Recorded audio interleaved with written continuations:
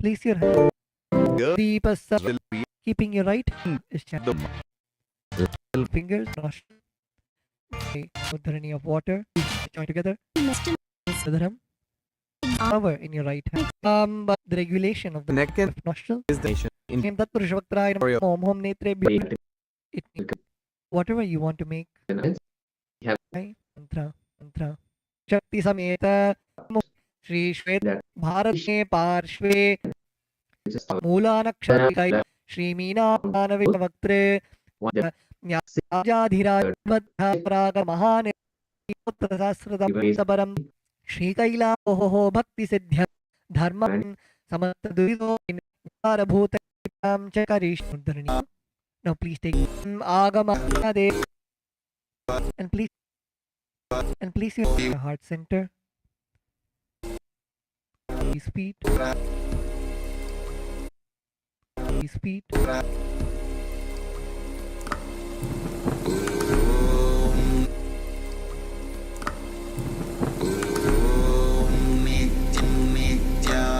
Nithyananda Paramashivoham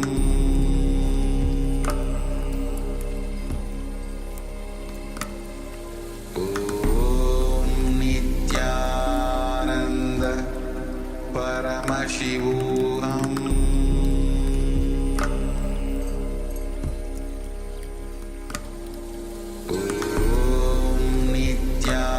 Nithyananda Paramashivoham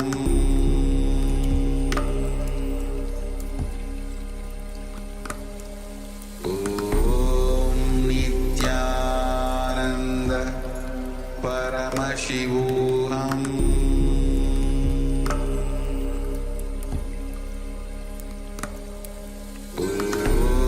Nithyananda Paramashivoham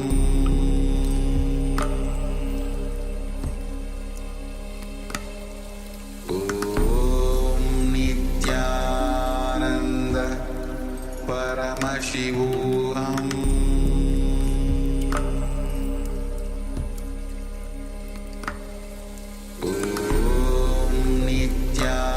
Nithyananda Paramashivoham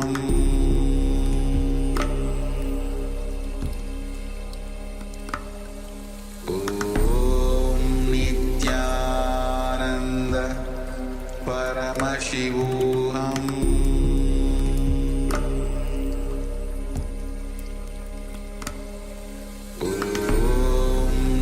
Nithyananda Paramashivoham Nithyananda Paramashivoham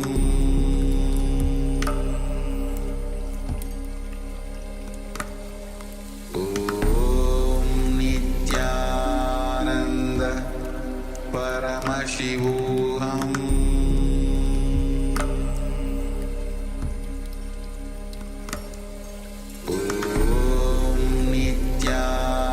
Nithyananda Paramashivoham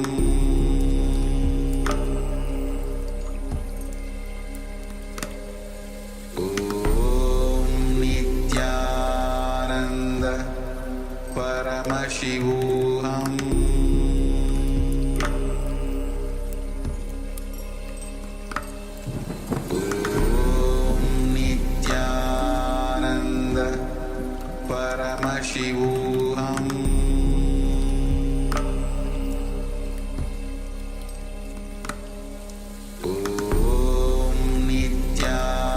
Nithyananda Paramashivoham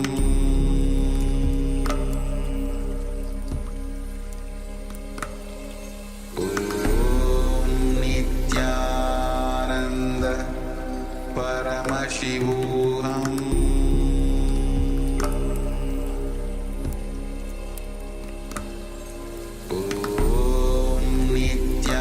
Nithyananda Paramashivoham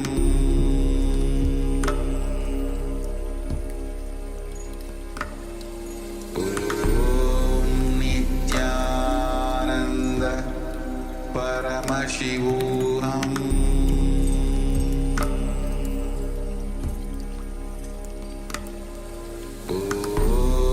Nithyananda Paramashivoham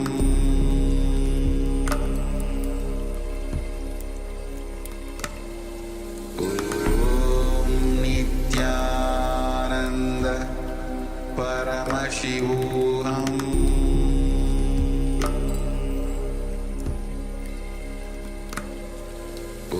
Om Nithyananda Paramashivoham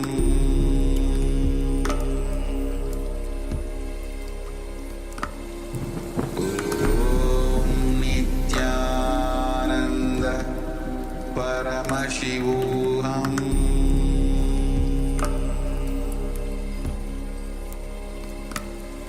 Om Nithyananda Paramashivoham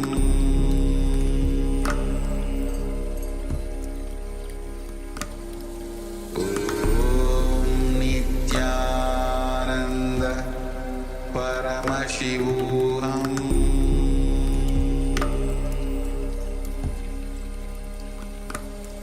Om Nithyananda Paramashivoham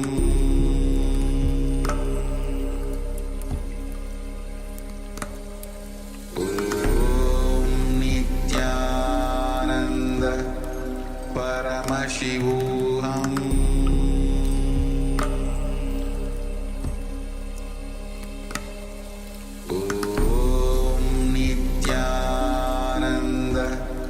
Paramashivoham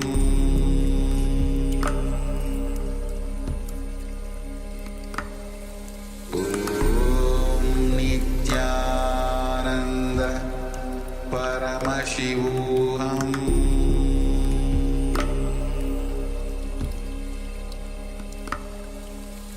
Om Nithyananda Paramashivoham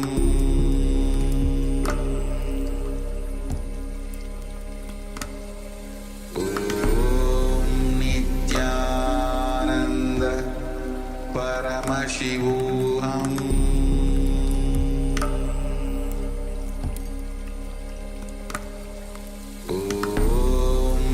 Nithyananda Paramashivoham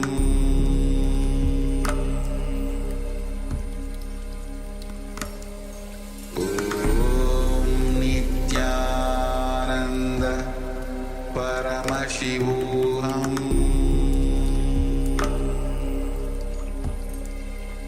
Paramashivoham Om Nithyananda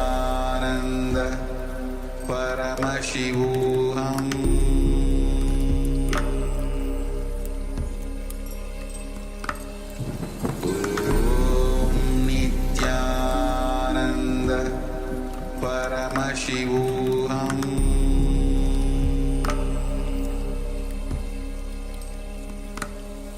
Om Nithyananda Paramashivoham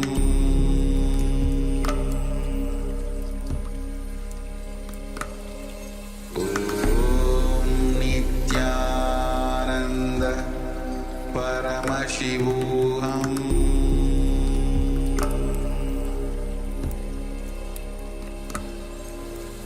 Om Nithyananda Paramashivoham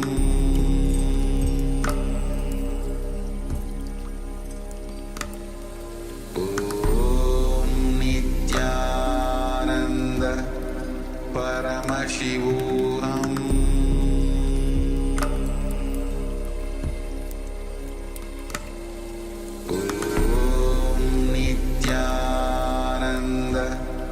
Paramashivoham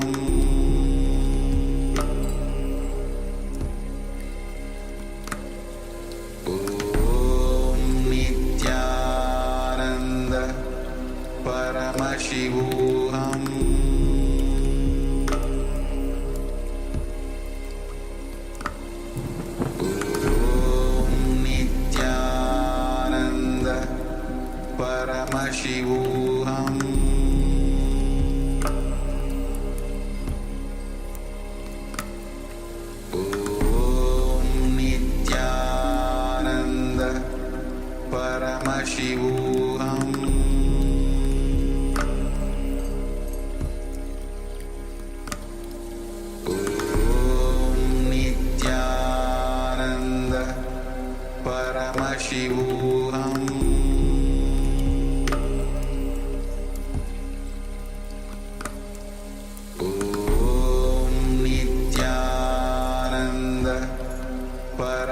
Paramashivoham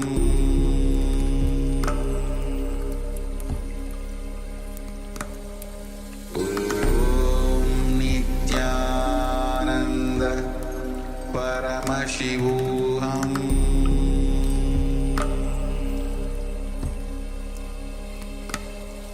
Om Nithyananda Paramashivoham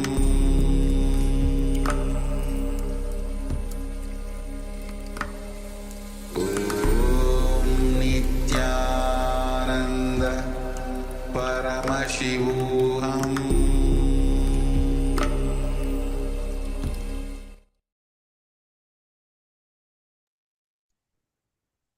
Yes, you can relax now. Slowly, very slowly, you can remove your eye band and gently let the light come back into your eyes.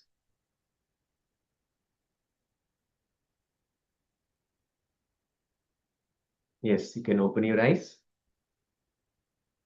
And now, let us remember all the revelations from Paramashiva. And immediately start jotting down. Just write down immediately before you miss some of the details that Paramashiva reveals. As we have seen, Paramashiva does not only reveal the two-dimensional image, he reveals so much more, not just the two-dimensional image that we were projecting. So much more along with that also he reveals. So it could be a sound, it could be a vision, or it could be words, images, anything, a feeling, a thought. Any of that happens during this time is Paramashiva manifesting in you and revealing to you. So it's a very special moment for all of us to have Paramashiva himself manifest and reveal something to us. So let us immediately write down and share also what was revealed to you by Paramashiva.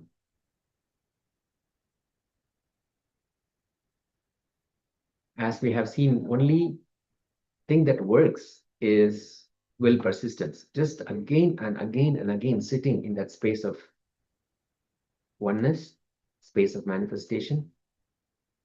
Again and again, just sitting. When we sit, we are giving Paramashiva the permission to manifest through us. When we sit with that intention, we are allowing Paramashiva, and Paramashiva is actually allowing. He's in fact waiting for us to let him manifest through all of us.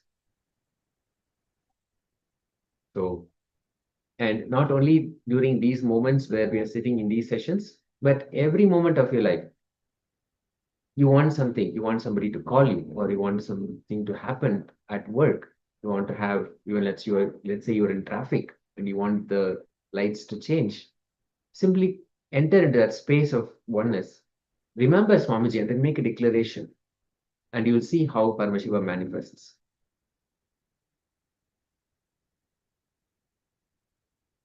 Yes, so let us take a quick sharing moment before we enter into the second round of this session of our manifestation.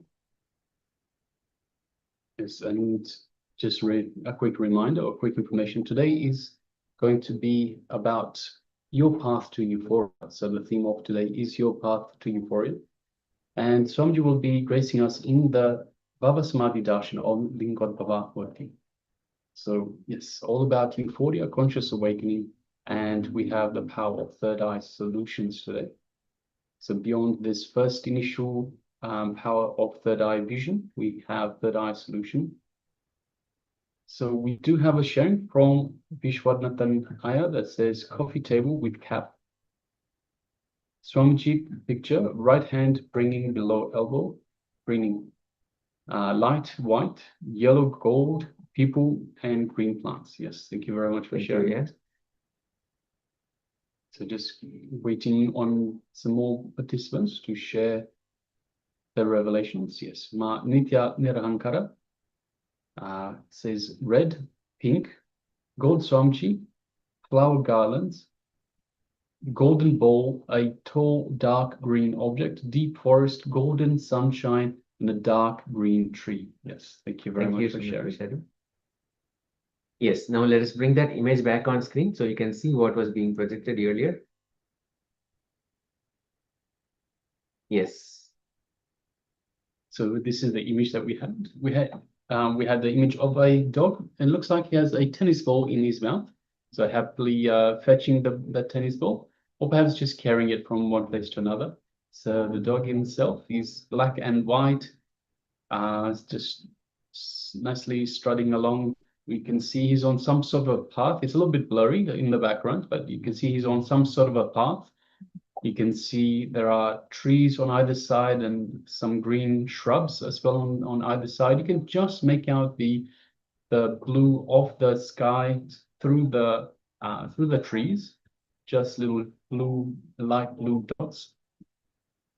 And you can see some green, some yellow, some bright yellow, a little bit of orange hue as well. You have the gray, silver of the park itself, green, brown of the trees, and of course the black and white of the dog himself with the black eyes.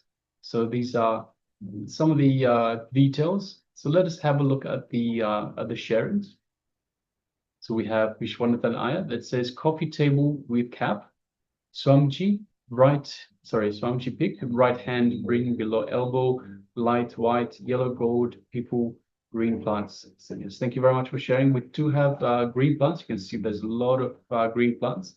Coffee, so we have coffee table. Coffee is perhaps one of the colors that we have. So if we look at the colors in terms of the color itself, we do have a lot of the brown of the coffee itself. So coffee table, perhaps even the table is made of the trees, same sort of color. Light white. We have the dog itself that is very much white, and we can see the white light coming through, peering through the trees, and yellow, gold, and yes. Thank you very much for sharing, Aya. We have Nithyananda Hankara that shares red, pink, gold, Swamshi flower garlands. Golden bowl, tall dark green object, deep forest. So we do have, okay, so we have the green forest, we have dark green objects, as in dark green trees and shrubs. Golden sunshine, so we can have a look at in the background, there's a golden light that is shining. Dark green tree, yes, that's very much so. Gold Swamiji flower garlands. So there might be flowers. It looks like on the left-hand side, there might be something resembling flowers. Of course, we can't really tell because it's blurry. But as we mentioned, Paramashiva reveals a lot more than we see with the two physical eyes that we see in the 2D picture itself. So it's very possible you are being revealed more about the location, more about the image itself that is around, that is surrounding. So there might be red, pink flowers, flower garlands, golden bowl, a tall dark green object. So all of that is very possible to be around that Paramashiva has revealed to you. So yes, thank you very much for sharing, Ma. Now requesting everyone, let us get ready for round number 2. So requesting everyone once again, let us put on the eye bands and let's go for round number 2. Yes, let us sit again comfortably with our head, neck, and spine in a straight line as much as possible. Once again, with the intention to experience oneness, to manifest Paramashiva, remember the form of the Supreme Pontiff of Hinduism, the ultimate manifestation of Paramashiva in your inner space, invoking his presence.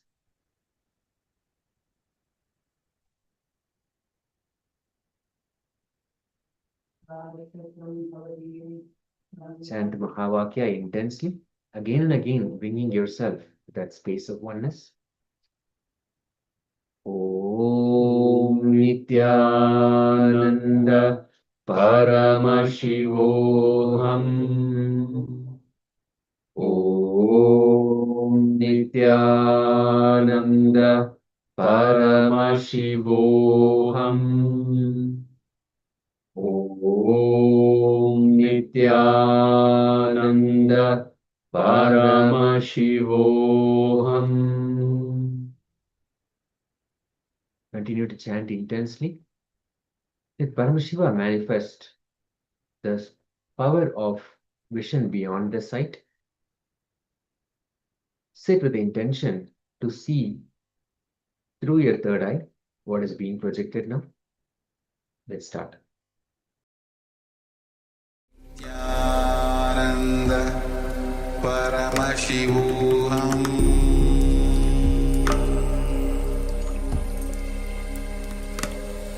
Om Nithyananda Paramashivoham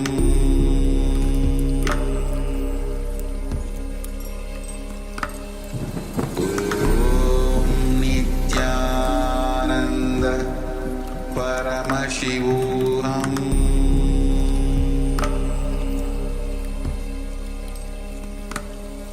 Om Nithyananda Paramashivoham Om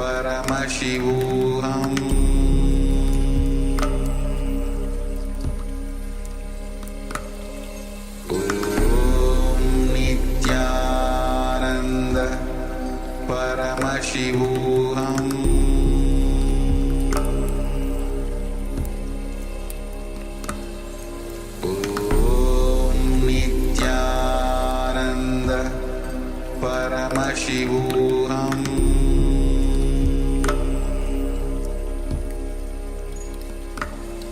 Om Nithyananda Paramashivoham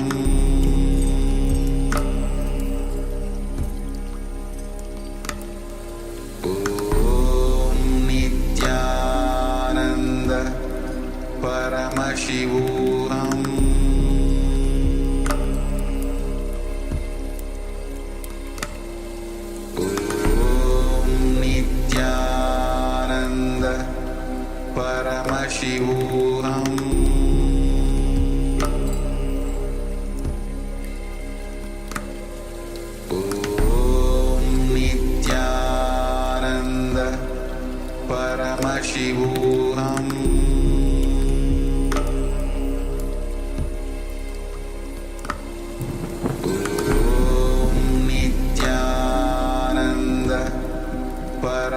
Paramashivoham Om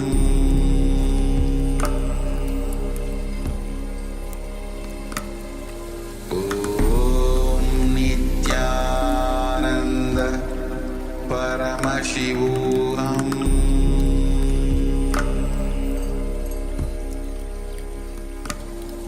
Om Nithyananda Paramashivoham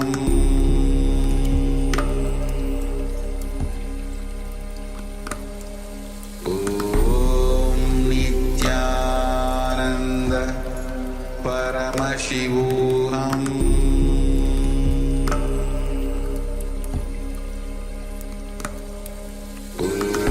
Om Nithyananda Paramashivoham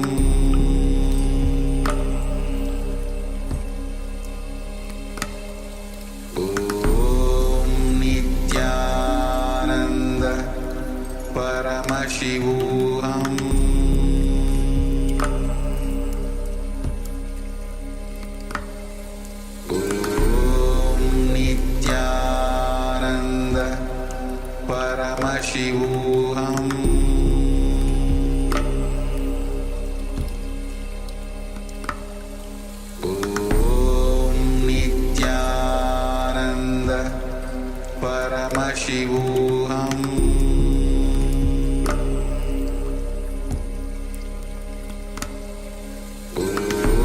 Om Nithyananda Paramashivoham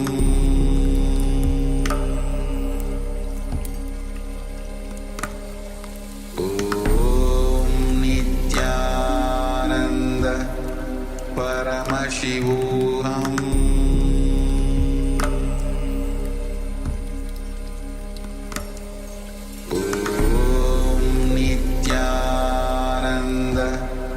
Paramashivoham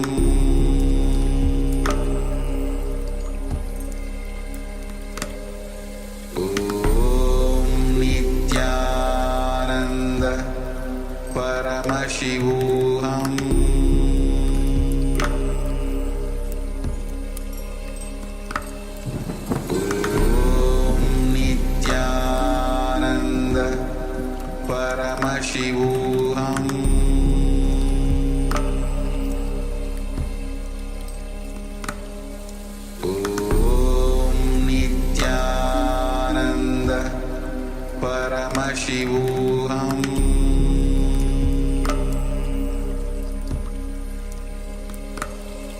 Om Nithyananda Paramashivoham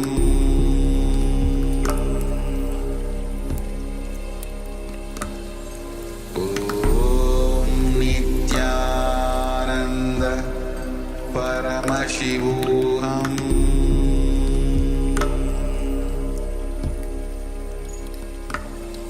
Om Nithyananda Paramashivoham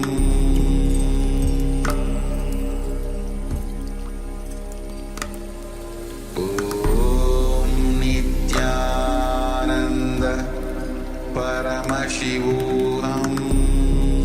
Nithyananda Paramashivoham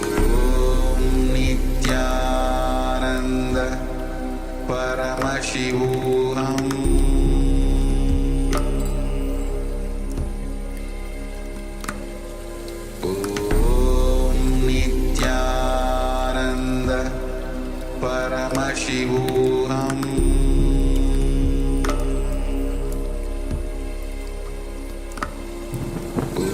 Om Nithyananda Paramashivoham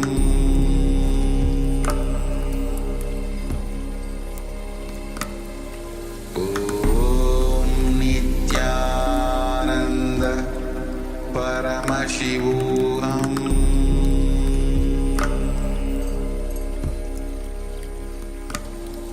Om Nithyananda Paramashivoham Om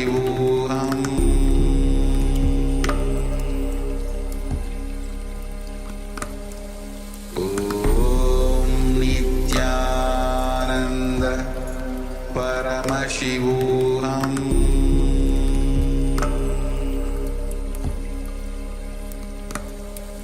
Om Nithyananda Paramashivoham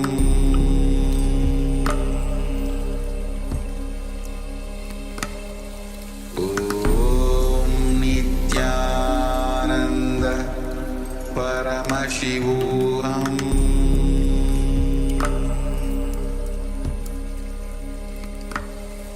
Om Nithyananda Paramashivoham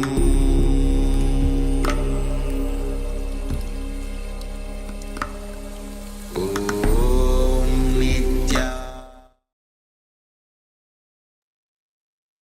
Yes, you can relax now. Slowly, very slowly, open your eyes and gently let the light come back into your eyes.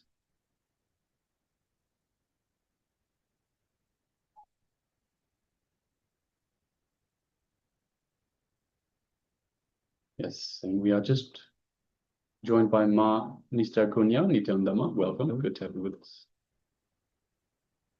Nithyananda.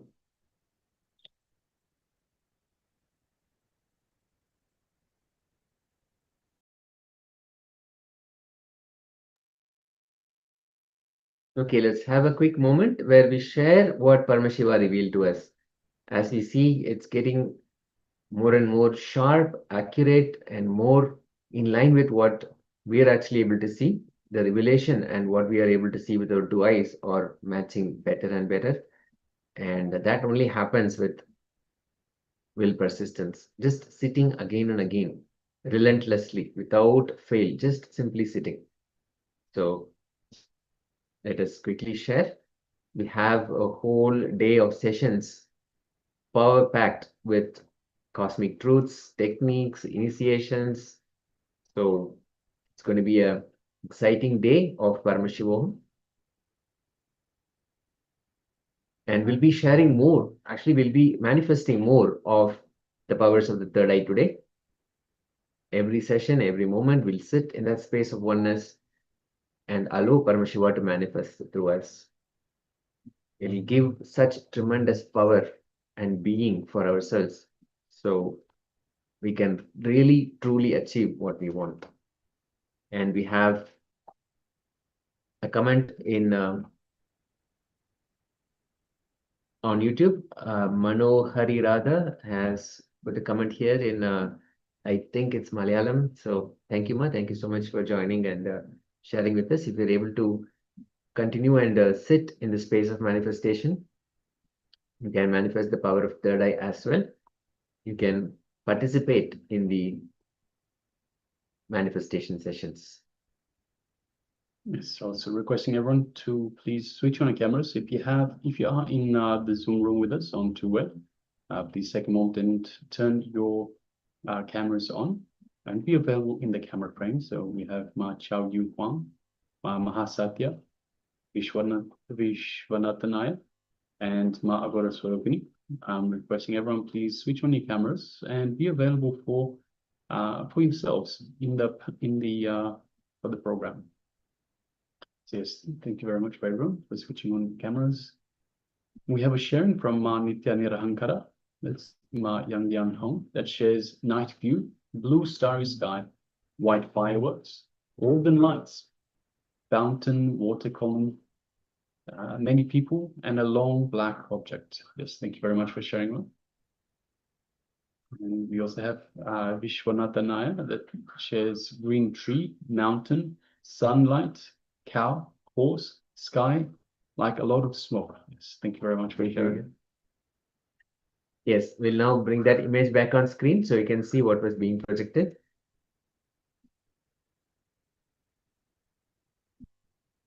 Yes. Yes, so this is the image that we had displayed for you. A rather amusing image of a little child, perhaps first experience having maybe some lemon or something. Very cute. So yes, we can see nice big round eyes. Just a hint of the eyebrows, cute little nose and mouth, ears. We can see wearing a white pinkish top, and everything in the background is blurred out. So yes, this is what we had displayed for you. And Ma Nithyananda had shared night view and a blue starry sky, white fireworks, golden lights, for fountain water column, and many people and a long black object. As we have seen time and again, Paramashiva is revealing more than this 2D image, the 2 dimension that we are seeing here, this physical image, more than that, he's always revealing. So all that you have described, all that you have recollected from what Paramashiva revealed to you, the golden lights, the fountain water column, many people are part of this that Paramashiva has revealed to you. So fantastic. And Paramashiva is manifesting within you and again revealing what is not seen by the 2 eyes. So that's fantastic. Thank you for participating, Ma. And Vishwanathan Iyer had shared green tree, a mountain, sunlight, cow, horse, and sky like a lot of smoke. Again, all of this Paramashiva is revealing to you, which we may not be able to see here in this 2-dimensional image, but there is just so much more happening. There is so much more that gets revealed to us by Paramashiva from our inner space. And Vishwanathan Iyer is also sharing cute baby Iyer. Yes, definitely. Agreed, Iyer. It's a cute baby, image of a cute baby. And always celebrate the fact that we are able to sit in that space of oneness with Paramashiva, and Paramashiva manifests through us. So that is always cause for celebration, whether we get the revelation closer or when we receive it closer to the image that is being projected or not. That's secondary, but the original purpose of this whole exercise is so that we can experience that space of oneness. We can experience Paramashiva manifesting through us. So, and for all of us who are here, that beautifully happened. So let us have a sharing moment, have a celebration moment, and congratulations to all of you for being part of that journey. So with that, we'll enter into the next segment. Yes, and the next segment is a revelation from the Supreme Pontiff of Hinduism that the mind is an action. So Sonji will be beautifully explain to us how just the way our We can move our hands. We can do so many things with our hands. The mind itself is an action as well. It is not something outside of us. It is not something independent. It is an action that if we do, we can stop as well. So let us hear from the Supreme Pontiff of Hinduism as he reveals on these sacred truths. So sitting comfortably with the head, neck, and spine in a straight line, bringing your full awareness. Let's begin.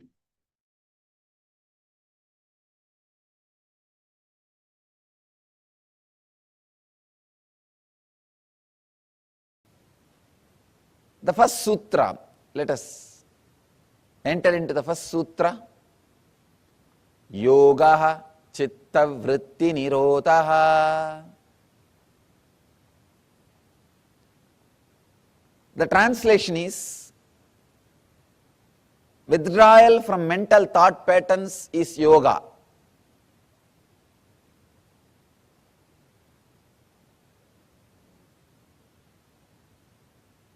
Many times,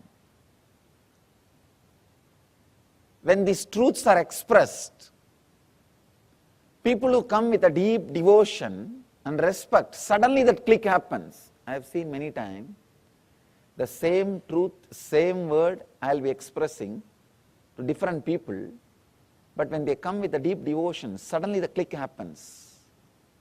Suddenly the connection happens. Even about this word, this sutra, I have spoken to many people in the personal conversation, because this is my favorite sutra. In this one sutra, Patanjali has finished everything. If you understood this one sutra, you don't need to go further. Nothing else is needed. This one is enough. The simple, straight understanding is, mind is not an object, mind is not a thing, it is an action. So people ask me how to stop mind, how to go beyond mind. Every day I am put this question. I can say this is a frequently asked question, most frequently asked question, FAQ. Wherever I go, there will be at least 10 people to put this question. I tell them, mind is not a thing to be fought with. Mind is not a thing to suppress it. Mind is not a thing to destroy it. It is an action, you know. It is an action. See, just like you are walking. If you don't want to walk, what you do? You just sit. Like you are talking. If you don't want to talk, what you do? You just be in silence. Same way, mind is an action. If you don't want, don't do it, that's all.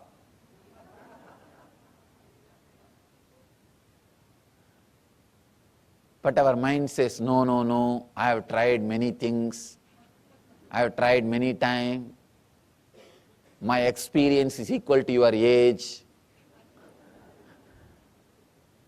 Now people come and tell me, the professional seekers.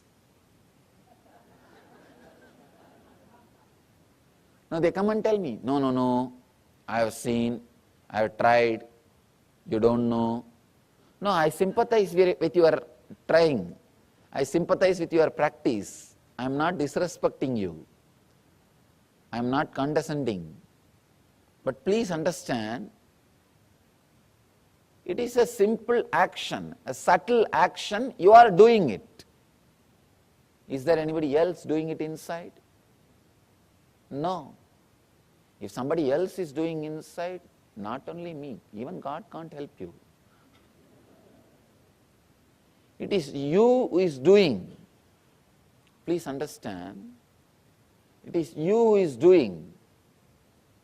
So it is a simple action. When you don't want, just stop, that's all. We say, no, no, no, we try, and after some time it comes back. Be very clear. Now this moment, if you don't want, stop. After a few moments, if it is starting, you wanted it, that is why it is starting. You forget, you have started it again.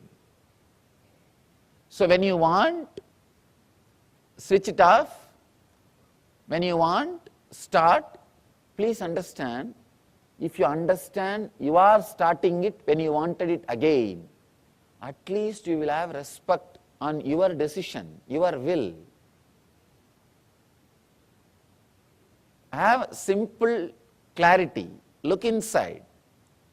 When I want, I am starting. When I don't want, I am relaxing. This moment, you don't need to bring all the philosophy, all the ideas you have about mind. No, mind means filled with engrams, filled with thoughts. It will be continuously erupting out, it can't be controlled, it is negative. We are fed with so much of poisonous thoughts about mind. Relax from everything. Understand the simple thing. Mind is a subtle action. Just like walking is your action, talking is your action, mind is an action. When you can stop walking, talking, why not thinking? It is your action. Decide this moment, it is my action. Let me stop, that's all.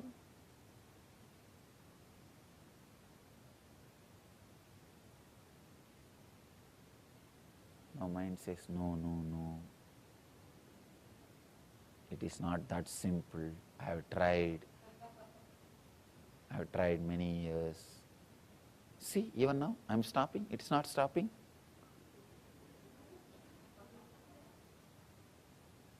Understand, do not create that full statement, I am stopping, it is not stopping. Then you are not stopping. I am stopping. That's all. Then again, I want to tell something or I want to do something. That is why it is starting again. So look little in. With little devotion, if you approach the sutra, you will have that click. Yes, what he means is right. Just little shift in the approach, little shift in the attitude, little shift in the understanding. What he says is right. If it is getting started again, we are starting it. Maybe we forgot we are starting it. We are forgetting that we are starting it. Please understand. It is we who are stealing our own things from ourselves. Nobody else. Nobody else is stealing anything from us. It is simple we. Let us take the whole responsibility on us. Let us take the whole responsibility on us. If you want, you can think. If you want, you can stop. That is what is essence of this whole yoga. Essence of the whole yoga is only this one sutra. Yogaha chitta vritti nirodhaha. Yoga is cessation of mind. Yoga is withdrawal from mental thought patterns.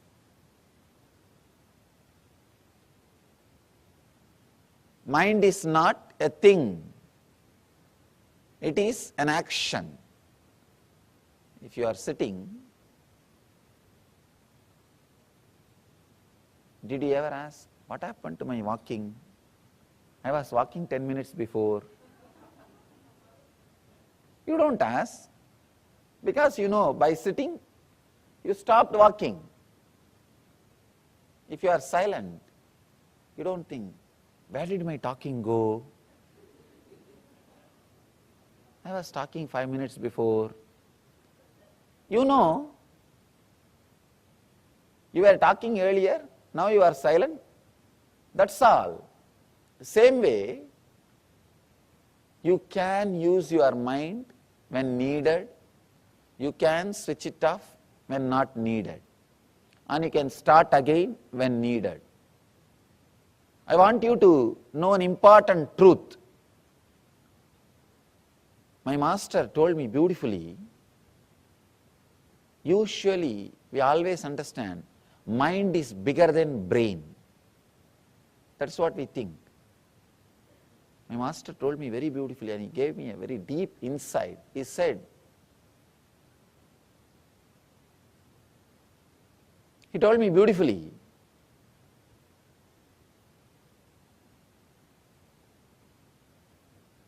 one action of brain is mind. I was shocked. I was shocked when I heard. He says, one action of your brain is mind. With the leg, you can do many things. Walking is one action. You can do kicking or playing. So many other things can be done with the leg. Walking is one action. Same way with the hand. Eating is one action. So many other things can be done by the hand. Eating is only one action. Same way, he says very beautifully, thinking is a one action of your brain. Mind is one action of your brain. I was shocked. We always think brain is just physical, mind is subtle, because of that mind is more powerful than the brain, and mind is everything. When I started experiencing, I understood true. Mind, what you think as mind, what you experience as mind, is only one action of your brain. See, if I realize moving is only one action of my hand, I can relax. If I want, I can move. If I want, I can relax. Same way, thinking is only one action of my brain. I can start when I want. I can relax when I don't want. Understand this one truth. Thinking is one action of your brain. If you want, you can relax from it.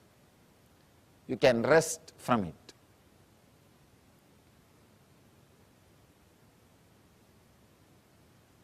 With a deep respect, when I looked into this truth, started analyzing, it is true. It is true. When I learned how to be silent, I understood. Even when you are silent, your whole body is functioning. It means mind is only one part of your brain. Without the mind also, brain is able to operate your day-to-day life. Brain is able to live your life, I can say, in a much better way. In a much better way. Without having what you call as mind and living your life is what I call living enlightenment. That is the essence. Realizing mind is only one part of your action, mind is only one part of your brain, and living without that part or living independent of that part. When you want, you can switch it on and use. When you don't want, you can switch it off and relax. Living independent of that part is what I call living enlightenment. If your mind is part of your brain and you have a courage, clarity to switch it off when needed, switch it on when required, it is your slave. It is under your control. If it is otherwise, if it is an industry, then please understand, you are slave to it. These are some of the important truths, I can say essence. Patanjali is not telling stories. He is not giving you anecdotes. He is not giving you jokes. He is not wasting by telling examples. He is very straight. He is very straight, delivering the truth immediately. In the first sutra, he has delivered the whole book. Now whatever he is saying, it's only going to be different methods. In this one sutra, if you realize, if you understand this one sutra, If click happens with this one sutra, you don't need further. You don't need anything else. Just this one sutra is enough. Sit, understand. Mind is an action, my own action. I can stop.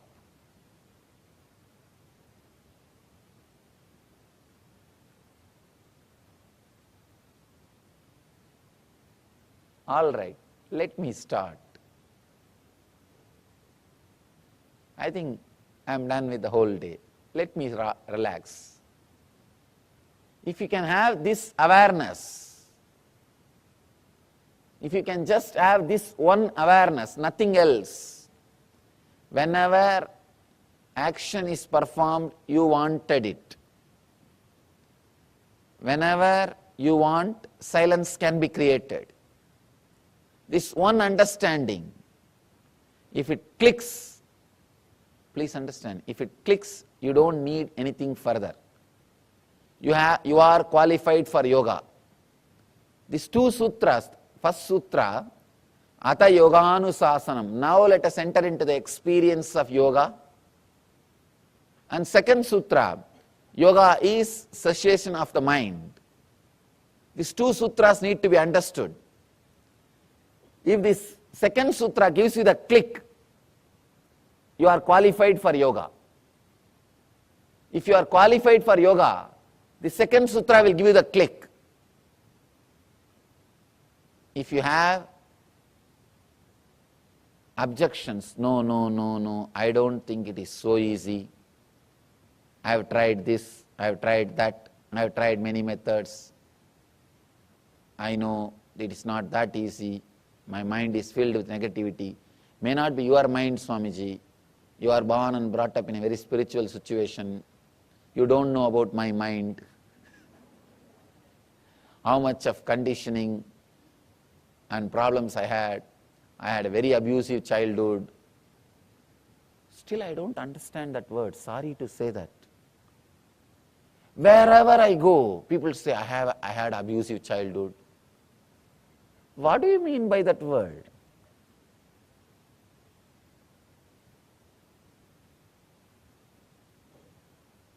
Everywhere, people say, I had very abusive childhood, I had very disturbed childhood, I had this problem, that problem. I don't understand. You see, a child takes birth and it grows. Any situation in which it grows can be made into one more complaint. After you grow, you can always complain. Any situation it can be, you can start complaining. You can accept and enjoy any situation. It is just our idea. It is just our idea. We always think others did not have this problem, only I had this problem.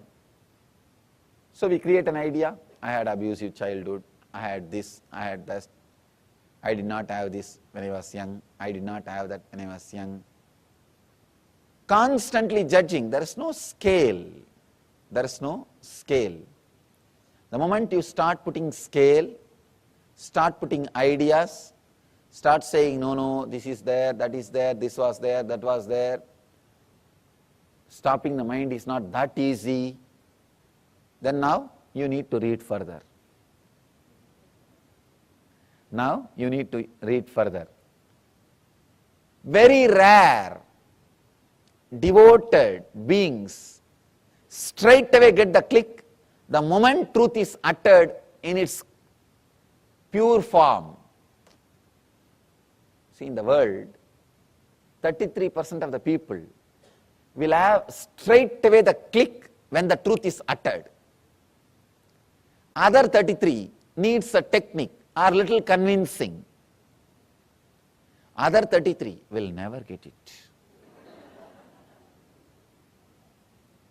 Now, from my experience, I tell you, I'm traveling all over the world.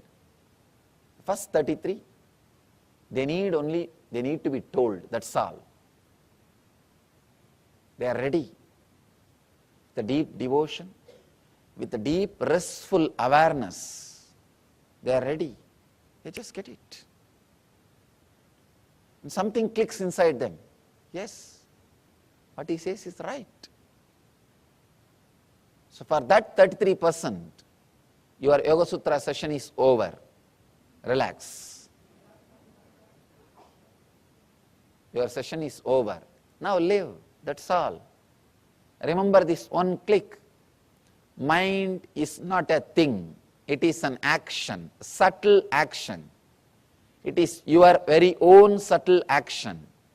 When you want, you can do it. When you don't want, you can stop it. Mind is one action of your brain.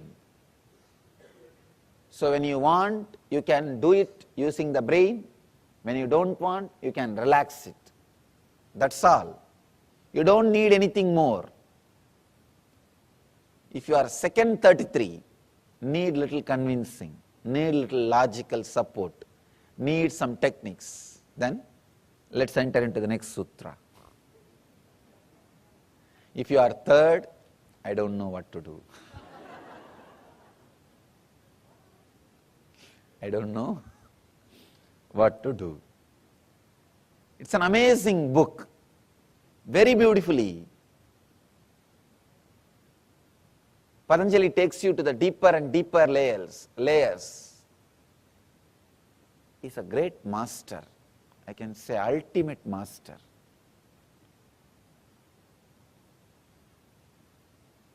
He has solution even for the third 33. When you go deeper, he has solution. There's a beautiful story. One guy was traveling, sitting on his donkey, and the tail of a donkey, a goat was tied. 3 thieves saw him. One thief said, I'll steal the goat from him. The other guy said, I'll steal the very donkey on which he is sitting and traveling. The third guy said, I'll steal the very clothes he is wearing. First guy slowly started walking behind the donkey. The donkey, in the goat's neck, there was a bell ringing continuously. So that guy who is sitting on the donkey, he knows if the bell is ringing, the goat is following. So he was walking, he was traveling. This thief slowly removed the bell from the goat's neck and tied it the donkey's tail. Donkey was continuously ringing the bell and that guy was walking. He took away the goat and ran away. Second thief was walking continuously with this guy. After some time, the guy who was sitting on the donkey, he stopped and turned back. He saw the goat is missing. He asked the second thief, what happened to the goat? Second thief said, just now somebody took it and ran. Run. Go and catch. This guy said, all right, take care of my donkey. I'll go and bring my goat. He ran to get the goat. This fellow ran with the donkey. The third thief was following him. When this guy was completely tired and understood he lost his donkey also, he came near a well. This third thief was sitting near the well with a long face. This guy asked, what happened to you? Why are you sitting with a long face? Third thief said, no, my treasure is lost in this well. It is inside this well. I don't know how to swim. If you can get in and take this out, 50-50. And this guy said, all right, I'll now make it up. I lost my goat and donkey. Now I'll make up in this one situation. Please have my clothes. I'll jump and bring the treasure out. When he jumped, this third guy ran away with the clothes. Patanjali is the third guy. He can really do his job. He can really do his job. He can teach even for the third level people. Step by step he is teaching, that's all. Step by step he is teaching. He can take away everything from you. Actually, if you lose with Patanjali, you will gain ultimately. That's a beautiful saying, stotra from Ramana Maharshi, a great enlightened master from my hometown. He is singing towards Shiva. He says, I lost me in you and gained you in me. Who is the winner? You gained me, but I gained you. Who is the winner? So if you lose with Patanjali, you will lose you, but you will get Patanjali. Patanjali may have you, but you will have Patanjali. So get ready to lose yourself into Patanjali.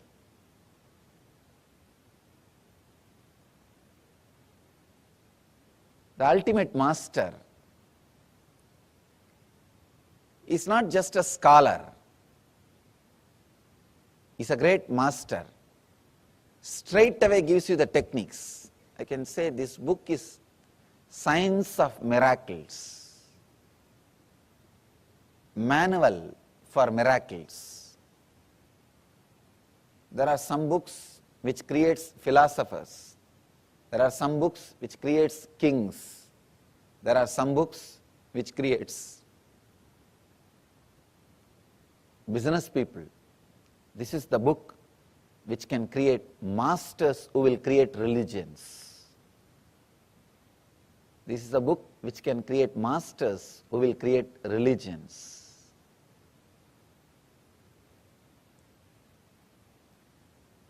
He explains and expresses all the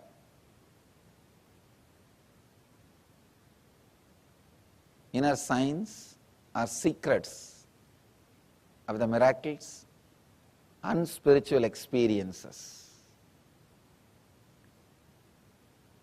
This sutra, withdrawal from mental thought patterns, is yoga. Yogaha chitta vritti nirodhaha, needs to be understood from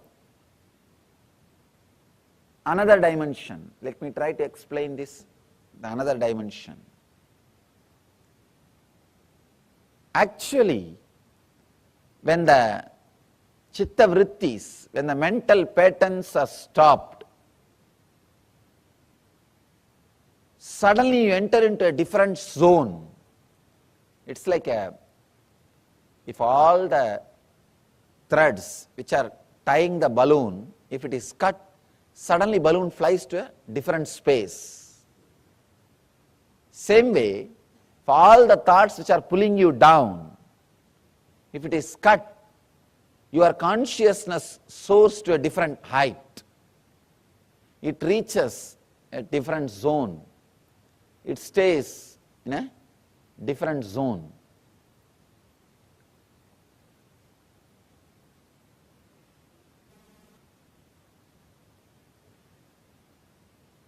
When you look through the window, you see the sky. You experience the sky. Yes, powerful revelation about what truly the mind is from the Supreme Pontiff of Hinduism. If we can stop any of the other actions, I've been sitting here all this time, I can now stop this action of sitting and then I can stand. I can walk and stop that action of walking and sit. When any of those actions can be stopped at will, then mind, which is also an action of bringing up thought after thought after thought, that can also be stopped. So a powerful revelation, a powerful cognition. And if we are able to really sit with this truth, then we'll be able to easily unclutch into that space of Nirvikalpa Samadhi. So powerful revelations from the Supreme Pontiff of Hinduism. Now, let us now enter into internalizing this truth. What does it really mean when mind is an action? The first thing, understanding our problems are neither permanent nor impermanent. Our understanding about the problems are not right. So the question that we have to ask ourselves is, did we imagine the problem which you are thinking in the morning, early morning contemplating, will leave your inner space. Meaning we were at that time, the only problem, the only major problem was probably when am I going to get my coffee or where that coffee is going to come.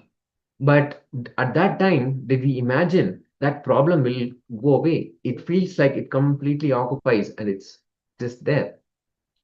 So in the same way, our idea about love, our idea about pain, our idea about attention, our idea about fear, about worry, about greed, all the ideas are just floating.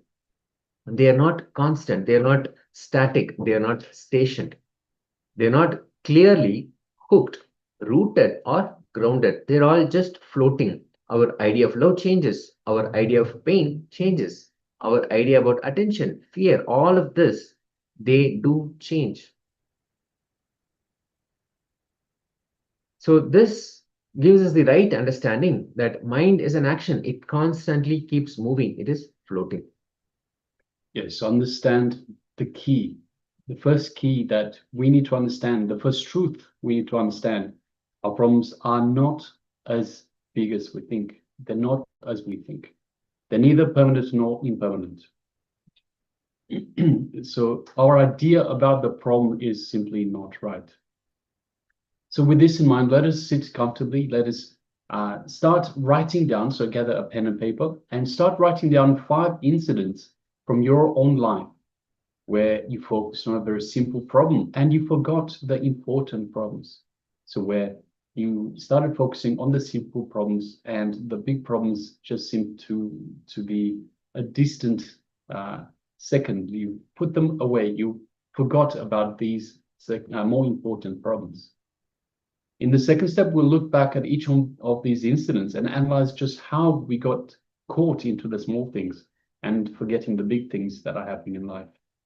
So let us start with the first step. Once again, requesting everyone to please gather a pen and paper and write down 5 incidents from our own life, from your own life, where you focused on a very simple problem, totally forgetting about the important problem. So let us begin. I'll share this slide with you in just a moment. And let us enter into this exercise with sincerity, intensely. Really think through and start writing.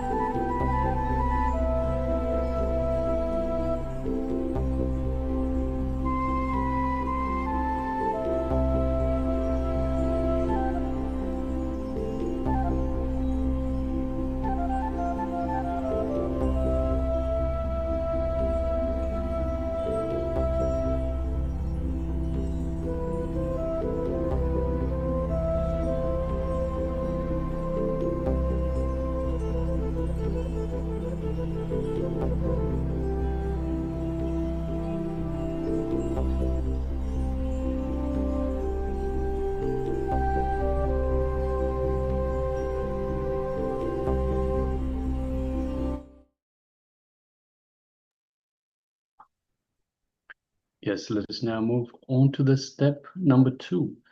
Look back at each of these incidents and analyze how you got caught into small things and totally forgot about big things happening in life. Let us continue.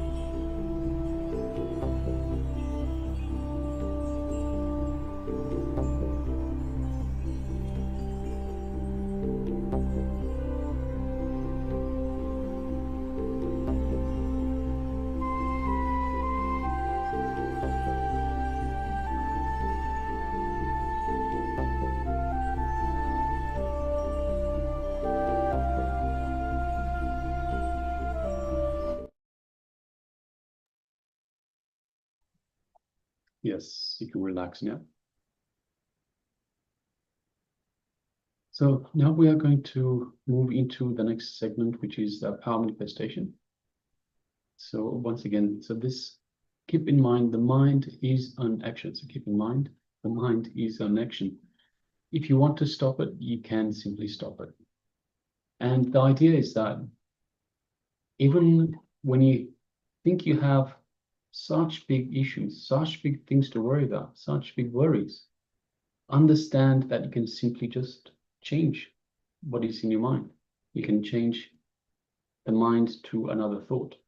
So Swamiji beautifully tells us that we can have only one thought at a time. So if we analyze our mind, if we analyze everything that is happening in our mind, it is our own action. But yes, you can only have one thought at any one time. So in order for one thought to come up, the last thought needs to give way. And it does. And it's as simple as that. So every time we have big problems, we think, oh my God, my problem is so big, and you are filled with worry. Simply just think of another thing. You can bring up something happy and replace that thought, that worry, with something else. So that is the idea behind this exercise that we've just been through. All right, so next, let us move into the power manifestation segment. And for today, we are looking at remote vision. So remote vision is the power for today. And we'll shortly start with the Shastra Pramana. Yes, let us listen to the scriptural reference of the science behind the power of remote vision. Vyomokaram swamatmanam dhyayet digbir anavratam nirashraya chiti shaktihi swarupam darshayet tada. The translation of this verse, which is from the Vijnana Bhairava Tantra, Sutra 92, says, concentrate and cognize with restful awareness on oneself in the form of a vast etheric space or sky, which is limitless in any direction whatsoever. Thus, the power of consciousness, freed from all support, reveals and manifests herself as the form of one's essential nature of the self. So, when you cognize with the self, with a vast etheric space, when you experience that oneness with that vast etheric space, that vast space, Shakti manifests inside and it becomes the essential nature also. So the vastness of Paramashiva, when you sit in oneness with that space, Paramashiva Shakti manifests and becomes our essential nature. So it's a powerful revelation. It's a Shastra Pramana. This originally is from the Vijnana Bhairava Tantra, delivered by Paramashiva himself to Paramashiva Shakti. So let us now enter into this manifestation. Now, for this manifestation, what we'll be doing is we will not be projecting the image, but what you will do is you will sit in that space of oneness and have the intention to see what the acharyas are seeing. See what the acharyas are seeing. So the acharyas will have an image in front of them, and you will have the intention to see what is being seen by the acharyas. So it's going to be a powerful manifestation of Paramashiva Shakti. Let us once again, you don't need to close your eyes or tie your eye bands, but if you feel comfortable, you can do so. But you can sit comfortably with your eyes closed. Remember Paramashiva, the Supreme Pontiff of Hinduism, the ultimate manifestation of Paramashiva in your inner space. Awakening, invoking his presence. Sit with the intention of Paramashiva manifesting the power of remote vision through you.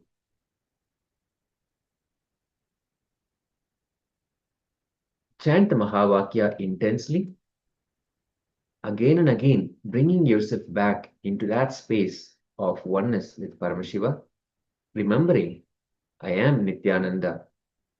I am Nithyananda Paramashiva. Let us chant Mahavakya. Om Nithyananda Paramashivoham. Om Nithyananda Paramashivoham. Om Nithyananda Paramashivoham. Let us continue to chant intensely. Let Paramashiva reveal the image in front of the acharyas now. Let us start. Nithyananda Paramashivoham.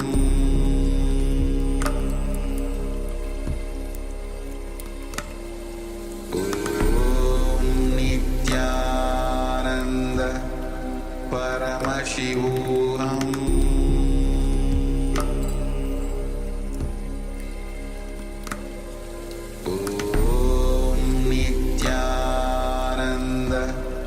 Paramashivoham.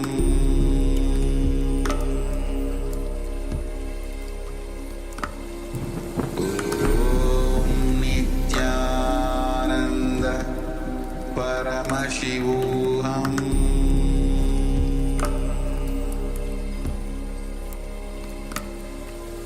Om Nithyananda Paramashivoham.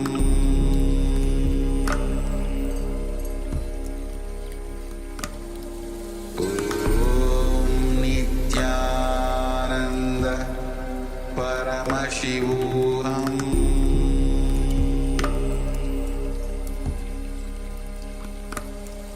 Om Nithyananda Paramashivoham.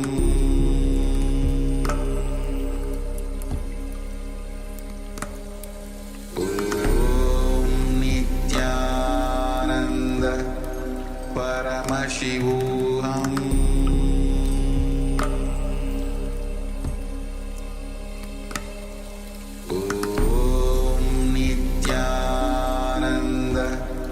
Paramashivoham.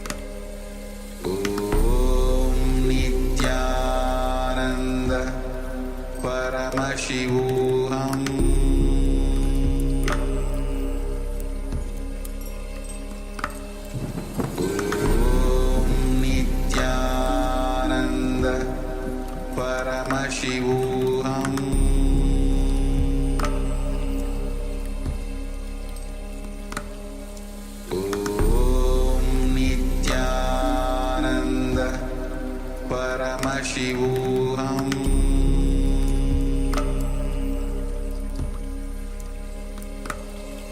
Om Nithyananda Paramashivoham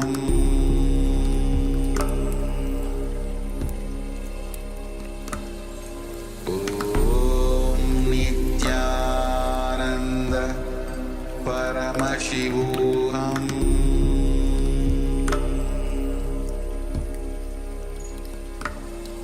Om Nithyananda Paramashivoham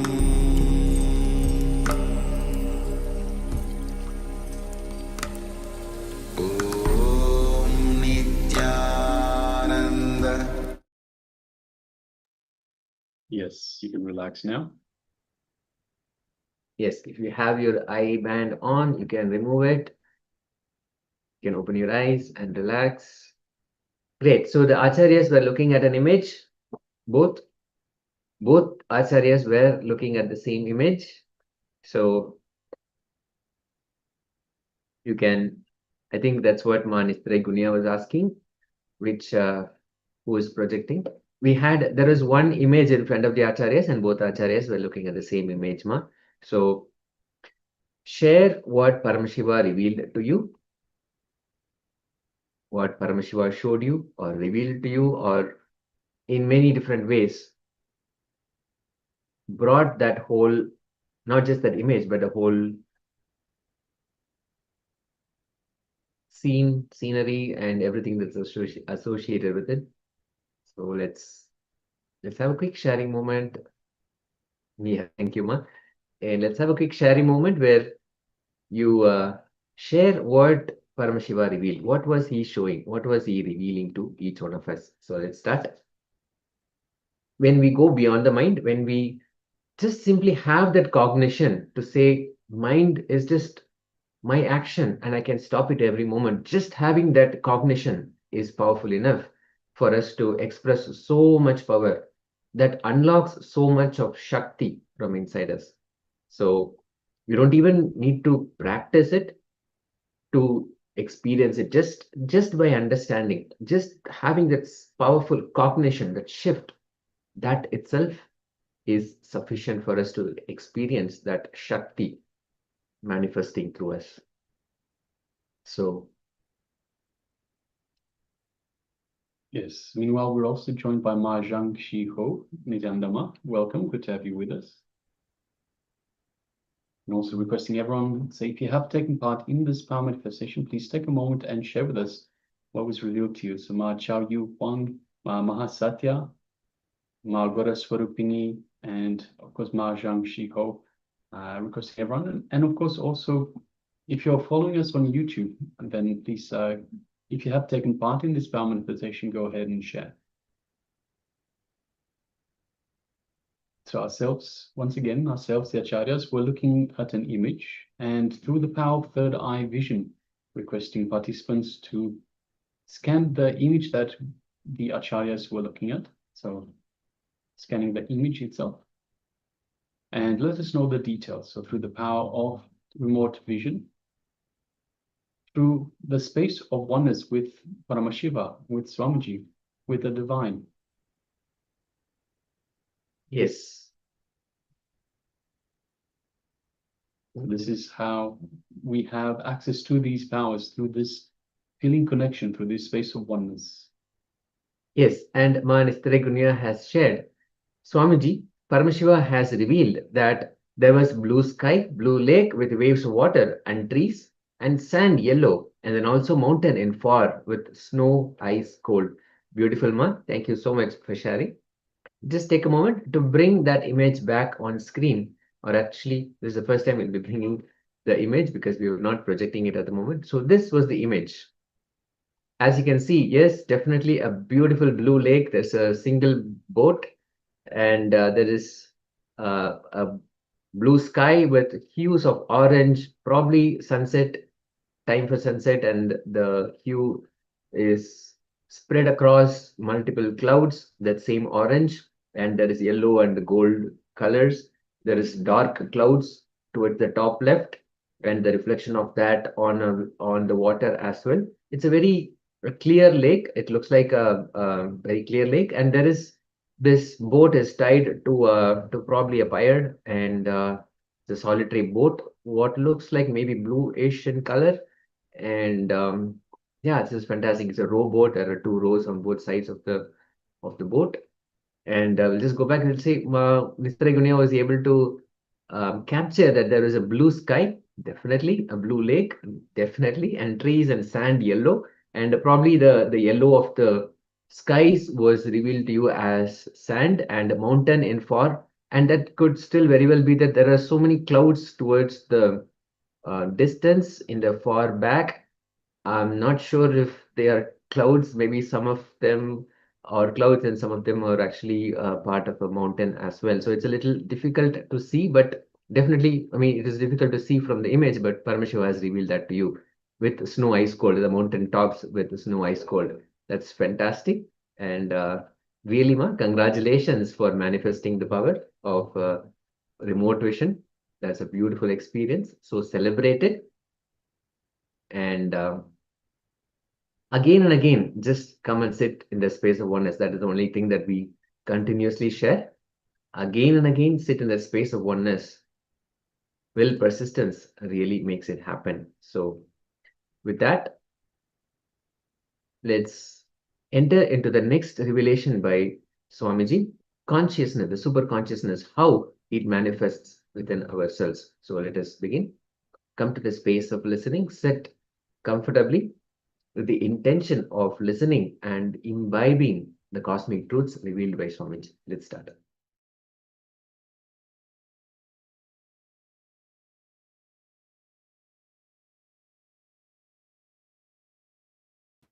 When you look through the window, you see the sky.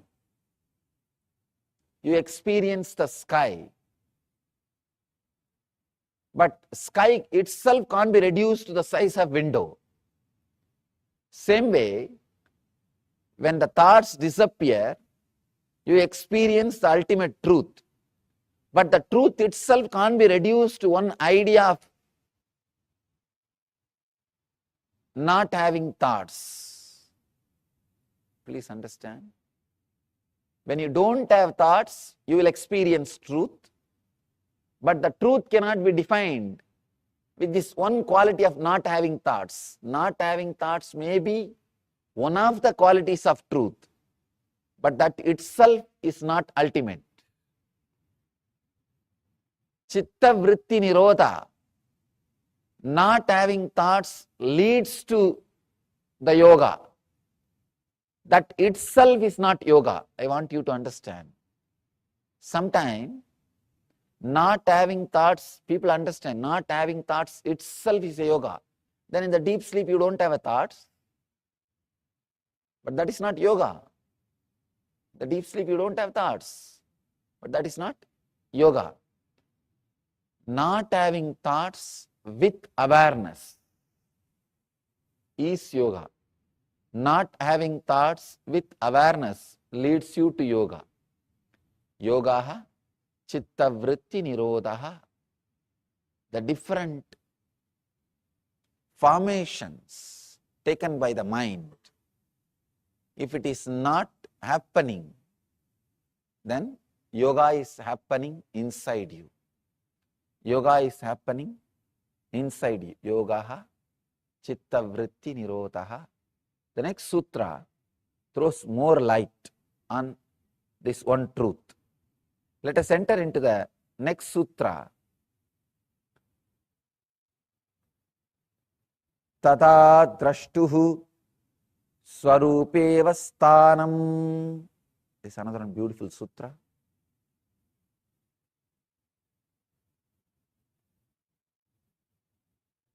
Let me give you the translation.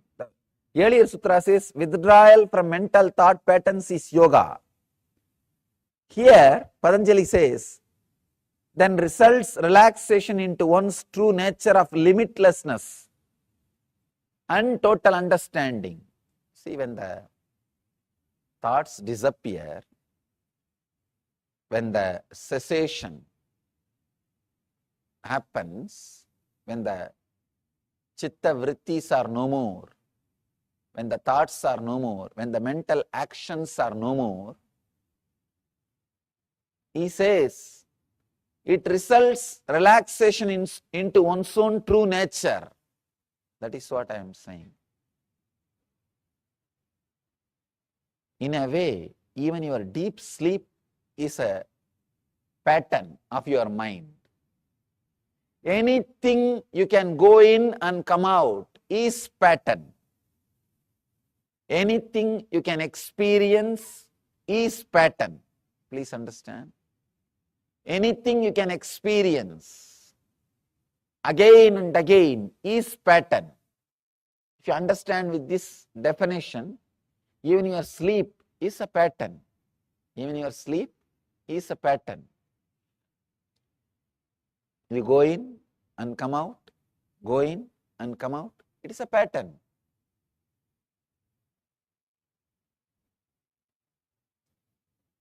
When you really relax, Patanjali says here, then results relaxation into one's true nature.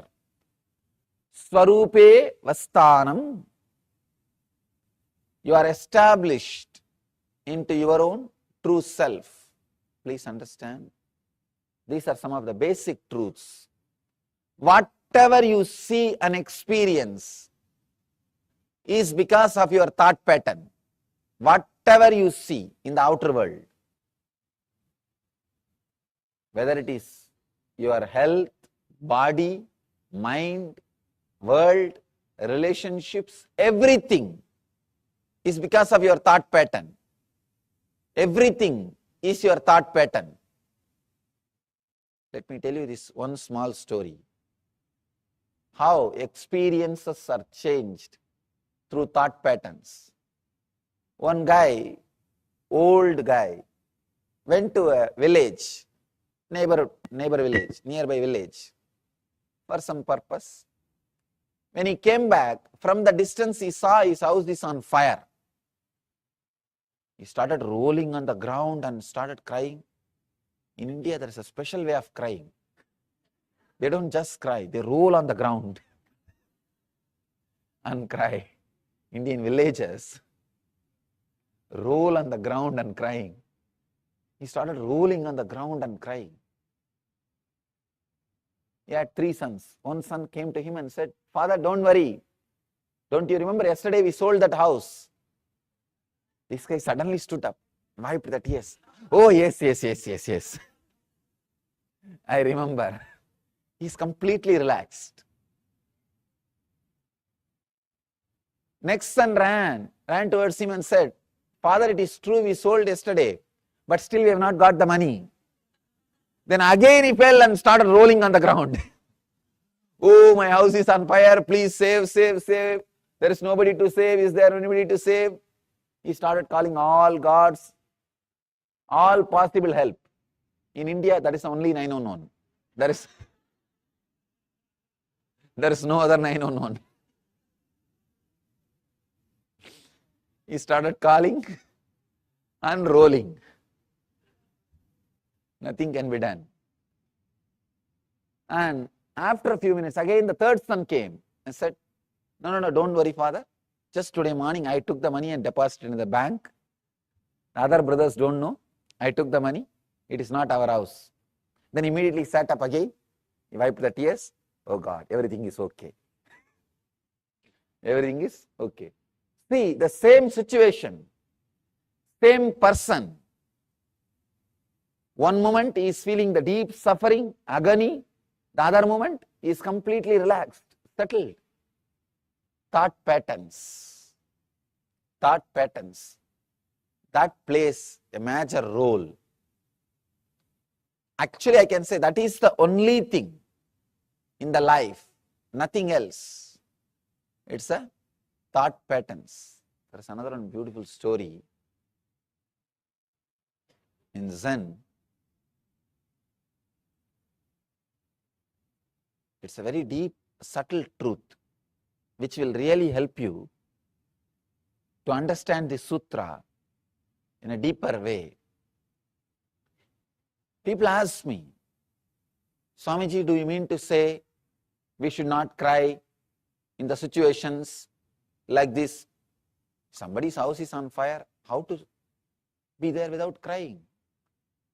People say, I can't be that insensitive, especially when it comes to the death of near and dear one, or some losing the love of a near and dear one. That kind of situations, I can't be so insensitive. People ask me, then I can't be so insensitive. Can't I become enlightened? Understand, it's a very subtle truth you need to understand. One is accepting the situation. Another one is accepting the response happening inside your inner space. There is a beautiful story, Zen story. There was a great master.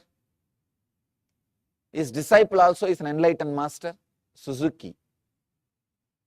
When Suzuki's master passed away, the disciple, his name is Suzuki, he started crying, weeping, rolling on the ground.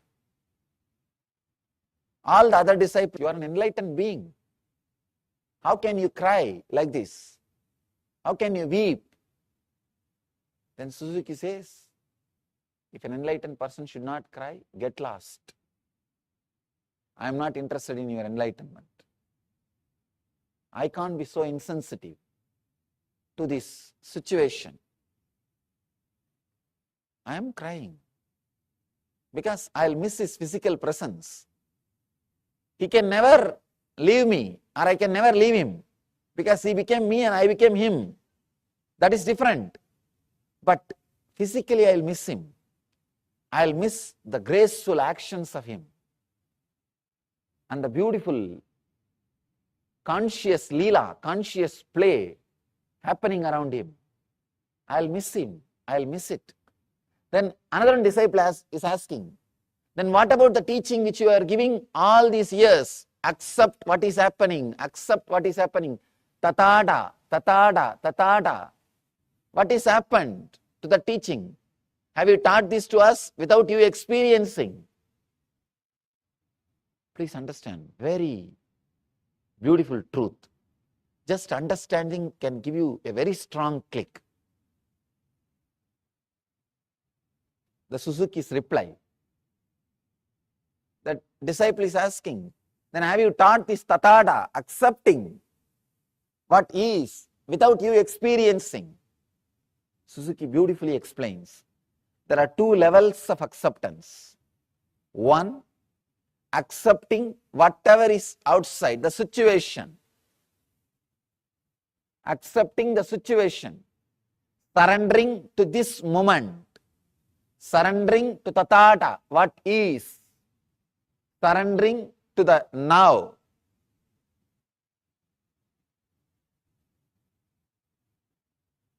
When surrendering to the now happens, that does not mean you will be insensitive. You will be insensitive. When you surrender to this moment, for example, this moment that when the master is dead, he is no more in the body. It is not that you will be insensitive. It can create a strong emotions in you, accepting that also. Acceptance in the internal level, in the inner level, the second level. See, usually what we do, we try to accept the situation in the outer world. Then immediately we have a scale. If I accept, I should be behaving like this in the inner world. You don't have acceptance in the inner world. You have a scale. If I accept this situation, I should be peaceful, collective, calm, restful. You have a scale about the inner world. You accepted the outer world, means you are very moral, conscience-based, but not conscious-based. There is a big difference between just accepting the outer world happening and accepting the outer and inner world happenings. Here, Suzuki is throwing a light, new light on tathata, acceptance. Acceptance does not mean just accepting the outer world. usually we have this idea. If I accept the situation in the outer world, immediately I should become calm, quiet, relaxed, restful. I should not have any agitation. I should not have any irritation. I should not have any response. You have a, then it means what? Then you are not accepting the inner world. Surrendering to the now means accepting the outer world and the response which is happening in the inner world. Suzuki throws an important light on acceptance. So I have accepted the master has left the body. Same way I accepted the response which is happening in me, that pain, that suffering, that separation. I accepted that also. This is the complete acceptance. Complete acceptance. Here, that is what Patanjali describes. Yogaha chitta vritti nirodhaha. When completely you accept, when there is no chitta vritti, when there is no action, actually when you have the both acceptance, suddenly you will see you are established in your swarupa, in your nature. We all know only one acceptance. We say, I accept the situation as it is. But you have a strong idea. If you accept the situation, how you should behave, how your mental state should be, there you miss acceptance. There you are not accepting. You should accept in both levels. I accept the outer world situation and I accept what is the response of that outer world situation in my inner situation, inner space. I accept both the space. I accept externally and internally. Then suddenly you will see, you will be unclutched. You will be unclutched. You will be in that space of swarupa, your nature, your own nature. When you are accepting only the outer world and unable to accept what is happening in the inner world, you cannot be in nature. You cannot be established in your nature. If you have to be established in your nature, both acceptance need to happen. One is the acceptance of the situation and accepting the response happening inside you. Only then the chitta vritti nirodha happens, means cessation of the mind happens. Only then the thought patterns disappear. The thought patterns disappear. Only then you are established in Swarupa. He says, then results in relaxation into one's true nature of limitlessness and total understanding. Both levels of acceptance. Just external acceptance is very easy because you have to accept. You have to accept. And external acceptance is taught as a moral value from the beginning to all of us. And moreover, external acceptance is from the beginning told to us. We try to imitate. We try to live that. We try to do that.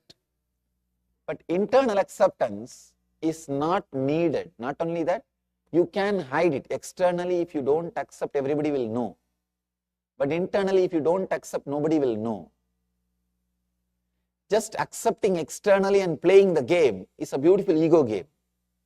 You can post to everybody, see how cool I am, how calm I am, how integrated I am. People start playing game even in all these levels.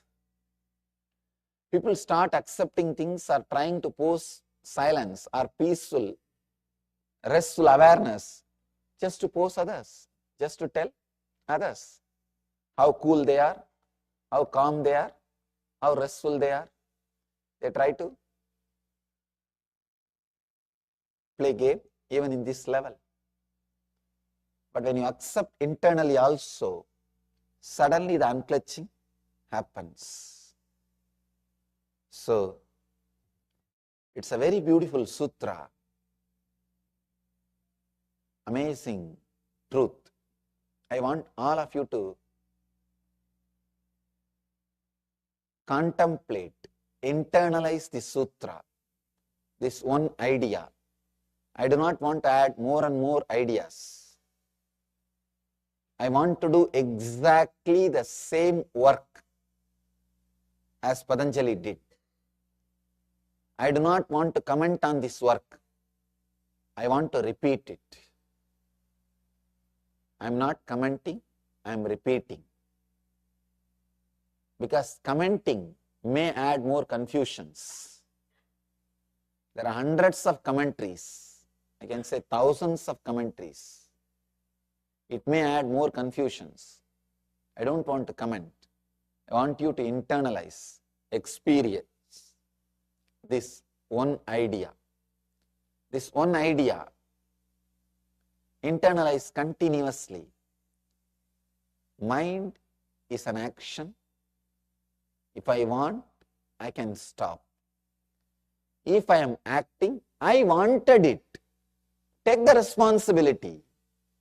If I am acting, I wanted it. Who can take the responsibility for your action? Only you. If you are walking, you want it. If you are talking, you want it. If you are minding, you want it. If you are thinking, you want it. So let the shift happen in your consciousness. If you are thinking, you want it. If you are talking, you want it. If you are sitting, you want it. So let you understand this one truth. Take the responsibility on your shoulder. If you are thinking, you want it. Only then you can stop when you want it. Patanjali is not putting responsibility on anybody else. In this whole 199 sutras, he speaks only in one sutra about God. That also is not describing the nature of God, where is he residing, how is he going, how is he sitting, how is he traveling. No. He says, Ishvara pranidhanani. Let us surrender everything unto the God. It is on spiritual quality. He is not even bothered about God, he is bothered about the surrendering, that quality. He is not talking anywhere else about anything. He says, you can use God as a tool to surrender, that's all. As a tool to surrender. As an object to surrender. That's all. He takes the complete responsibility. So, take the complete responsibility. Even surrendering with responsibility. Understand? Surrendering with responsibility is enlightenment. Responsible surrender is enlightenment. I have seen people surrendering or claiming that they are surrendered. Oh God.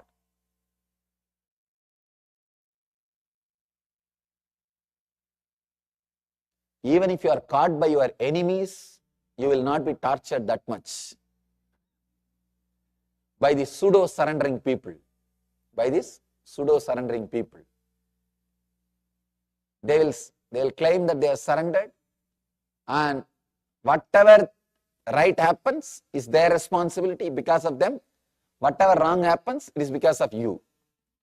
And they will not do anything more than saying word, I have surrendered, I have surrendered, I have surrendered. Many people come and tell me, Swamiji, what should I do further? I tell them, what do you mean? No, whatever you say, I will do. The moment I tell something, no, I have this difficulty, that problem, this problem. Then I tell them, then tell all your conditions first. Then I will tell you the solution.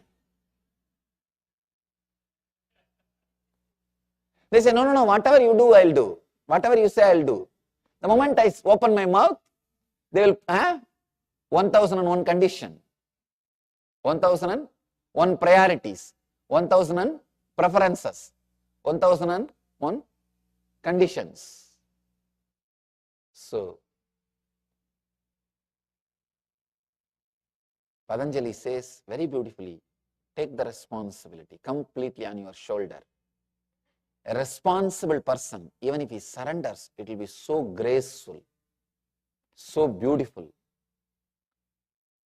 Irresponsible person, even if he tries to stand on his own, it will be only cunning. It will never be complete. So first thing you need, first thing is being responsible. Being responsible.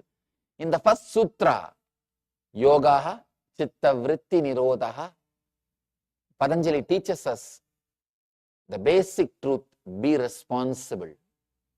The moment you are responsible, the moment you feel you are responsible for your thinking, you know very clearly you can stop. You can stop. Only when you don't want to take the responsibility, you are going on postponing, putting things on others, blaming others, then you continue to think. If you blame, you are walking because of somebody, you will continue to walk till you die. If you are blaming, you are talking because somebody is forcing, you will continue to talk till the death. Same way, if you say you are thinking because of somebody else, because of some other reason, you will continue to think till you die, even after you die. So take the responsibility on you. Understand, the truth is you are responsible.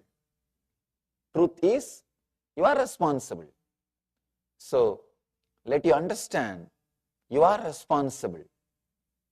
Then suddenly you will realize you can stop. You can stop. The essence of this whole sutra, Yogaha Chitta Vritti Nirodhaha, is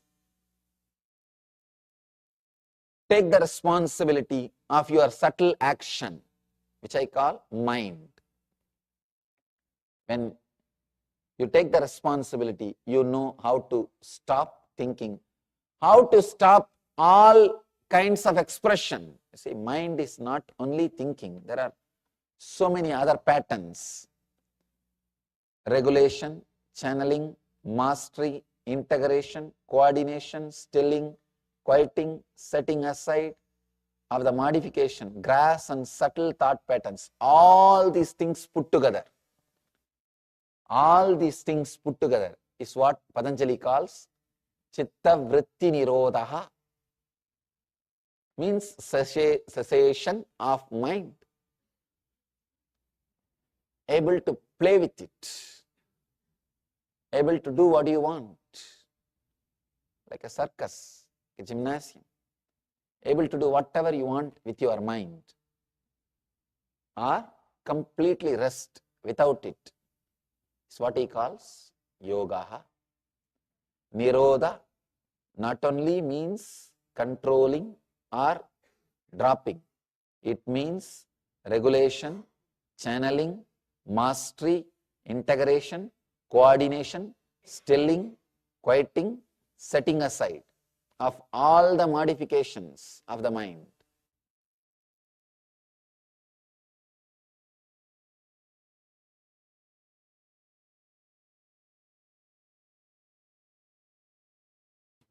When you look through, Yes, powerful revelations from the Supreme Pontiff of Hinduism about the nature of the mind, how the mind always pretends, projects that it's a continuous happening, while in fact it is our action.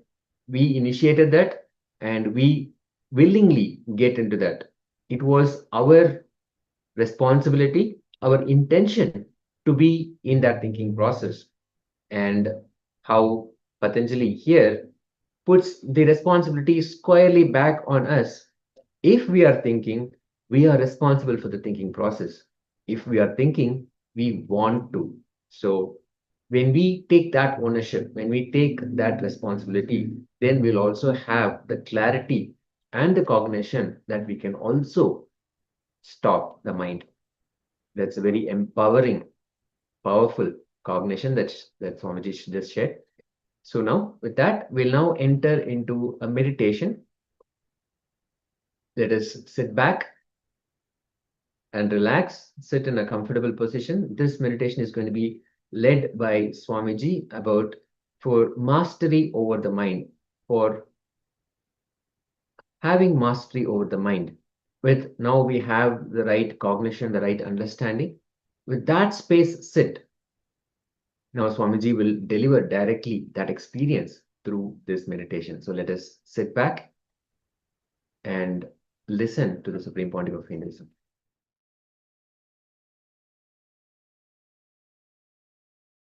Let's enter into the first meditation of Yoga Sutra. First meditation of Yoga Sutra is simply be in Samadhi, that's all. Now decide, I am moving my hand, I can stop. I am talking, I can stop. I am thinking, I can stop. Just sit with this one truth, with this one sutra. If you are thinking further, be very clear, you are thinking. Perfectly all right, thinking is not wrong. I am not saying thinking is wrong. I am saying thinking that you want to stop but you are thinking is wrong. Thinking is not wrong. Thinking you want to stop but you are unable to stop is wrong. So, close your eyes.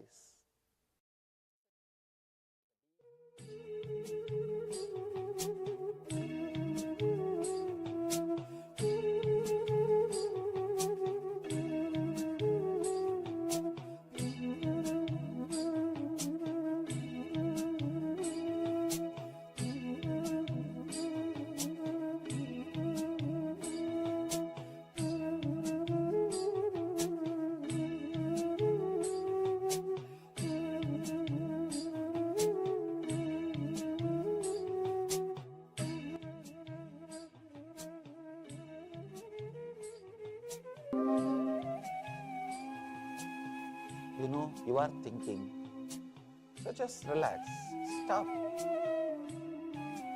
Or if you want to continue, continue with your clear will. If you are thinking, at least be very clear, you are thinking. Close your eyes.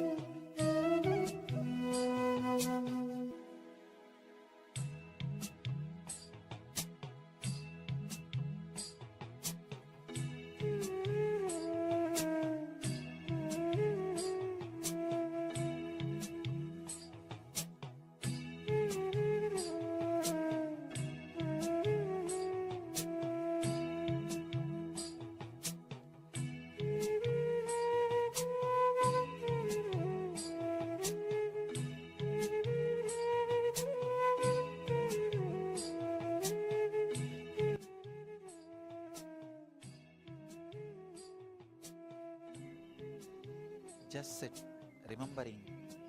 You can stop thinking if you want to. If you are thinking, at least remember you are thinking. Just sit with this simple truth. You neither need to stop nor need to think. If you want to, if you want to think, think. If you want to stop, stop. It's up to you. But be responsible for what you are doing.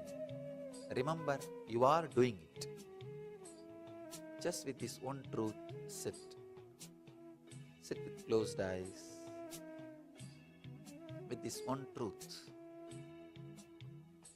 let it be internalized.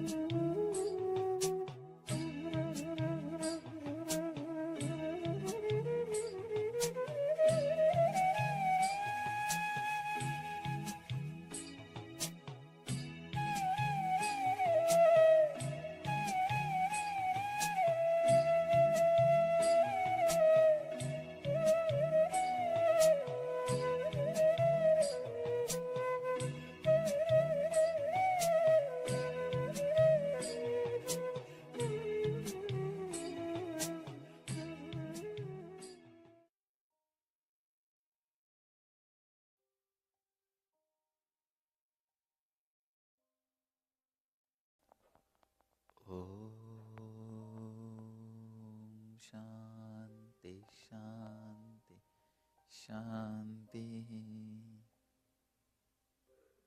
Internalize this one truth. Internalize this one truth very strongly, continuously. Internally is one truth. You will start living enlightenment. Let you all achieve and radiate the eternal bliss, Nithyananda.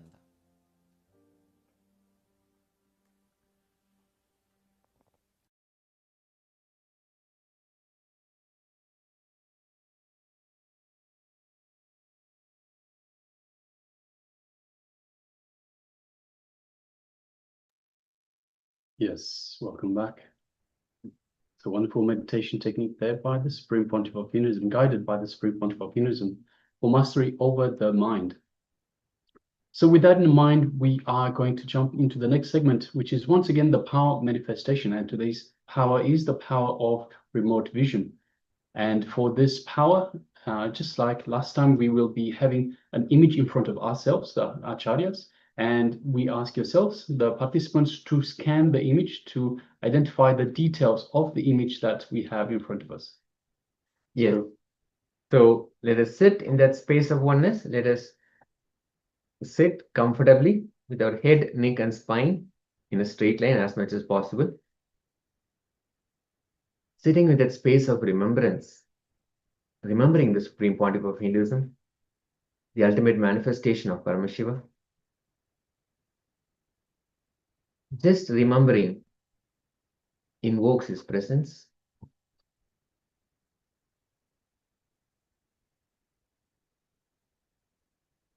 Again and again, have the intention to be in that space of oneness.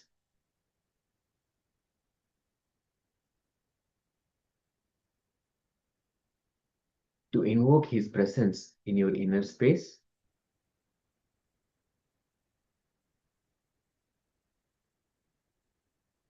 Let us chant the Mahavakya intensely, a constant reminder again and again of our true nature. I am Nithyananda. I am Nithyananda Paramashivam. Om Nithyananda Paramashivoham. Om Nithyananda Paramashivoham. Om Nithyananda Paramashivoham. You can sit with your eyes closed with the intention of manifesting the power of remote vision. Let Paramashiva manifest the power and reveal to you what the acharyas are seeing. The acharyas will have an image in front of them. Let Paramashiva reveal all the details about the image. Continue to chant the Mahavakya. Let us start.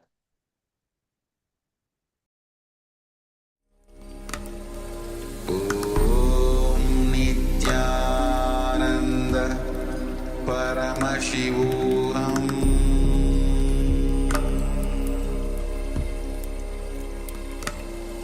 Om Nithyananda Paramashivoham.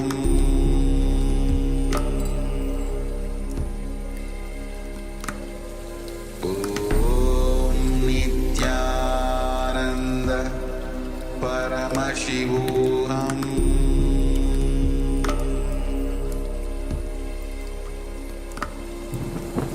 Om Nithyananda Paramashivoham.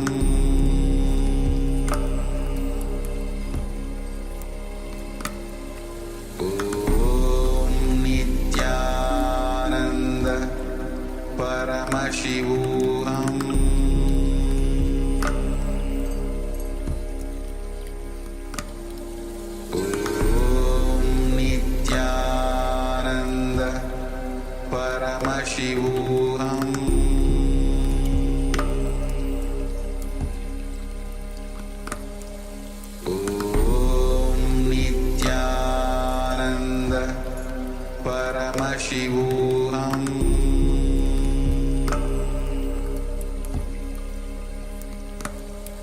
Om Nithyananda Paramashivoham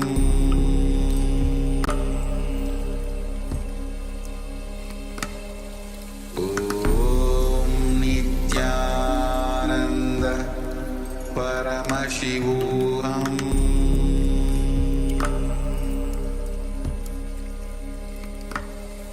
Om Nithyananda Paramashivoham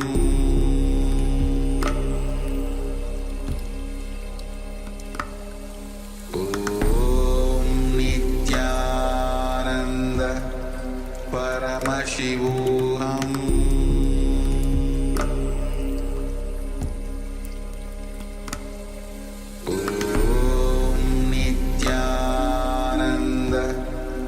Paramashivoham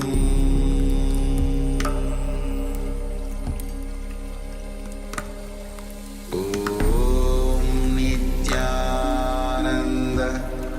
Paramashivoham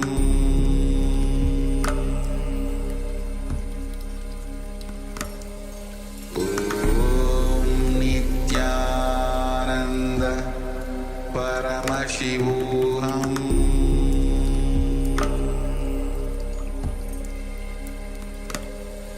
Om Nithyananda Paramashivoham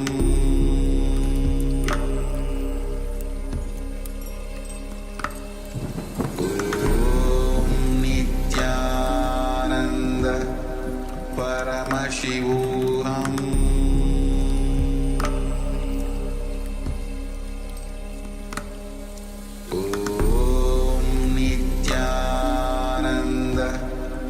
Paramashivoham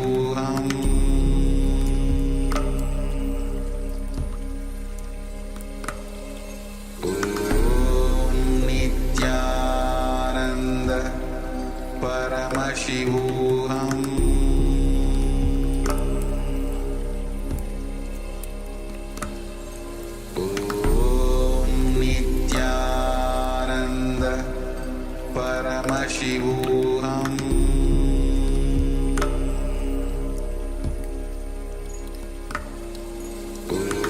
Om Nithyananda Paramashivoham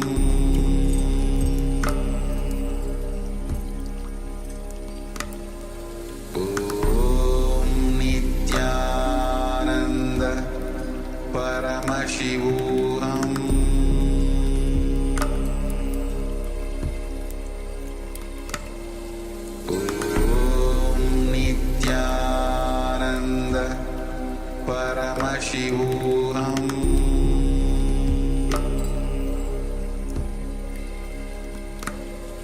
Om Nithyananda Paramashivoham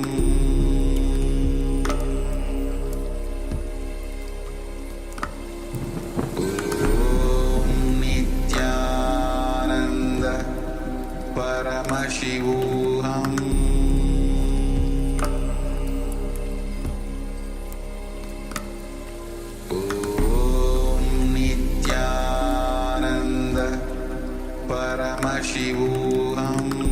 Om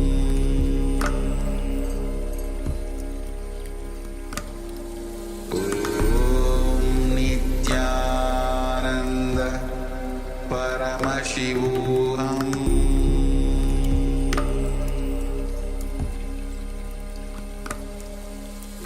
Om Nithyananda Paramashivoham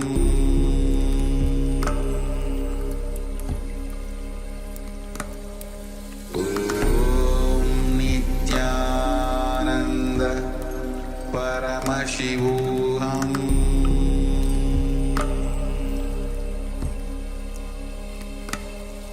Om Nithyananda Paramashivoham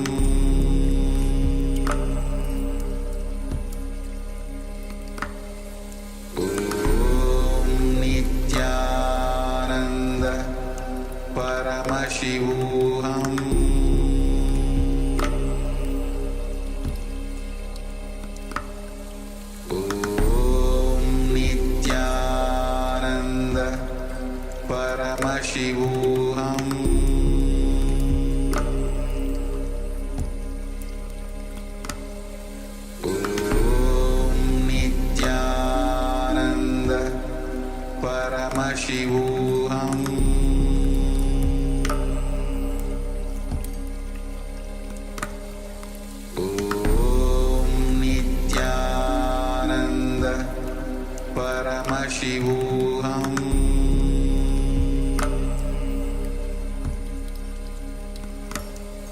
Om Nithyananda Paramashivoham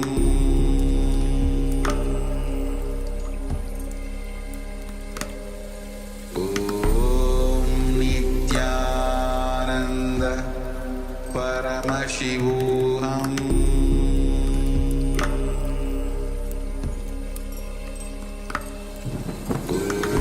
Om Nithyananda Paramashivoham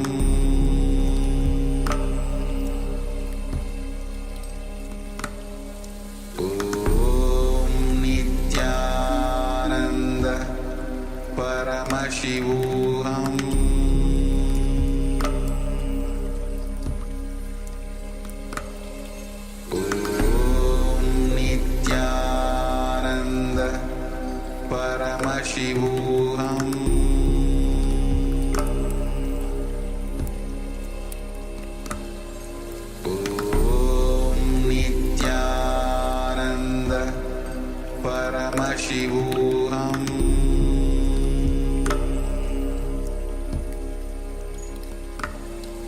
Om Nithyananda Paramashivoham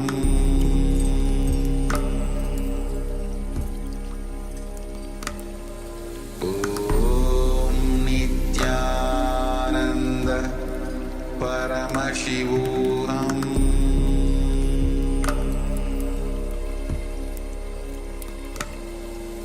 Om Nithyananda Paramashivoham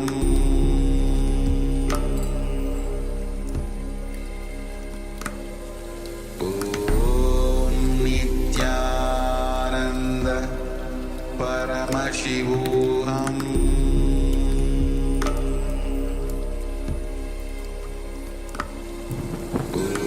Om Nithyananda Paramashivoham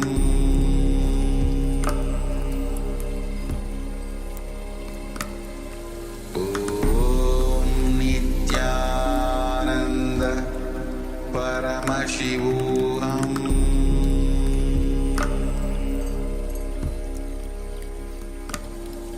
Om Nithyananda Paramashivoham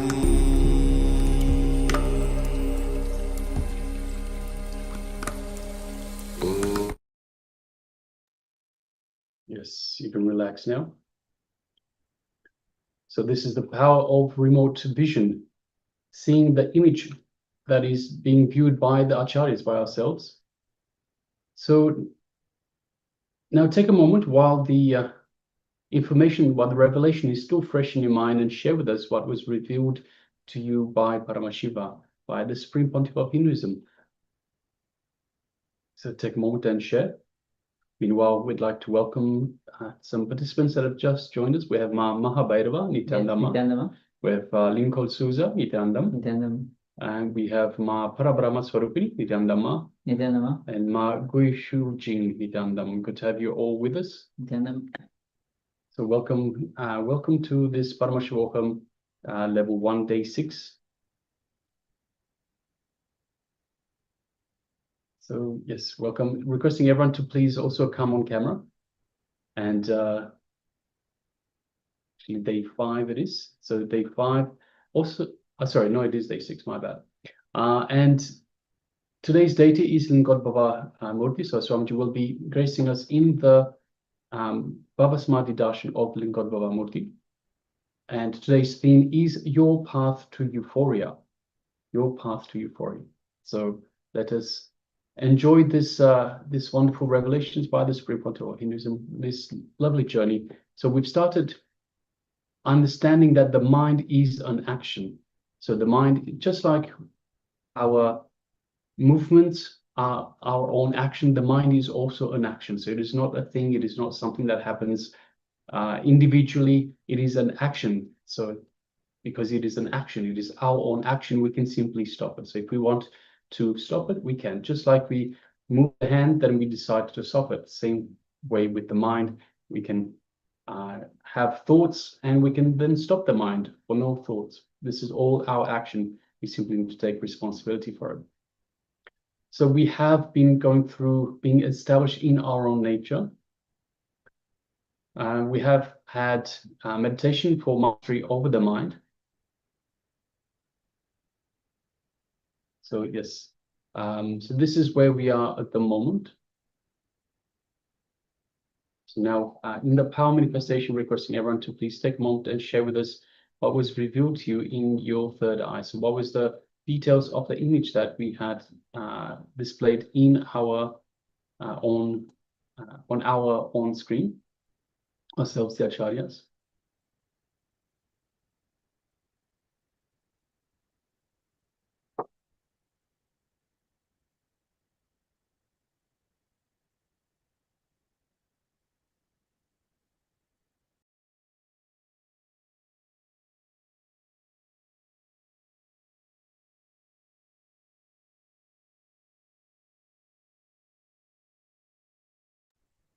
Yes, so requesting everyone please take a moment and share with us. Yes, please go ahead and share. Meanwhile, we'll shortly we'll be projecting the image that the acharyas were looking at. Yes. So if you're still sharing, please continue to do so. Meanwhile, let us share the image. Just one moment.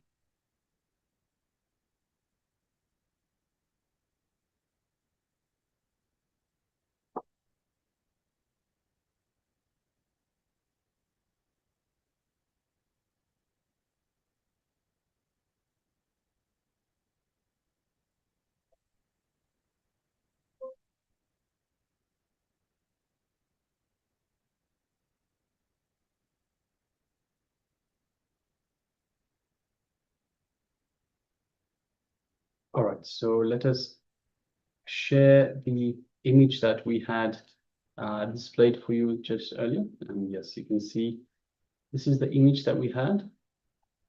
We actually have a sharing from Nithyananda. Swamiji shows on one hand eyes of Swamiji and third eye, and on the other trees and mountain and Shiva. Yes, thank you very much for sharing, Ma. So yes, this was the image that we had displayed. It is the Colosseum in Rome, and it is quite an old structure, an ancient structure from perhaps 2,000 to 3,000 years ago, and it is still standing strong. And yes, it was perhaps one of the centers of the Roman world, and it was a center of perhaps entertainment as such in those times. What ran as entertainment in those days. But yes, Nithyananda shares Swamiji shows on one hand eyes of Swamiji, third eye, on the other hand trees, mountain, and Shiva. Yes, thank you very much for sharing, Ma. Yes, thank you, Ma, for sharing. All right. Yes. So with this, we'll be now entering into the next revelation by Swamiji, which is going to be on how to be established in your own nature.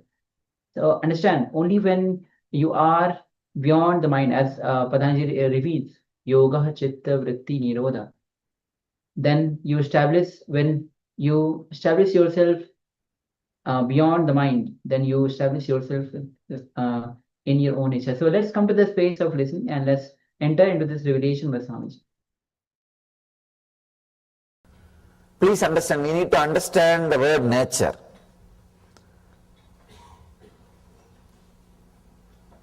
It's an important understanding. Usually, what we call as nature is the state which is confused, deluded, depressed.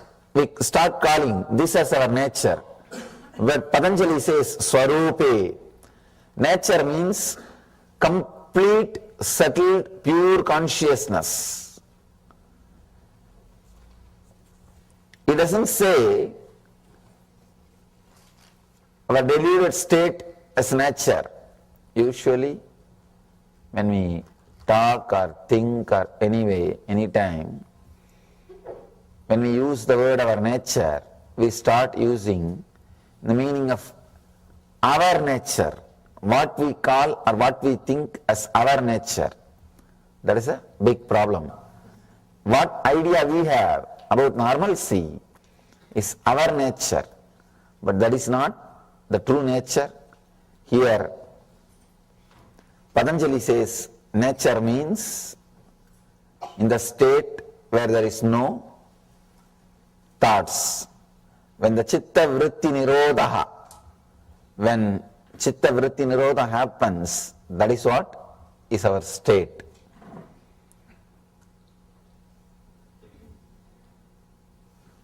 Superficially, when you look at the sutras, Patanjali looks like a scientist, straight. He is not lost in poetry. You can see there is no poetical words here. There is no poetry.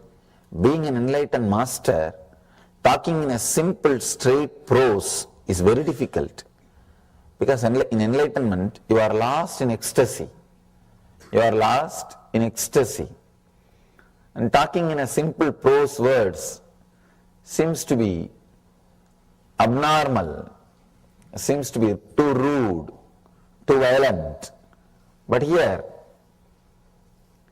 if you look a little deep, you will understand the tremendous compassion of Patanjali. The Patanjali's compassion, the very stand he takes. He is not interested in agreeing with what you call as nature, with what you call as standard. From the very step, he is very clear about what is our nature. One more beautiful thing. First, he gives the truth.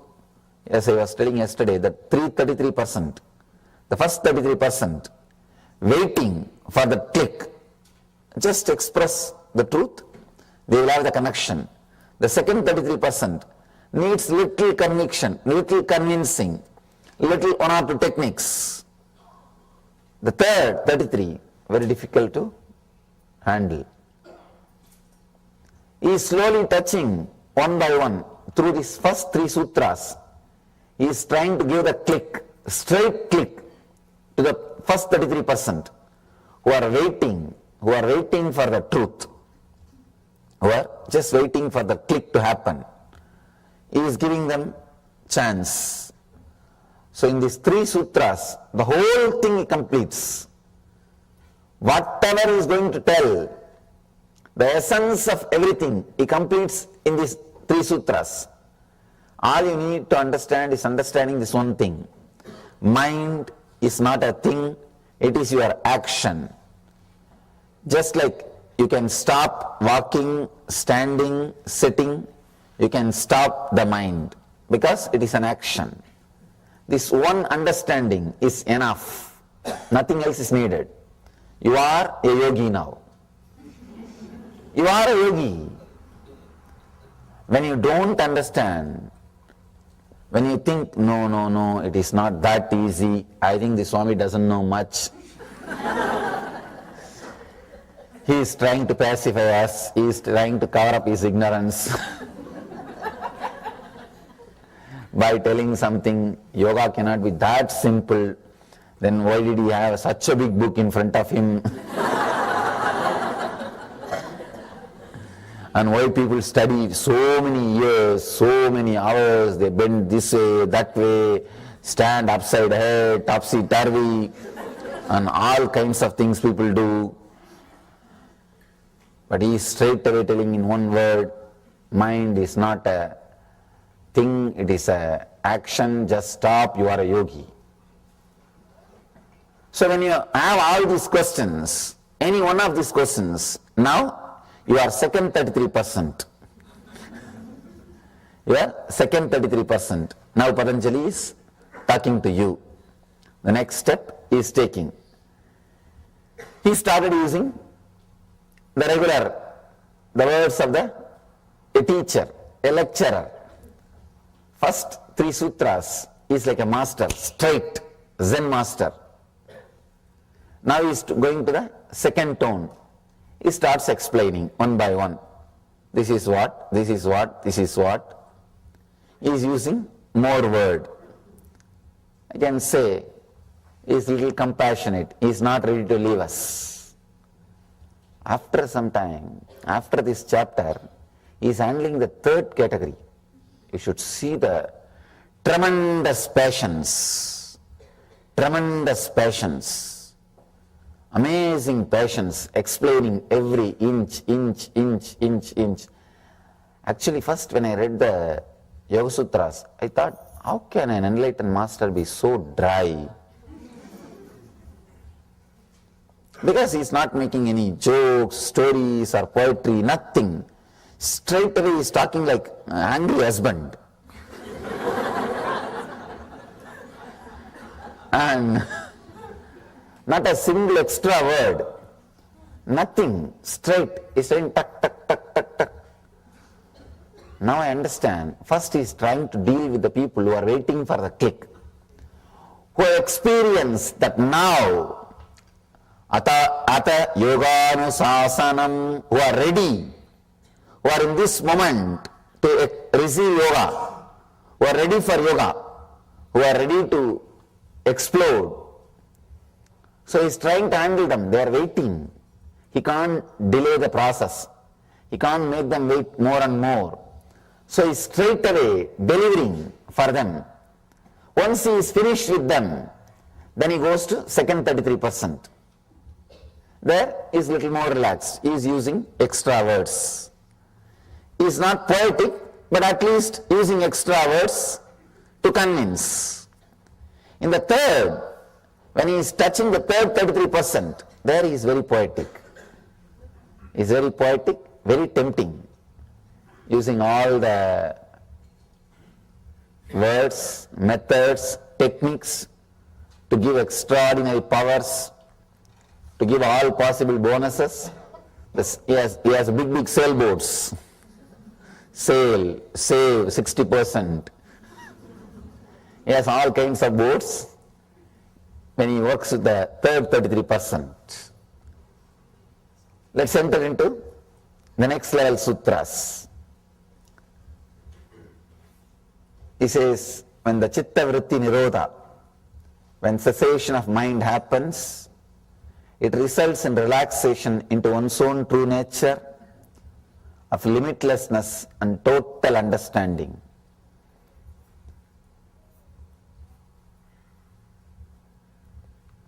The other day, I had opportunity to sit with a great research scholar who is doing research in the ancient civilization which existed in India. I can say that is the Indian civilization is the oldest living civilization. It is oldest and still living. His researchers, his name is D.K. Hari, I was shocked to see the way in which the intelligence is expressed in the Indian civilization, not just with enlightenment science, the aircrafts, the houses, in the architecture, in the field of building dams, bridges, is proving very clearly the Ganga river is man-made.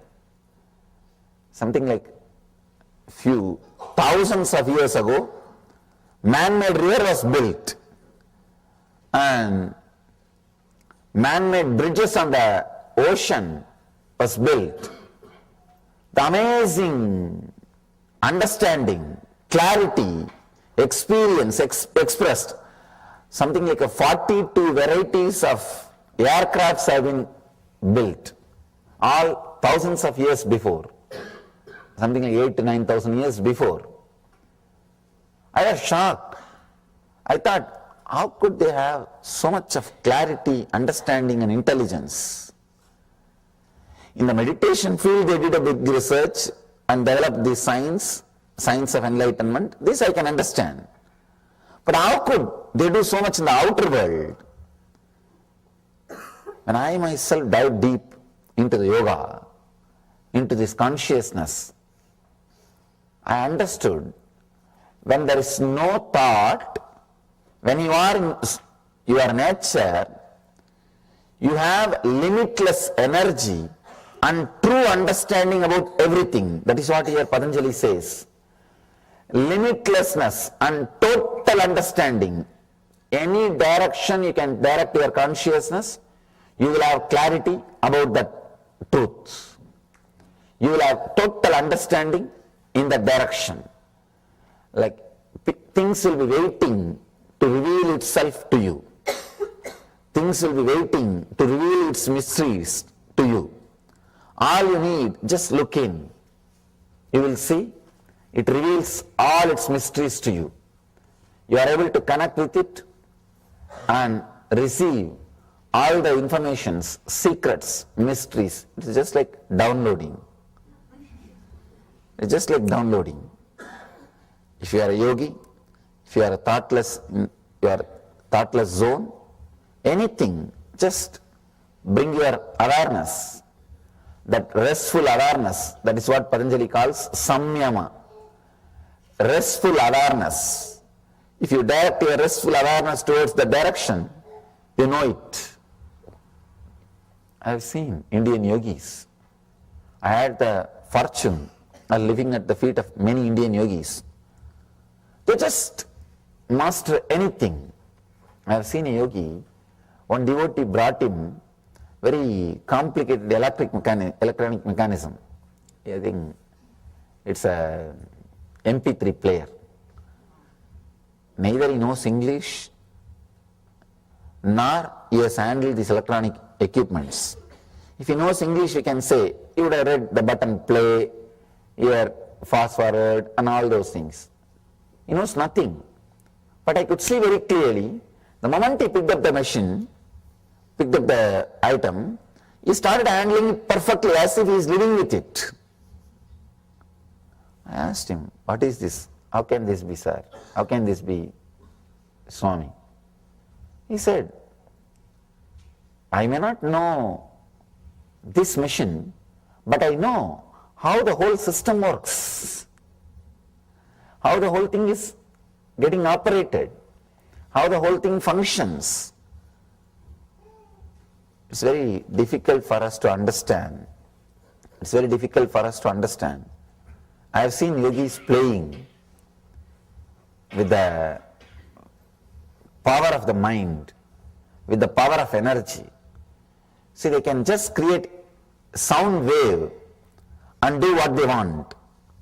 One yogi, Raghupati yogi, who taught me yoga, anything you want to do, he will just only create a sound wave. I have seen that result happening. For example, if you want on a tree, you will just create an exact sound. And that sound wave will be so powerful, it will reach the tree and the fruit will fall. He will take, if you want to break a stone, he will take that stone in the hand and create a sound wave as if it is hit by a hammer. That sound wave will be so strong, the stone will be into pieces. Sometime he will create a sound wave like a dog. All 40-50 dogs in that area, some 2-3 kilometers, will come running towards him. These yogis, they master different powers. They live in a different zone. They express different kinds of energy. So here, when you are in that restful awareness, then happens total understanding and limitlessness. Swarupe Vastanam. Let's enter into today's sutra. Vriddhi sarubhyam itaratraha. Let me give you the translation. Till that state is reached, there is clutching and identification with thought patterns. Till you reach that state of yoga. See, now he is talking to the second 33% who say, no, yoga is not that easy. You will talk all these things and go away after 2 days. We know how difficult it is. I am practicing 20 years, I am practicing 10 years. I am practicing 35 years. Understand, if your practice is an income source for your teacher, how do you expect you to grow further? If your body is an income source for a doctor, how do you think you can get healed? Same way, you need to understand.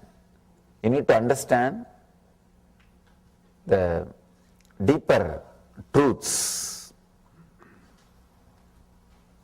Till that state is reached, when you say, no, it is not that easy, then Patanjali also says, all right, it is not that easy. When Patanjali says, it is easy, if you stand up, yes, it is, then you are done. The click has happened, you don't need anything further. Leave the truth, that's all. If you add that click, now all these things are just entertainment. Oh, this one is there, after all let me know about this, nothing wrong. If you are reading this further as an entertainment, it's perfectly all right. But if you are reading this further with bondage, unable to connect, unable to have the first click, all right, at least join the second group. At least join the second group. He says, till that state is reached, there is clutching, an identification with thought patterns. I can see a big sigh in Patanjali's face. I can see very clearly what he would have felt when he uttered this fourth sutra, when he is entering into the fourth sutra. All right, these guys are not understanding, let me talk to them in their language. That is what he means when he says, till that state is reached. Actually, there is no such thing as state and all. It is simple, straight clarity.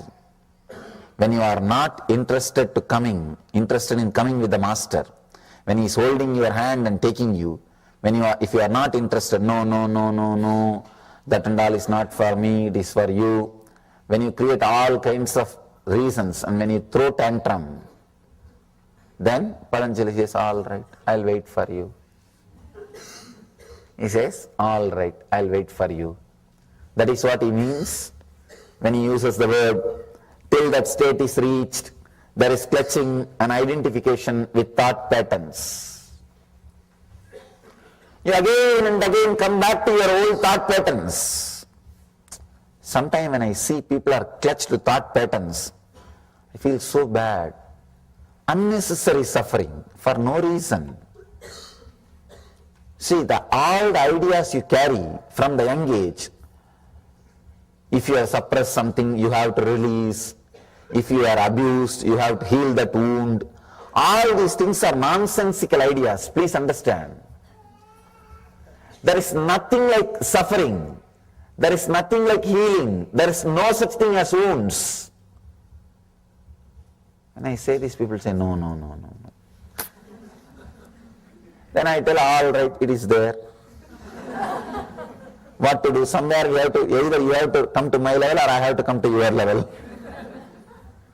Please understand, there is no such thing as abusive childhood. Everybody bothers about that. No, I have such a difficult mind because I had an abusive childhood. I had a very bad teenage. I had a single parent. I had this, I had that. If you had no problem, you try to build. Even if you did not have any problem, you say, I did not have any problem. How can this be? So create some problem. Creating problem out of idea that I did not have any problem. I have seen, see, any mental disorder, psychiatric disease, just create symptom and advertise, you will find patients. No, true. Because the moment you see the symptoms, you verify. I think I have those symptoms. Did I not? Did I not? No, I had. You verify with those symptoms. And those symptoms will also be written in a very technical way. You might have had irritation at least 3 times a week for last 6 months. who is sitting and noting a diary? So if you add once or twice, you remember, yes. I remember I had outburst more than 3 times in last 6 months. So you come up with an idea. The moment you start believing, you had one symptom, then you start connecting with all other symptoms. Yes, I had this symptom also. I had that symptom also. The third symptom, I may not have had it, I think I am yet to have. I am going to have that. And you have created the disorder. That's all. And that's all is happening. So please understand, I am not condescending. I am not arrogant. When I say there is no such thing as wound, there is no such thing as healing needed, nothing is required. Please understand, I am stating simple truth straight away. Simple truth straight away. There is no such thing as you carrying some suppressed desires and you need to release them, you need to go to that past life regression, all kinds of nonsenses. Now I am seeing all possible nonsenses created out of your past. You don't understand, it doesn't have any role over your inner space. It has no say over your inner space. But we are constantly made to believe, no, it has a very strong say. It has a very strong connection with your present. You are constantly taught the idea of you have carrying unconscious, all those things, completely nonsensical ideas. In those days, priests used to exploit the civilization through guilt, saying you have done sin, you have to confess, you have to do this, you have to do that. After some time, the psychiatrists have started exploiting the society by saying you have unconscious. It is just a game. Understand, it is just a game. At least with the priests, whatever money raised, go for public charitable activities. It is pure game. There is no such thing as unconscious, all these things. When you take one wrong stand, whatever you built is wrong. Whatever you built on that is wrong. But we are very strongly made to believe the society, the politics, the education, the universities, everything is believing you have unconscious, you have subconscious, you have dash conscious. I don't know what all you have. Even you don't know, only they know what all you have. That is the worst part of the whole game. Even you don't know what all you have, only they know. Small story. In a small Indian village hospital, a doctor was diagnosing a patient and he says, this guy is dead. And the patient wakes up and says, no, I'm not dead, I am alive. Doctor says, shh. I have studied, spending lakhs of rupee and did MBBS and became a doctor. Do I know or you know? Same way, they have studied, spending so much money. So they naturally claim, do I know about your mind or do you know about your mind? They might have studied, spending millions of dollars, but that does not mean they will know what you carry. They may know what they carry, or they might have read about many theories, assumptions. Please understand this one truth. Mind is not a thing, it is an action you can stop the moment you want. Over. Anything else taught to you is a lie. Anything else, when I say anything else, I mean anything else. any idea thought to you, no, you carry this much of engraved memories, that much of engraved memories, this karma, this sin, this past wound, that past wound. People ask me, Swamiji, how can I heal my past life wounds? I tell them, oh God, now I don't know how to help these people. If you talk at least this life wounds, I can somehow manage and tell you, no, it got healed, I have already healed you, and I can tell all these things. And these guys are now started talking about past life wounds. I have to go into past life regression, 10, 12 lives, and release those karmas, release those wounds. Oh God. Now the madness has gone to the extreme. Nothing can be done. Now what to do? If I talk in my own language, then the disconnection happens. I can't help them. Then I have to come down. That's what Patanjali is doing. First he says, your mind is an action, subtle action which you are doing. If you want, you can stop, just relax. Actually he wants to complete with this and get up and go. He says, Yoga Sutras are over, let's go. You also enjoy, let me also have vacation. But these guys are not able to relate. The second 33 is sitting, looking like this. The third 33 is making fun. See, I told you guys, don't go there. He doesn't know anything. The moment I saw his photograph looking so young, I know he doesn't know much. And you are going there and sitting in front of him, wasting your time. The third 33 is making fun. Second 33 is not making fun, but unable to connect. Sitting. Now Patanjali comes down and says, all right. Anyhow, at least let the connection not be disconnected. Let the connection not be disturbed. See, that is the ultimate thing a man can have. Feeling connected to a living master. Anything can be sacrificed for that. But for no reason, that should be sacrificed. Anything can be sacrificed to have that feeling connection with the master. But for no reason, that feeling connection should be sacrificed.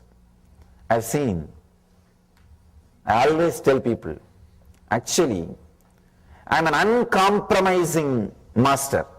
I don't compromise. Any decision I take or any stand I take, I don't compromise. There is only one spot where you can bend me. That is, when you send me a feel that if I stand on my own stand, the feeling connection may last. Then I slowly bend, all right, it's okay. I bend. Otherwise, nothing else can bend me. People who live around me, they know. Nothing can bend me. For nothing, I bend or compromise or alter my decision. Only when I see that poor guy may lose the feeling connection, then I bend. If you want to bend the masters, this is the only thing you can bend. You can't use anything else. This is the only point where you can blackmail them. If you send a feel, if you are standing like that, I think I am going to lose the connection with you. I am not going to feel connected anymore. Then they come down, all right, what to do? So Patanjali is here bending, all right, what to do? Till that state is reached, he makes a statement, I can say,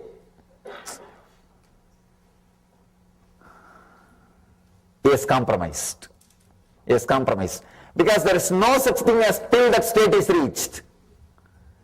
The word till that state is reached is a lie. It's a pure lie. There is no such thing. You are in that state now. Please understand, you are in that state now. Nothing else is required. The moment he says till that state is reached, he is talking to the second 33. He is talking to the second 33. Now the second 33 feels very comfortable. Yes. Yesterday I was telling you a story. One guy was going on a donkey with a goat. 3 thieves came. One said, I will steal the goat. Other said, I will steal the donkey. Third one said, I will steal the very clothes he is wearing. Patanjali is the third level thief. He will steal the very things which you think you have. He will go to the core and leave you in nirvana. Means the ultimate freedom. It's not an ordinary teacher. See, the thief who is stealing the goat is teaching you renunciation, just taking away your property. The thief is taking your donkey, is just taking away your prestige, power, position. He is taking away your ego, the ahankar, the outside ego. The thief who can steal your clothes, only he is taking away your mamakar, very root of your ego. Patanjali is that kind of a teacher. He is the third kind of thief who can take away your very clothes, who can take away anything, any ignorance you have. But now he is slowly compromising. He says, all right, when you are not ready to come to that level, let me talk to you from your level. He says, till that state is reached, I can say,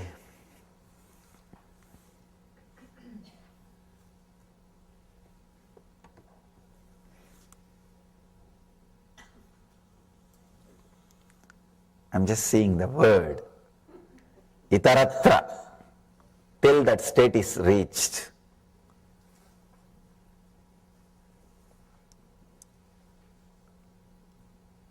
If he has not uttered this word, till that state is reached, he would have been a pure master, but would have never known to the world. Because the second 33 and third 33, only they consist of the whole world. The first 33 will be in silence. They will have the click. For them to have a click, even the first statement is not required. They are waiting. Just seeing the master is enough. Something will happen inside them. They know they are in yoga. They know the yoga has happened. But he has to talk to people. So he is talking to the second 33 and third 33%.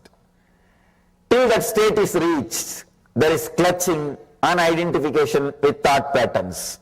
He is agreeing to you. In the first 3 statements, he is straight away telling the truth. In the 4th sutra, he says, all right, as you say, till that state is reached, there is clutching to the thoughts, identifications, and thought patterns. Yes. So till that state is reached, there's clutching, there's thought pattern, there's identity, identification. But Swami says there's nothing as till that state is reached because you are already in that state. So Swami is talking about, the Patanjali is talking about the next 33%. The first 33%, the moment they got the mantra, the initiation, they are in that state. But for the next 33%, Patanjali comes down. He says, all right, till that state is reached. So gives a technique and have the patient, he's having the patience to work with the next 33. Yes, this reminds me of one of the stories that Swamiji tells. So until that stage is reached, so as we just mentioned, you are already in that state. And the story that Swamiji tells is from a Zen master. Somebody comes to a Zen master and asks him how to be a Buddha, and the Zen master just slaps him. And the person is shocked. I mean, it's a fair question. Someone is asking, how do I become Buddha? But the master just slaps him. And of course, in Zen Buddhism, you have such things that the masters can do really different things to awaken a person, awaken a devotee. And so the devotee asks, why did you slap me? And the master beautifully says, what should I do when an elephant comes and asks me how to be an elephant? So yes, in that with that respect, until that state is reached. So beautifully, this reminds us that we are already in that state. We have just forgotten. All right, so now let us move on to the next segment in our program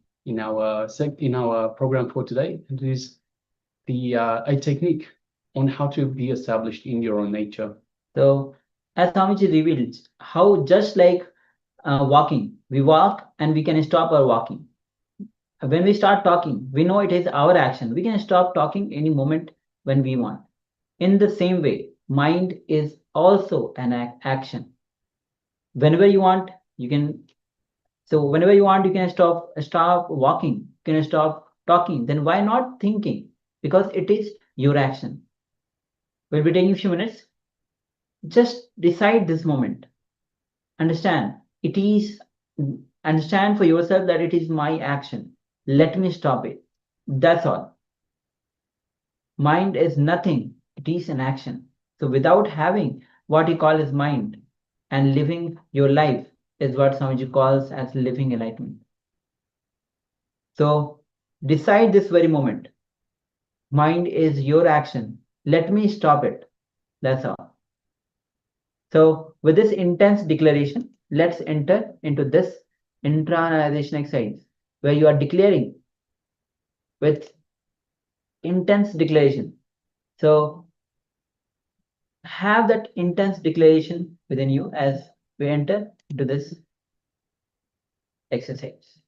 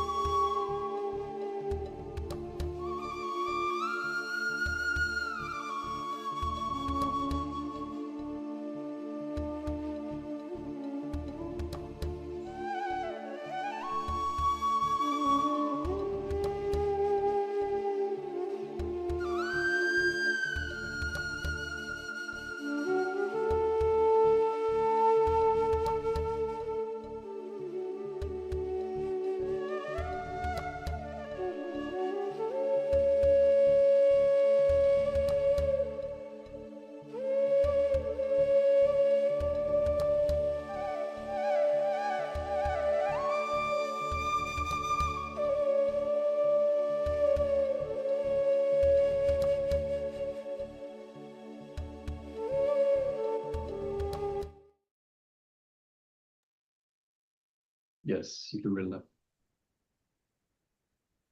Yes, you can relax now.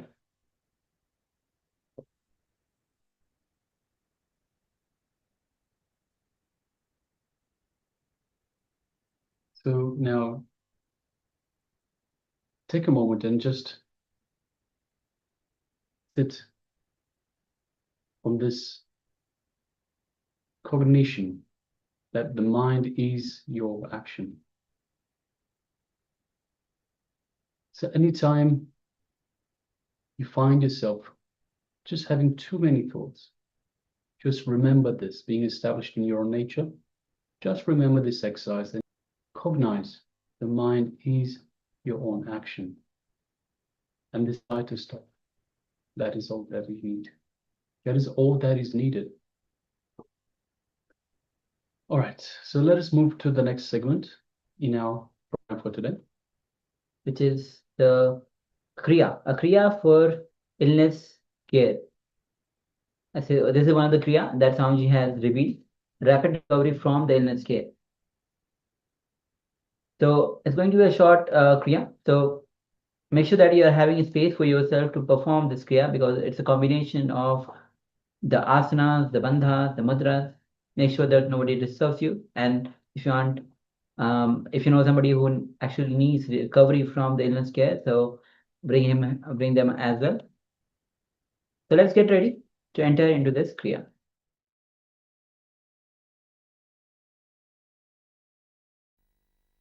Nitya Kriya for rapid recovery from any illness, like a tiredness, other sickness, fever, any illness. Anjani Asana, first step. Then Shitali Kumbhaka. Shitali Kumbhaka.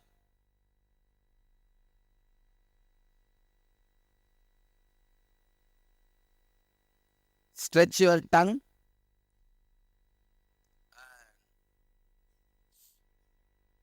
Roll sides of the tongue like a tube. Inhale through the tongue and hold as long as you can. And exhale slowly. Do this 10 times. Not 21, 10 times.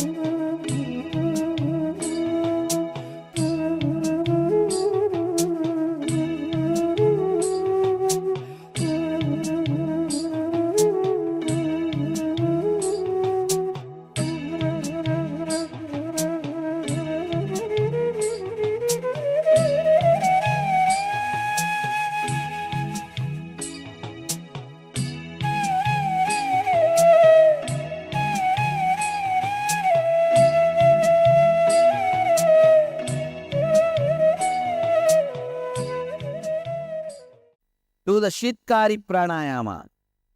Shitkari means press the lower and upper teeth, keep your mouth open with a hissing sound, inhale and hold as long as you can, then slowly exhale as slowly as you can. Do this 7 minutes continuously.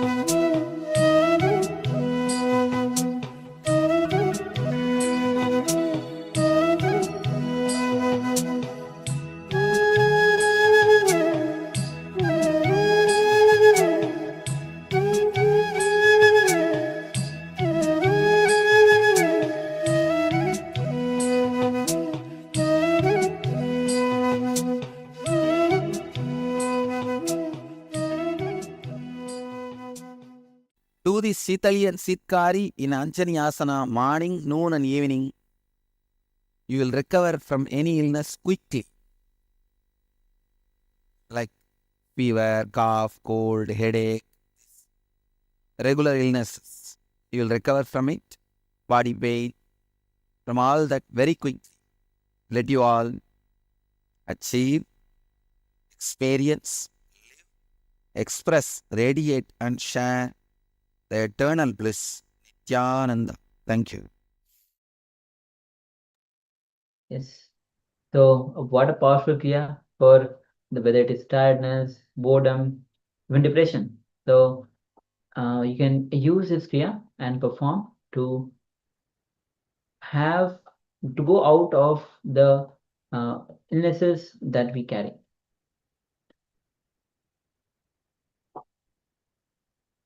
Yeah, so now we're going to move into the next segment, which is once again the power manifestation. And a reminder, today's power manifestation is the power of remote vision.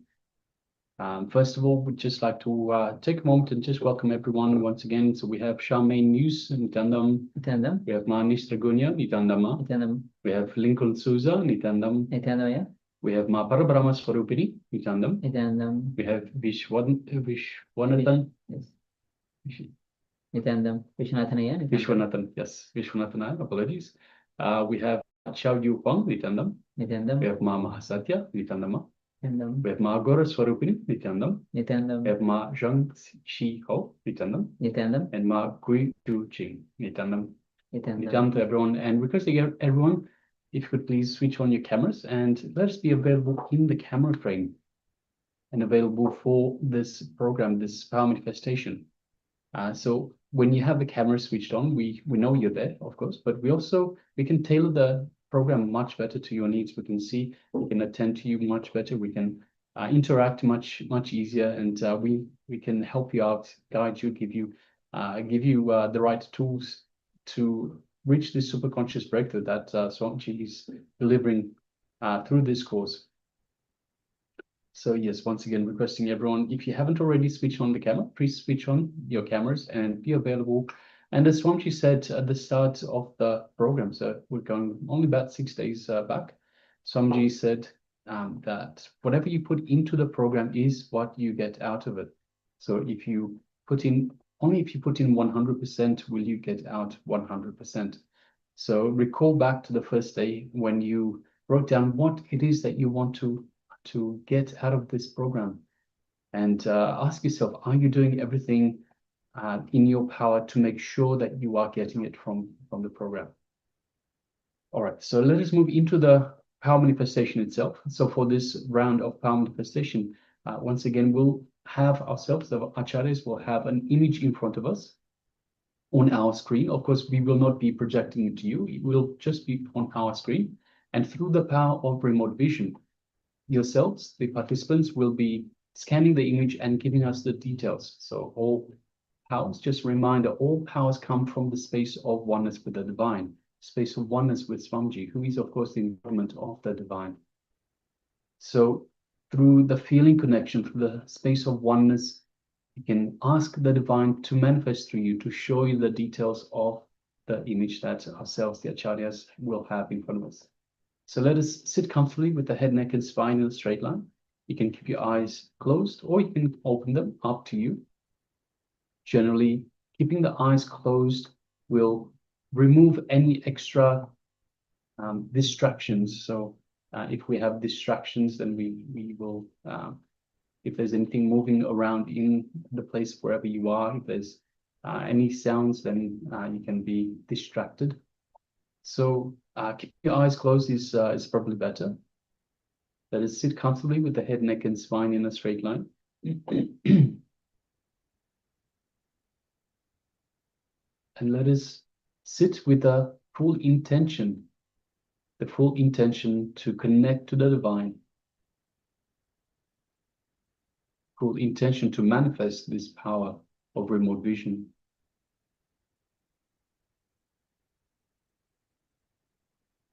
Make it a strong intention, strong declaration for the cosmos. And let's just sit with that idea in our third eye. Let us connect to Swamiji by invoking the Master in our inner space, our Anandaganda. Just remembering the Master invokes him in our inner space, our Anandaganda, just below the heart center and just above the navel center. That is our inner space, our Anandaganda. So let's remember Swamiji in our inner space. Remember everything that Swamiji means to us. Remember all the beautiful moments that we cherish with Swamiji. Bring all of that in your inner space. And feel the feeling connection you have to the Master.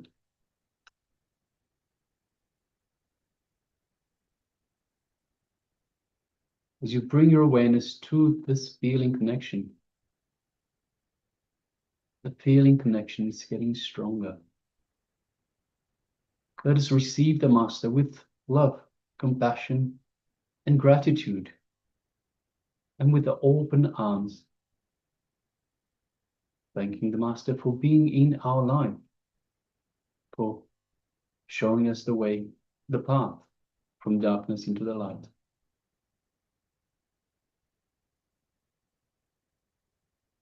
Let us feel the space of oneness with the divine in our inner space.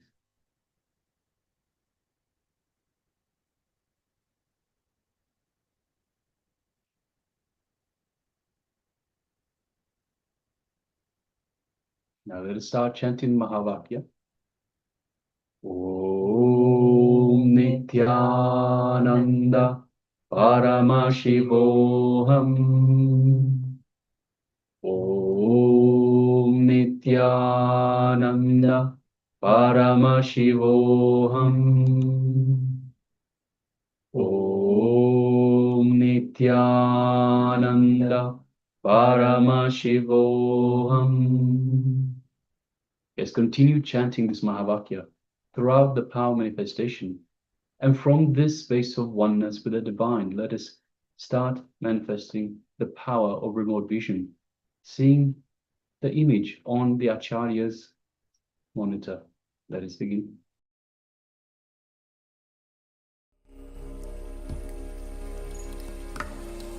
Om Nithyananda Paramashivoham.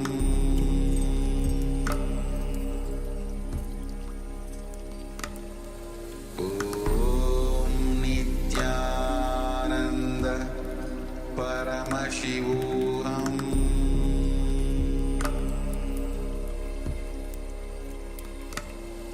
Om Nithyananda Paramashivoham.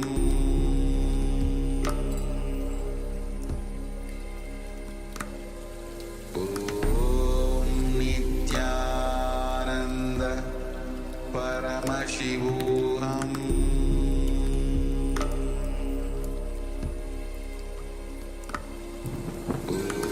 Om Nithyananda Paramashivoham.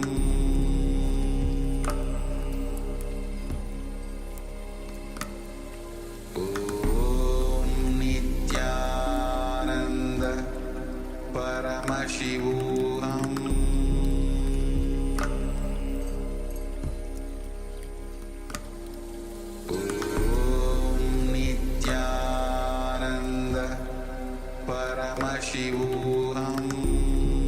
Nithyananda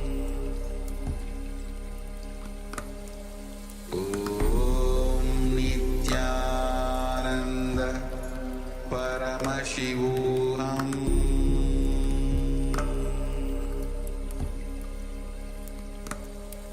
Om Nithyananda Paramashivoham.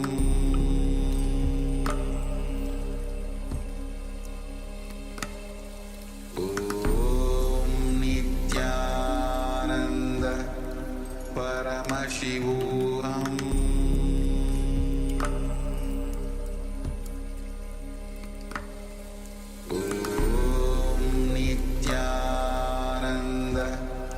Paramashivoham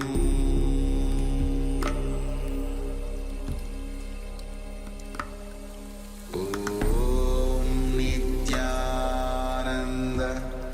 Paramashivoham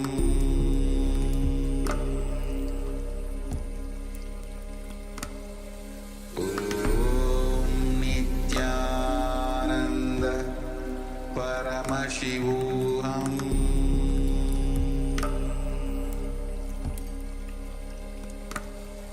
Om Nithyananda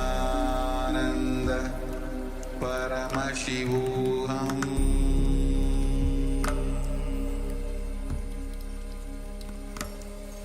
Om Nithyananda Paramashivoham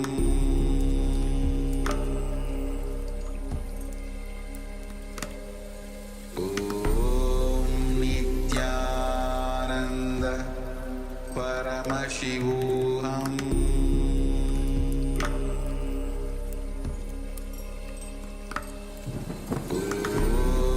Nithyananda Paramashivoham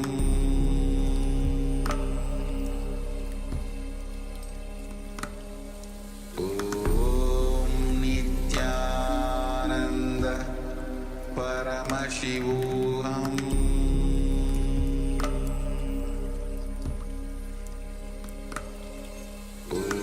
Om Nithyananda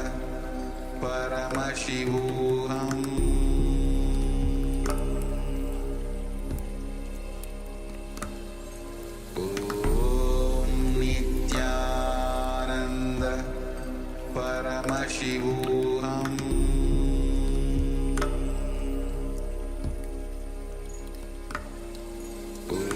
Om Nithyananda Paramashivoham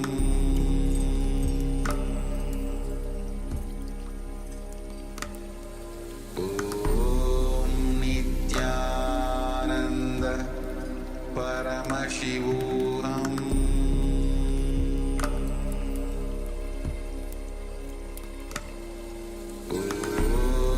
Nithyananda Paramashivoham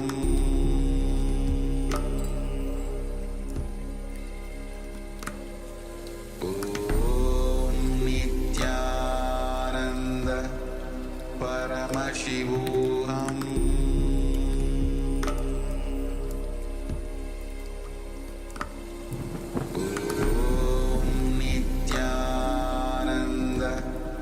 Paramashivoham Om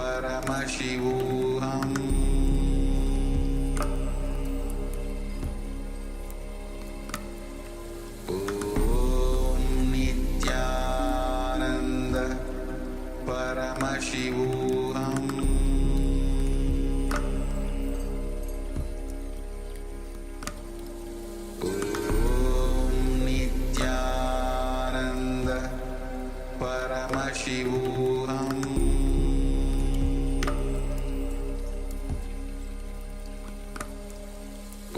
Om Nithyananda Paramashivoham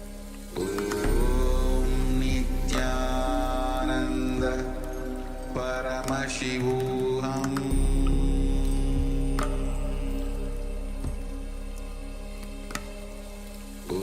Om Nithyananda Paramashivoham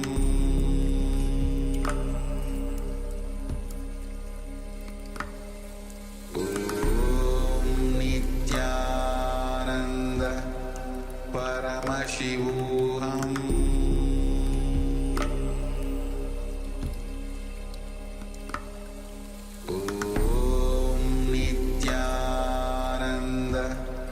Paramashivoham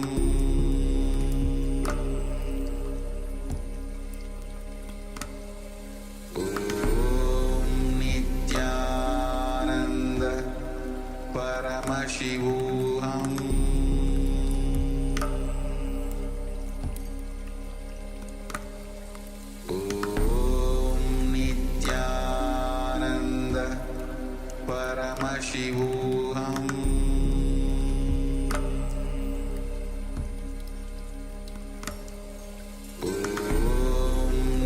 Nithyananda Paramashivoham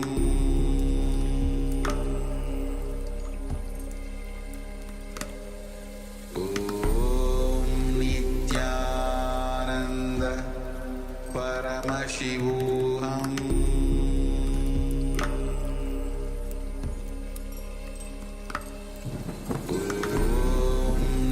Nithyananda Paramashivoham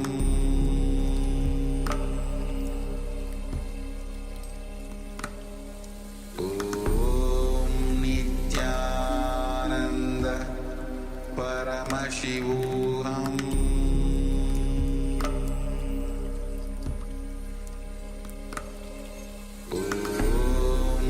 Nithyananda Paramashivoham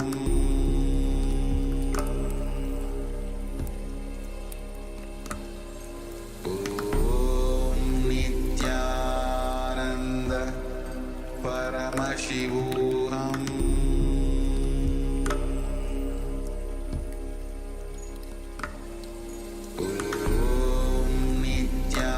Nithyananda Paramashivoham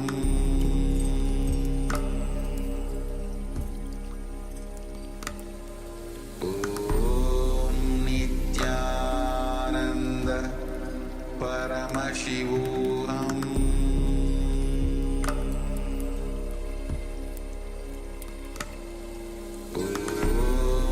Nithyananda Paramashivoham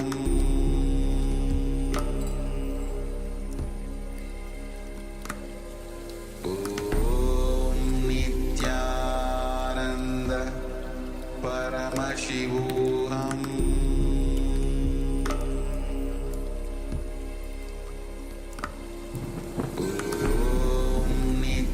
Nithyananda Paramashivoham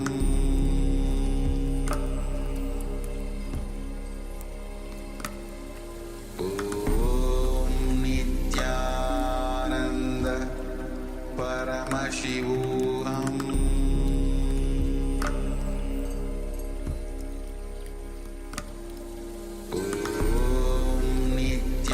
Nithyananda Paramashivoham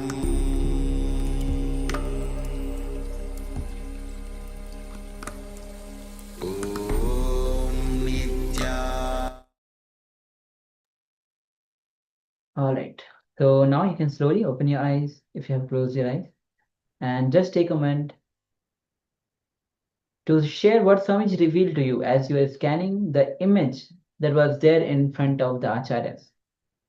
So with the acharyas, we are looking at the image. So, and you are scanning the acharyas for the image that the acharyas are looking at. So let's start sharing what Swamiji revealed to you, every single detail. Even it was appear to you for a few fraction of seconds, whether in terms of as a visual or in terms of appeared as a word, or you had heard some sound, or you had some feeling, or anything was even blurry, just appeared for a fraction of a second, then just went off. Please take a moment and let us share.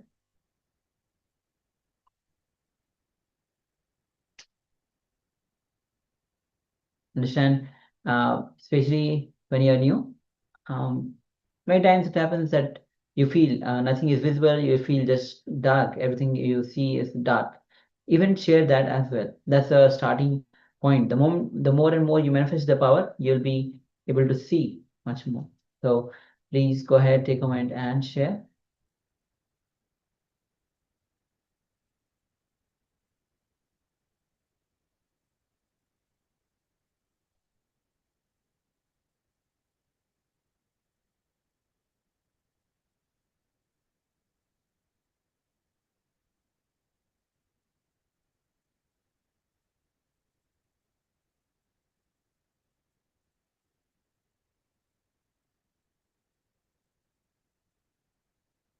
Yes, so please go ahead and share.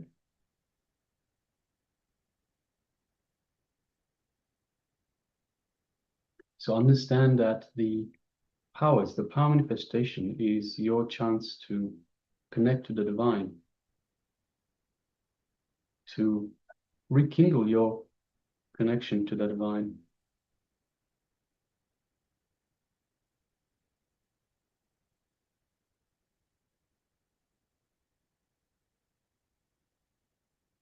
And it is through this connection to the divine that we have access to these powers.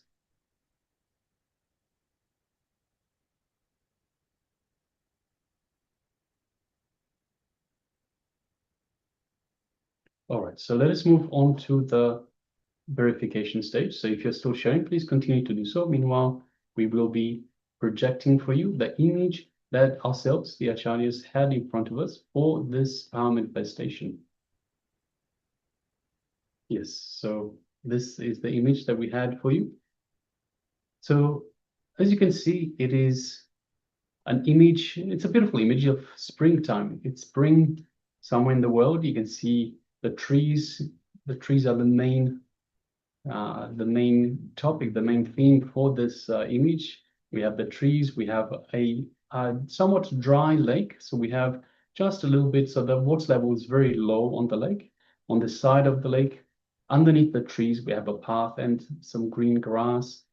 In the distance, we can see some low mountains full of these trees. We can see the purple of the trees, of the flowers on the trees. That is all the way going up the mountain. So we can see green and purple are the main colors on the mountains, on the small mountains. And on the right-hand side, we can see, because the level of the water is so low for this lake, we can see the stones on the bottom of the lake. We can see some green plants, perhaps small trees that are actually growing from the bottom of the lake. So yes, this is the image that we had for you. A nice spring image. So if you had anything, yes, I think we have a sharing from Mr. Gunya. Yes, somebody shows all like Africa safari and animals, but also cows. Yes, thank you very much for sharing that. So it's not quite the African safari, but it is a spring somewhere in the world. It might be in Africa. We don't know. Of course, Paramashiva is revealing to you, and it's revealing to you more than the image that we have in front of us, the 2D version of this image. So it's possible it is somewhere in Africa. That is very much a possibility. It's not so much a safari, although for all we know, the safari might be close by. And cows and animals, it is very possible there might be pastures nearby. We don't see, once again, we don't see that image, that in this image, but the Paramashiva is revealing to you through the third eye, and the third eye sees a lot more than what we see here. So yes, thank you very much for sharing. All right. So with this, we'll be now entering into revelation by Swamiji, which is going to be on right knowledge and wrong knowledge. Understanding how wrong knowledge can lead you to the bondage, and right knowledge can lead you to the freedom. So let's come to the space of listening and understand, cognize what Swamiji is revealing. Only when you cognize, you'll be implementing this in your life and moving towards the freedom, the liberation. So let's come to the space of listening and let's begin. Now, let us start how to clean that state. How to remove the clutching with your thought patterns. How to remove the identification with your thought patterns. He is talking in the second 33, in the next language. Now starts all the theories, philosophies, are different ideas. The Sutra 5, Vriddaya Panchataya Klista Klishtaha. It's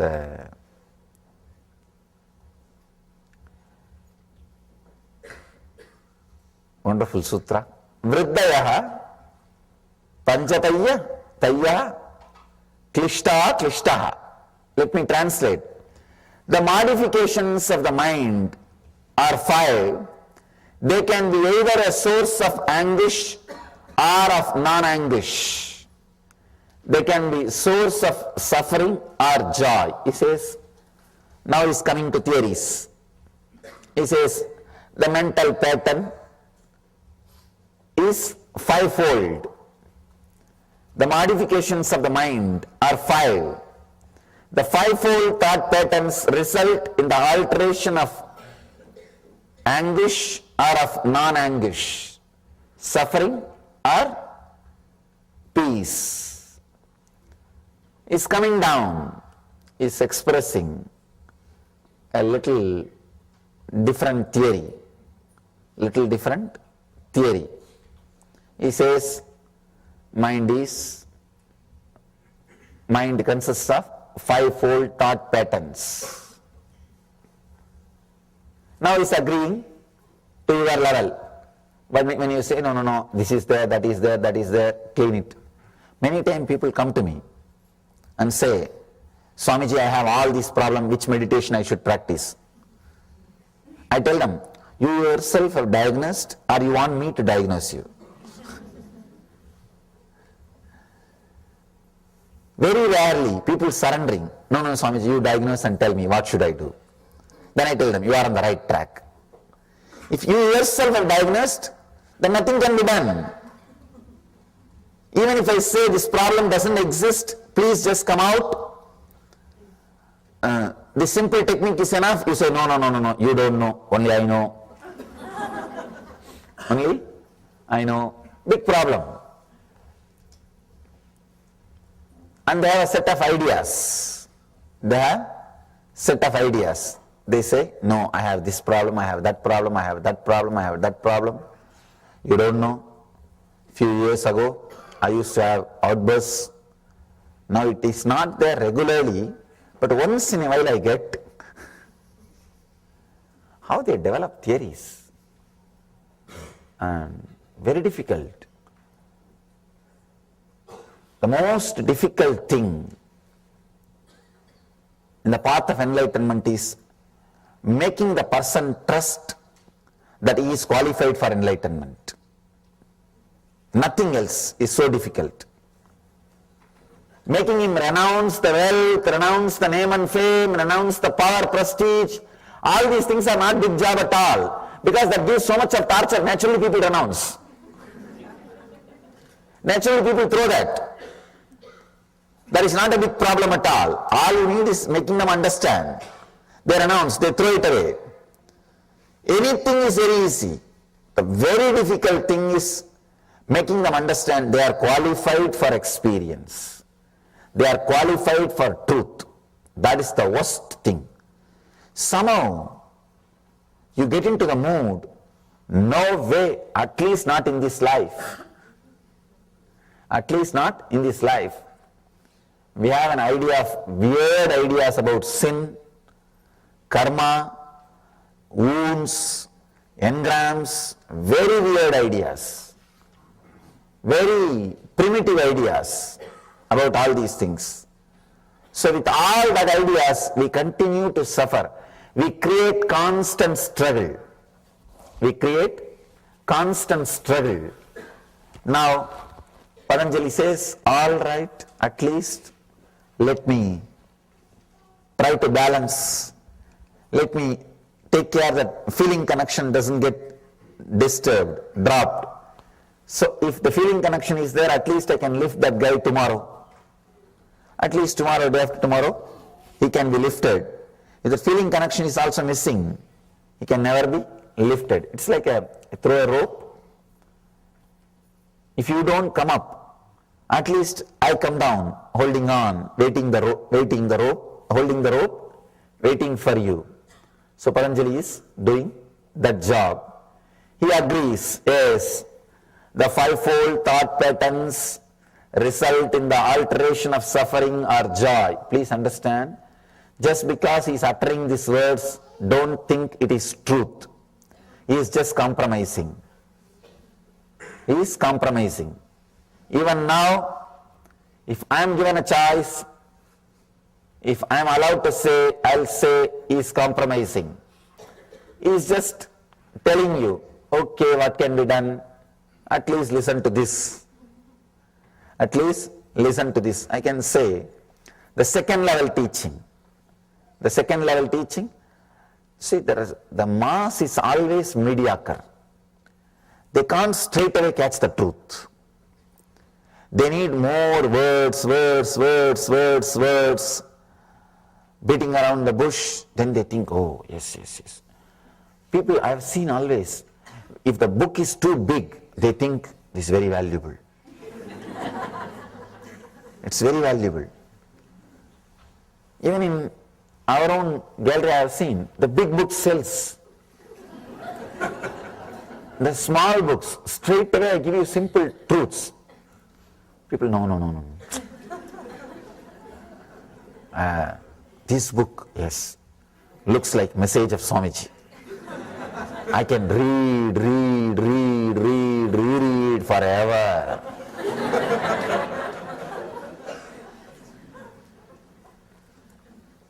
When you have a lot of material, your ego feels satisfied. And you feel you achieved something. You achieved something and you got something worthy for your money. No, really, that's what you feel. That is what here Patanjali is trying to do. The fivefold thought patterns, the modifications of the mind are five. They can be either a source of anguish or of non-anguish. That's a beautiful incident with Bernard Shaw. He wrote a book of 100 pages. Somebody asked him, what happened? Just 100 pages. He says, I don't have time. If I had time, I would have reduced it. I would have written only 40 pages or 30 pages. I don't have time. Please understand the paradox. He says, I don't have time, that is why I wrote 100 pages. If I had time, I would have written only 40 pages. I would have reduced, refined. Only when you don't have that much of patience, time or energy, you go on elaborating. Go on elaborating. I know Patanjali had intelligence, no doubt. But the disciples did not have intelligence. The disciples, I know what would have been the scene when Patanjali says, mind is not a thing, it is an action, just stop it. You would have been about to get up. Then disciples said, no, that is not the thing. I have tried many years. I have been with some other gurus, some other teachers, some other masters. I have been to this class, that class, this, that. Then Patanjali says, all right, you would have sat back, started the next session. The fivefold thought patterns result in the alteration of suffering or joy. Then people, yes, now he talks. See? Now we are able to connect. 5 different fold, 5 different things happening inside. The result in the alteration of, which results in the alteration of suffering or joy. He's trying to give you more words. Let me tell you an honest truth. All the answers are only diverting you from the question, never attending the question, including the answers I give. It's only diverting you from the question, because no question can be answered. There's no question which can be answered. For example, you ask, what is worry? I say, the continuous thoughts which goes on inside you, the inner chatter is worry. What have you understood? At least I have not understood. When you have more words, now you are tired to think further. You act, yes, I understood. Relax. Let's go to the next subject. Otherwise, what do you know about that continuous thoughts or inner chattering which is disturbing? All these are different words. When familiar words are uttered, to explain unfamiliar words, you understand that as an answer. That's all. When I utter some familiar words, which you think you know already, as a response to the question of the unfamiliar words, which you think you don't know, you think I have answered your question. That's all. Otherwise, there is no question which can be answered. There is no question, no answer. Both are game. You act as if you are asking. I am acting as if I am answering. Just both of us are enjoying our company. That's all. Each other's company. Nothing else. Then directly we can enjoy. Why this game? That is the truth. That is a real truth. Without knowing this truth, we are continuously playing the game. We are going on playing. When you know this game, you realize we don't need this game and start sitting in silence, just in the presence. Till then, the game has to happen continuously. It has to go on and on and on. Asking questions, answers, and different questions. Actually, any answer will create further 10 questions. Answering is a technique of creating a continuous job. See, understand, whenever I answer questions, I am creating continuous questions so that I will have job security. That's what is happening. Any answer will create more questions in you. Nothing can be done. Nothing can be done. That is the nature of words. Whenever words are used, this is the way it will happen. It will be happening. So, Patanjali starts the next level teaching. The fivefold thought patterns result in the alteration of suffering and joy. Then immediately you accept, yes, see, I have suffering and joy. He also agrees. I think I can listen to him. He's an intelligent guy. Now a bridge is created. A kind of bridge. Feeling connection is created. He knows about my suffering. If he straight away tells, mind is not a thing, it is an action, stop it. You think, no, he doesn't know about me. He doesn't know about you. You think he is not sympathizing with you. You are not, see, we don't want best things. We want things with which we can relate, that's all. Please understand, actually in our life, we don't want best things, whether it is a relationship or things or anything. Don't think you have desire for best thing, no. You have desire only to things with which you can relate, that's all. You want to be very comfortable with your mental setup. It is not that you want only best things. If you want only best things, naturally the moment you see the master, you will drop everything and go behind him. One side you have the desire, then you understand, no, let me have the things with which I can relate. I can fight, or I can resist. I can love, I can fight, I can play. Master is too big thing. I know it is the ultimate thing to have in the life, but I cannot play with it. I cannot relate with it. I cannot fight with it. I cannot have it. So when I cannot possess it, why to go behind it? With the truth also, you have the same game. With the first three statements of Patanjali, if you have the connection, you know you are a seeker. I know you are a seeker. You want truth. But when the truth does not happen, when you are resisting, when you are not interested to have that connection, now we want the things with which we can play the game. We can continue to manipulate. We can continue to play with. We can continue to have entertainment.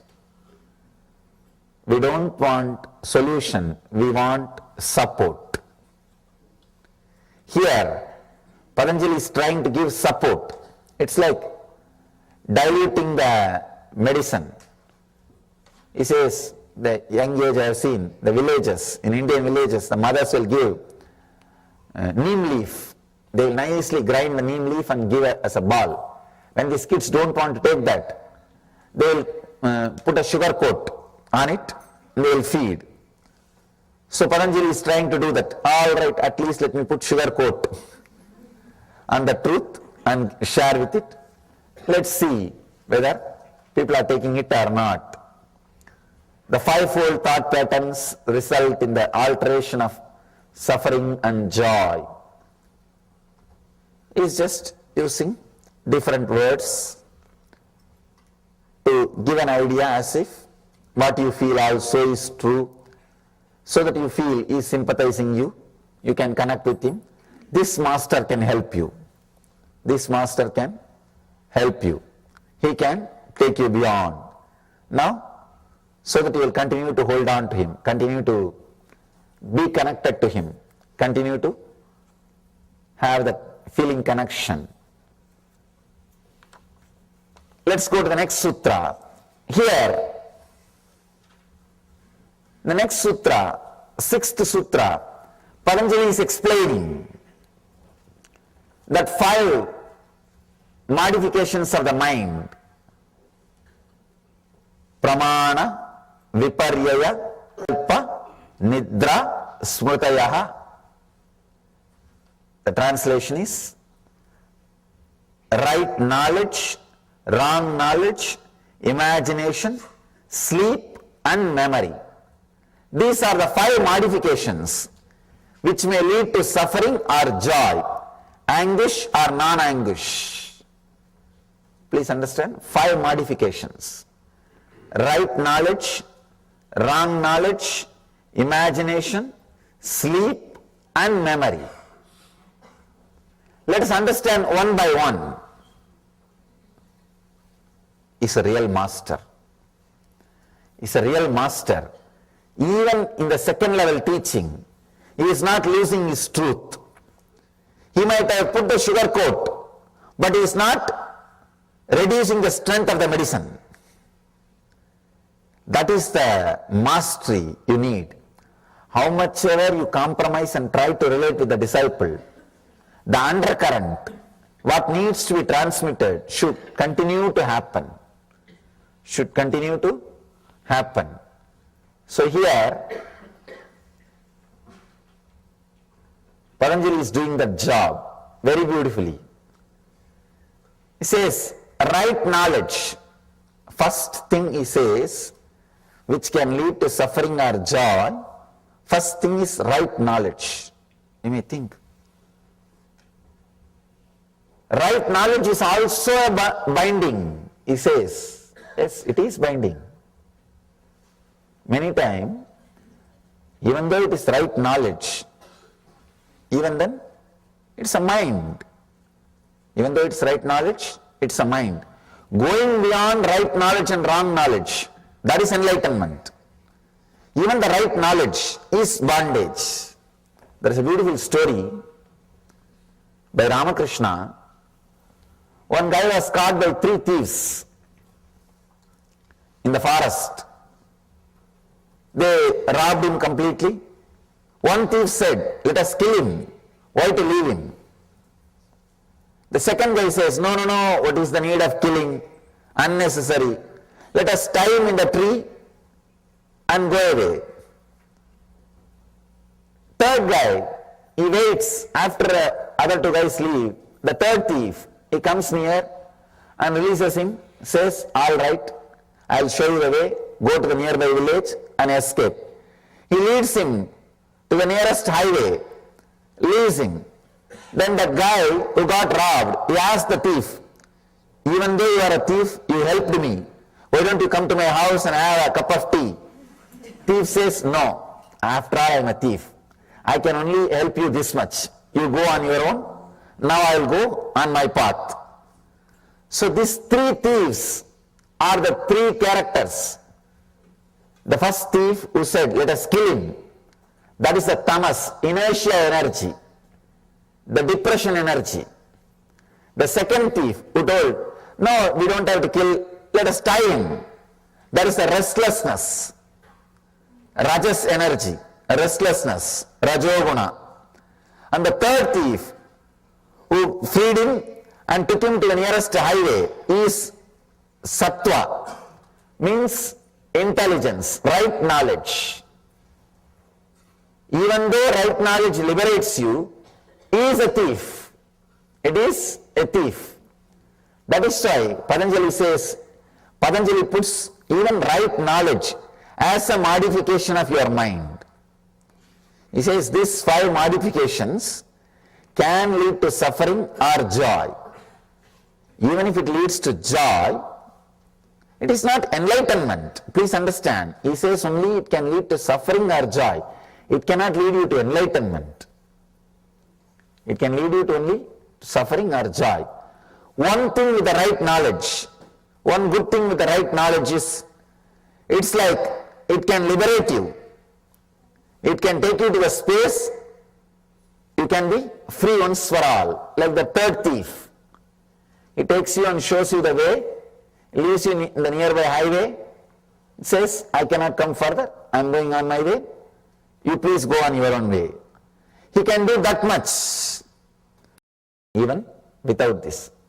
This is also compromising. So he says, right knowledge.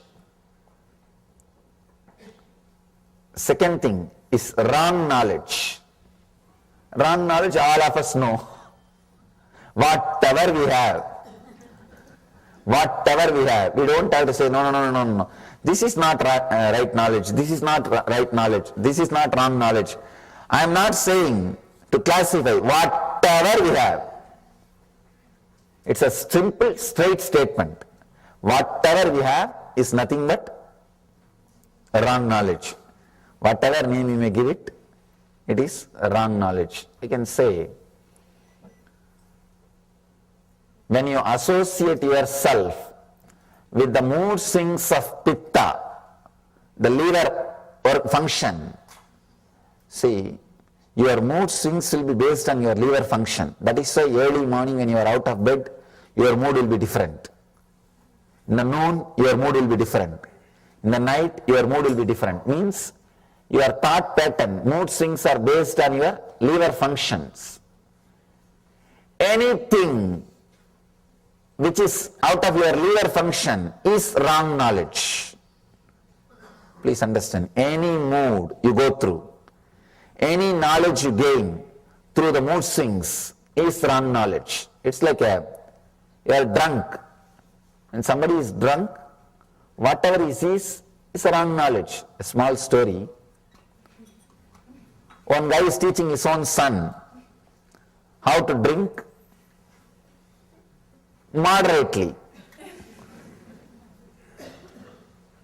He thought, if I don't teach, his friends will teach him. If I teach, at least I can say where to stop. At least he will be in control. So he continues the class. After some time the son asks, Father, when should I stop taking? When should I stop taking alcohol? Father says, see at the opposite table, 4 people are there. When you see them as 8 people, you should stop taking. Son says, Father, no, don't you see there are only 2.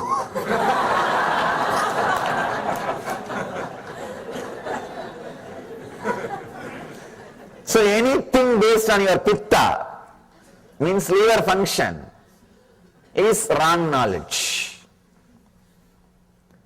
See, that is why when you want the food, your feeling idea about food is different.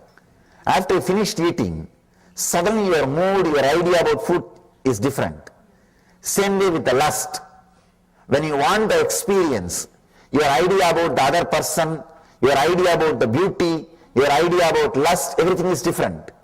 When you are finished, suddenly the idea about the other person, idea about the lust, idea about the act, everything is different. So knowledge based on your body hormones, same way taste, food or physical touch or anything, Before having, your idea is different. After having, idea is different. It just changes. So anything based on the hormone, the pitta, is wrong knowledge. It is wrong knowledge. But people enjoy wrong knowledge. Please understand, really. They enjoy wrong knowledge. They don't want to be in the right knowledge, because the right knowledge sometimes hurts you. Really. It constantly reminding you to get enlightened. It's like a constant nagging. Get enlightened, get enlightened, get enlightened. You just want to switch it off. That is why so much of alcohol, understand, so much of alcohol in the humanity, well, you know, right knowledge awakens spiritual seeking in you, which is very costly. Your whole life will be different. You have to enter into a new zone, new space, which is risky. You may not know about that new zone. So you want to be in your old cozy field. You say, no, forget about it. This house is enough, this wife is enough, this car is enough, this office is enough, let me run. You are afraid to enter into that zone of seeking, because seeking is such, it will just take away your whole life. It is internal tsunami. It just changes you. Nothing else is required. You are new. You are washed. You are fresh. Whatever needs to be taken away from you, leaves you. Only whatever needs to be left is left. It's a very powerful internal tsunami. When you are afraid of that, the right knowledge means reality always leads you to seeking. In the world, there are only two categories. One, seekers. Another one, people who are addicted. That's all. You can't be between. Either you have to be a seeker or you have to be addicted. Because you have to escape from the right knowledge. You have to put that off. You have to switch it off. You have to divert yourself. You can't be constantly in the right knowledge. Because right knowledge constantly asks you to seek further, seek further, seek further. It doesn't let you rest. It doesn't say, no, you can lie down, I will come tomorrow. No. It's like credit card company. Constantly calling you. Constantly calling you. So seeking does not let you rest. That is why all over the world, why do you think all over the world in all cultures, alcohol is like a habit? Alcohol is next to food, consumed next to food. Because man wants to be in wrong knowledge. He wants to be in delusion. He wants to be deluded. He wants to be in imagination. He doesn't want right knowledge. He doesn't want to be in reality. How many laws? Almost all countries have laws about the alcohol. But no country is able to stop. No country is able to stop. All countries, all cultures, all civilizations, all of them tried to ban alcohol. At least few times they have tried. But the moment they ban through the law, more alcohol is consumed. It becomes a big problem. It becomes a big headache for the government, police, law enforcement departments. Then nothing can be done. They open it.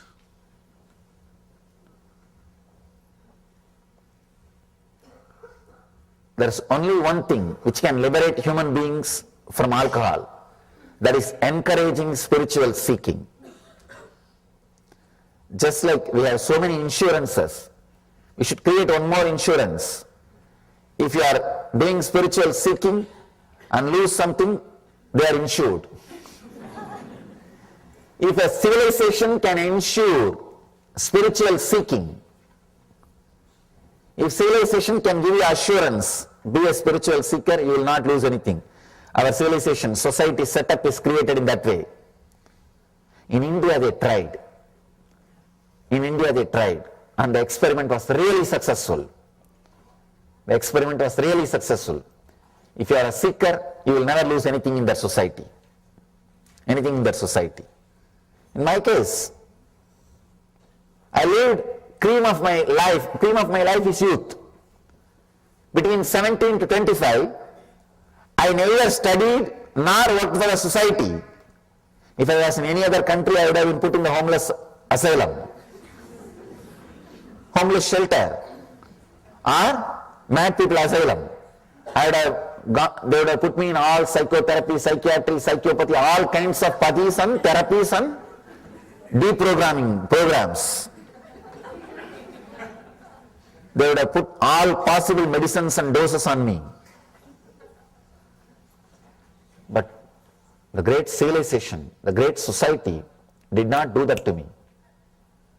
When I was on my own, when I started seeking, it had sympathy, it had passions, it had compassion. Apart from that, it gave me food, shelter, clothes, everything with respect. Understand? Not saying you are an unwanted guy, but we have to maintain what to do. No. Not with that feeling. How the homeless people are served. The developed countries, how the homeless people are treated. We will give you food, you are unwanted guy, what to do? We will give you what you need. At least don't become a criminal. We will give you what you need. Just keep quiet. Not with that unwanted feeling. No. With encouraging. Please do it.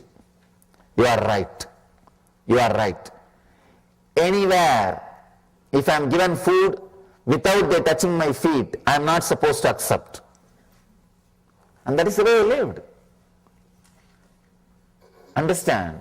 You can't imagine giving food to a homeless guy and touching his feet with respect. Can you imagine? No. You can't imagine. In the developed countries, you will give food and shelter and clothes and whatever needed to a homeless guy and fall at his feet and do namaskar. Offer your respect. Saying you are right, please, you are encouraged, please do what you are doing. No. But the civilization did it. The society did it. When I go around all over the world, I understand. I am surprised. The civilization was built for enlightenment. It is built to create enlightened beings. Many times people ask me, why only in India so many enlightened masters are there? Why they are not spread all over the world? They should have been spread. God should have sent here and there. Why they are all completely concentrated in India? Please understand, it is not an accident. It is an incident. The civilization itself is prepared, trained, created for enlightened masters. Same way, there are many things missing. They don't have 911, as I told you yesterday. They don't have many things which developed countries have. But they have few things which no other civilization can produce. They have insurance for seekers. The whole society is an insurance for seekers. Whole civilization is insurance for seekers. Billions and billions of rupees are spent in creating infrastructures, basic needs for the seekers who wander all over the country. Billions of dollars is spent by philanthropists. The first philanthropy activity in India is not creating education infrastructure or medical infrastructure. Infrastructure for seekers. That is the first priority. In India, any rich man, see in the developed countries, any rich man, if he is fed up with the money, if he wants to do charity, only when he feds up with the money, he will do charity. When he feds up with the money, and he wants to do charity, in the developed countries, he may create an hospital, or he may create a school. But in India, if he is fed up with the money, and if he wants to do charity, first thing will be, he will create a monastery or a temple. Means infrastructure for seekers. The whole civilization is directed towards enlightenment, towards seeking. So only if you give assurance and respect for seeking, only the civilization which gives assurance and respect for seeking can be liberated from alcohol. If any civilization needs liberation from addiction of alcohol, if it wants to save its citizens from alcohol, the one and only way is encourage seeking. Encourage right knowledge. Lead people towards enlightenment. Lead them towards the conscious growth. Lead them towards superconsciousness. That is the one and only way to liberate from alcohol. Till then, alcohol will continue to rule.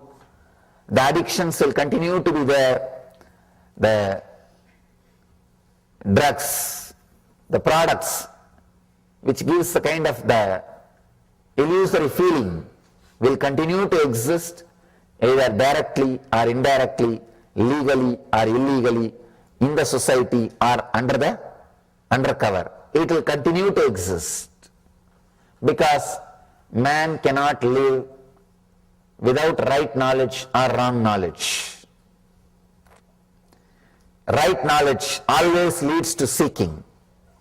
If that is not encouraged, that is not accepted in the society, if that is not the right track which he can take up, if he is not respected, taken care, if he takes up the right knowledge, naturally what he will do? He has no other option. He has to take the wrong knowledge. He has to take the other side. So any civilization wants to save its citizens, its people, from the addiction or products which creates delusions and illusions. The one and only way is encourage right knowledge. Let that civilization think about encouraging seeking. Let that civilization think about supporting the seeking. In India I have seen, every 30 miles you will have a place for resting and food if you are a seeker. Because I walked length and breadth of India. Maximum I can walk only 30 miles per day. So I have to rest. I have always found a temple or a monastery where I can rest. I am respected, supported just because I am a seeker. No other qualification. No ID card is required. In India there is no social security number. Please understand. But first of all, there is no security. What about social security number? There is no social security number. There is no way to track. There is no way to find out information about you. Nothing exists. The only social security number is this color dress. That's all. You will be surprised. Even in the train, government trains, the government officials who are supposed to take care that whether TTs, ticket checkers, will not ask for a ticket.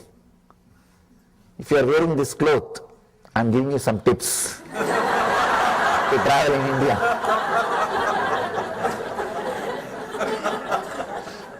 Now I am telling you from my experience. If you are with this cloth and sitting, I have never seen any TT asking me ticket. They will ask only one thing, Baba, have you eaten?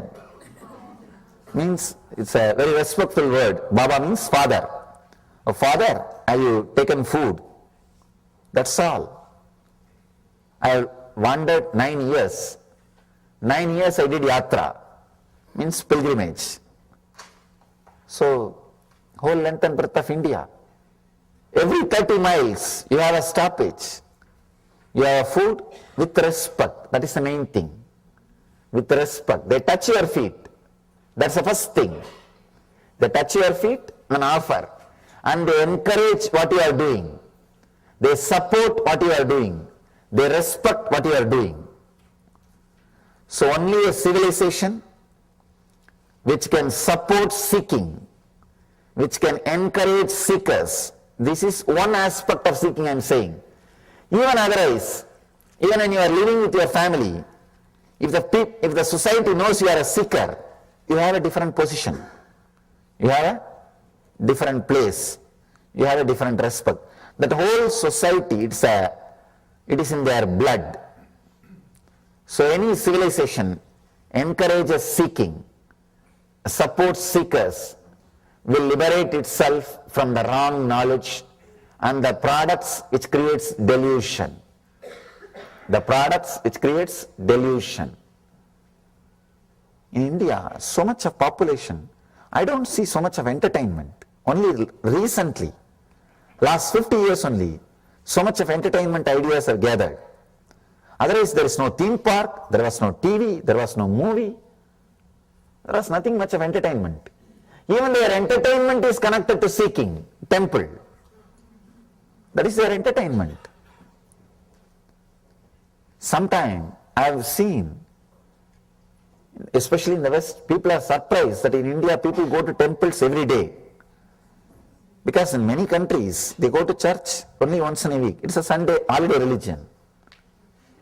And that also rarely, not everybody. When I say people go to the temple regularly, every day, people are surprised, but that becomes their lifestyle. Not so much of entertainment. Even entertainment is this only. Prayer is entertainment. This is game, everything. Everything is rooted at seeking, based at the search for enlightenment. So civilization which encourages right knowledge helps their citizens to go beyond wrong knowledge, to go beyond addictions. Right knowledge, wrong knowledge. The third pattern, third mental structure, third chitta vritti is imagination. This is another one big problem. This imagination can lead you to right knowledge or wrong knowledge. This can lead you to suffering or joy. If the imagination is used properly, rightly, it can lead you to ecstasy, joy, spiritual ecstasy. It can lead you to ultimate. You will be in the heaven. You can see in your own life how you imagine about yourself plays a major role in your decisions. I've seen sometime when I work with the people, the moment they get an imagination, strong imagination, no, I cannot continue this for whole. Yes, so right imagination can lead you to the right imagination can lead you to the liberation, the freedom from the bondage itself. And how, when you visualize the right imagination, how it takes you taking the right decisions for your life. And now we'll be entering into next, which is going to be a Hunkara meditation. Swamiji himself will be guiding us through this meditation. So let's prepare, please prepare ourselves for this meditation. You can come to the space of listening and make sure that you are having enough space for you to perform this meditation. Nobody disturbs you. And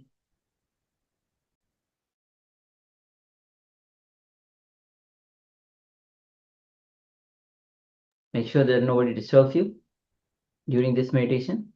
Give you 100%. Be intense as you enter into this meditation. And most important is be conscious. So let's enter into this meditation directly guided by the Supreme Pontiff of Hinduism himself. Please understand, a simple technique, very powerful technique. Let me describe the technique. The night time before going to sleep, sit on your bed, switch off the light, be in a relaxed way, sit in a relaxed way. You should chant, create H-O-O sound. Ooh. Not loudly, internally.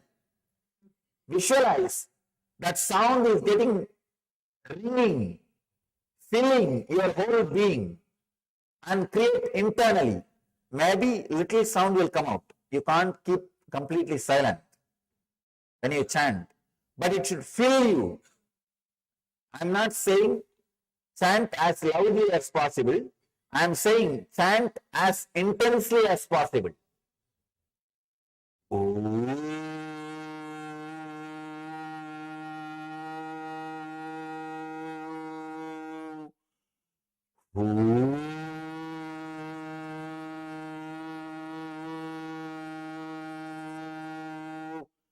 The whole body should be filled with that sound, with that one chanting.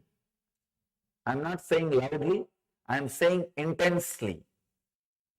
Do this just for 8 to 10 minutes, very intensely, and relax. You will see, you will be alive, aware, even during your sleep. When you are out of sleep, you will be fresh. You will be jumping out of your bed. Your walk from your bed to the bathroom will be a dance. It will not be just walk. It will be ecstatic dance. You will be fresh. It's a very powerful technique to move from sleep to samadhi, sleep to superconscious state. It's from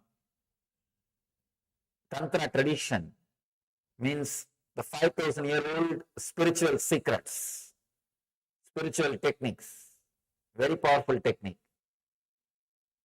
So, we can practice this technique just for 5 minutes. You can try so that you know how to chant.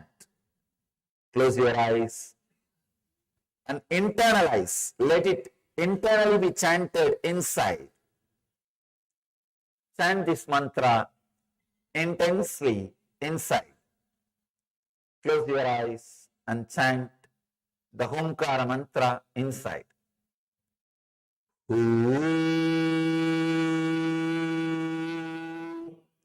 As intensely as possible.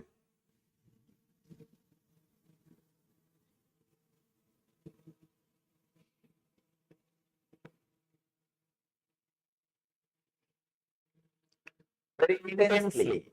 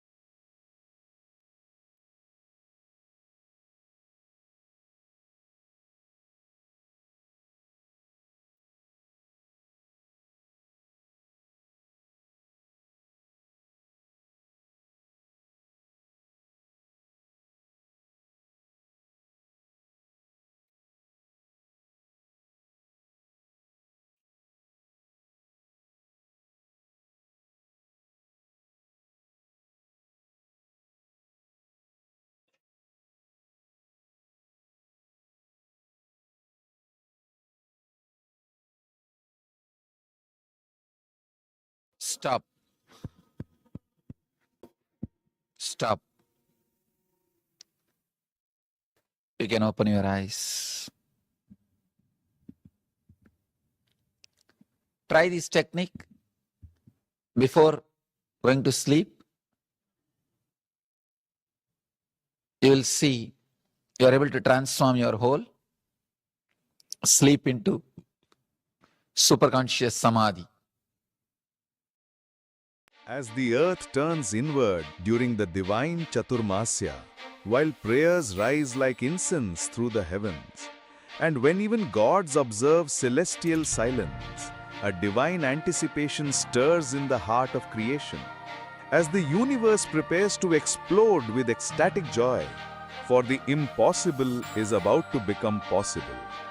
The unborn to be born, the teacher of the Gita, the liberator of the worlds. This is no ordinary day. This is Janmashtami.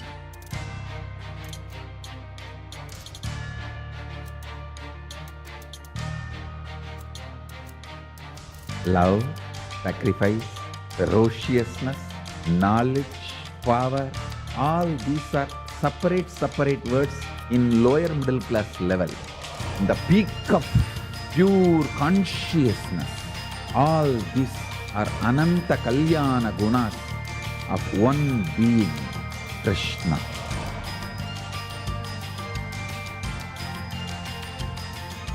If you want to know the meaning of what is life, what is goal, what is good, what is bad, Gita is the dictionary. If you want to read Gita, Krishna is the dictionary. Krishna, the most powerful, the greatest embodiment of the cosmos, the ultimate eternal divine, who constantly makes himself available to humanity. His very existence is a cosmic dance of bliss, a never-ending romance with existence itself.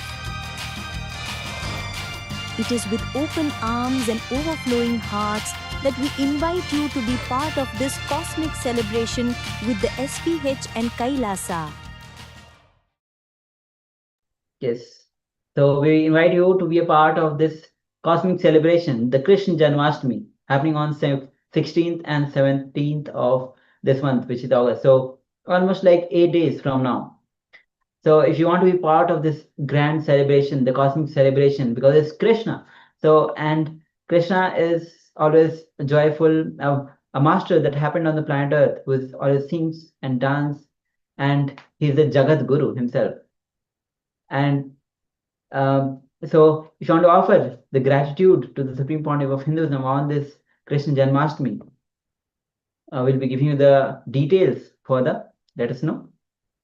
Meanwhile, let's get ready for the next session, which is going to be the power manifestation. And power manifestation is always the most joyous, most interesting round, where you will be communicating, you will be taking initiative, you will be participating fully. So let's get ready. Once again, the acharyas will be having one image in front of us, and you'll be scanning the acharyas through the power of remote vision and see what all details is being revealed to you through the power of third eye. So once again, you'll be scanning the acharyas for the image that our acharyas are having in front of their screen. And only after the power manifestation will be projecting you the image that the acharyas were looking at. So let's get ready to enter into this round of power manifestation. Once again, requesting all of you, share my muse, Ma Nisray Gunya, Ma Parabraham Swarupni, Vishnathanaya, Ma Mahasatya, Ma Aghor Swarupni, Gui, Zui Singh. Please switch on your camera, be available in the camera. Yes, Ma Nisray Gunya. So let's get ready. You can sit with your head, neck, spine in a straight line. And just be in the space of oneness. Connect with Swamiji and have that strong declaration to be in oneness Swami says your strong declaration is enough to manifest the powers, to be in the space of Paramashiva. So have that strong declaration. Invoke Swamiji in your inner space. Remember Swamiji in inner space and invoke his presence. Any delusion that comes up, just unclutch. Remember, you are Nithyananda Paramashivoham. So just now gently bring your awareness to third eye as we connect with Swamiji through the third eye. And let's start chanting the Mahavakya.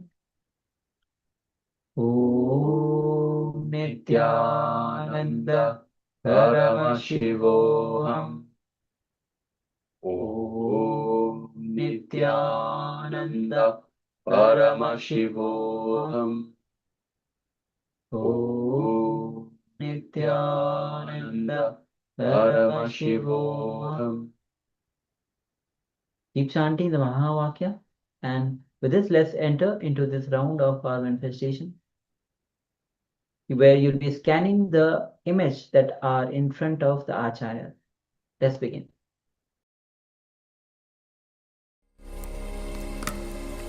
Om Nithyananda Paramashivoham.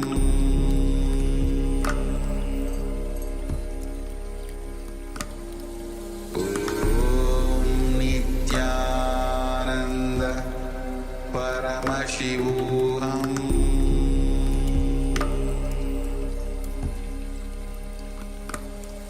Om Nithyananda Paramashivoham. Om Nithyananda Paramashivoham.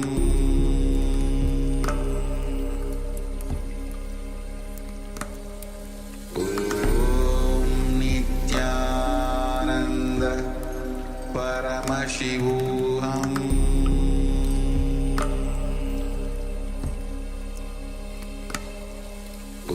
Om Nithyananda Paramashivoham.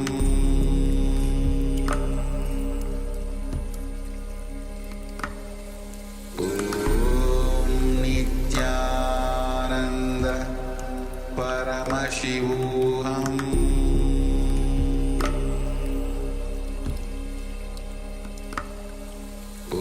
Om Nithyananda Paramashivoham.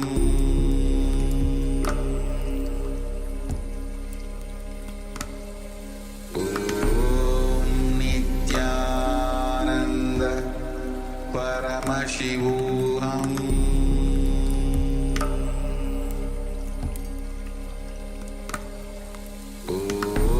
Om Nithyananda Paramashivoham.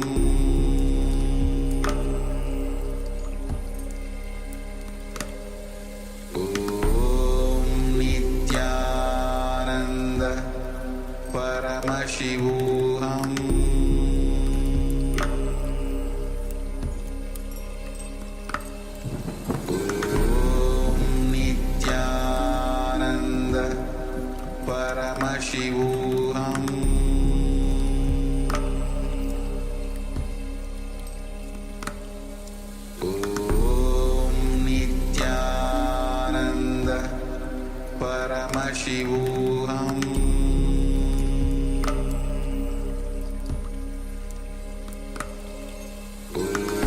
Om Nithyananda Paramashivoham.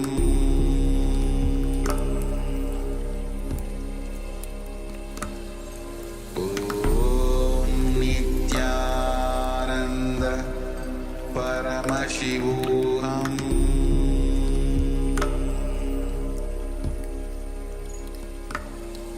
Om Nithyananda Paramashivoham.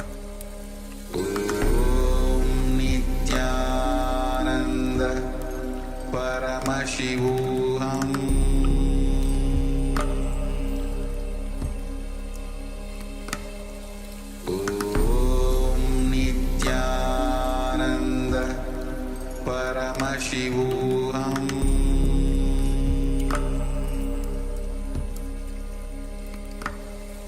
Om Nithyananda Paramashivoham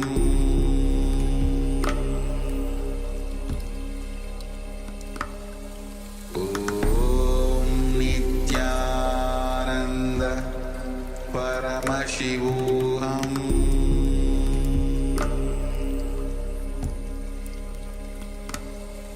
Om Nithyananda Paramashivoham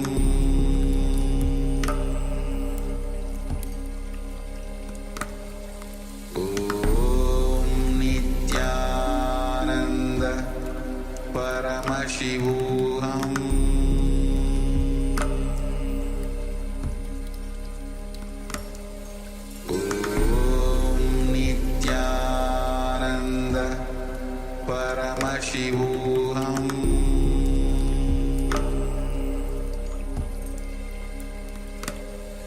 Om Nithyananda Paramashivoham Om Nithyananda Paramashivoham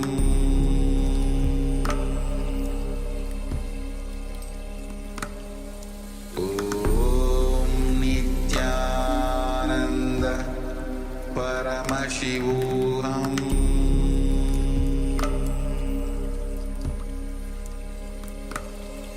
Om Nithyananda Paramashivoham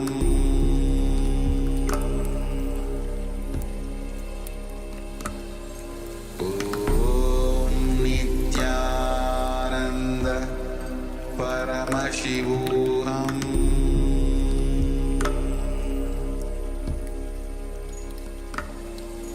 Om Nithyananda Paramashivoham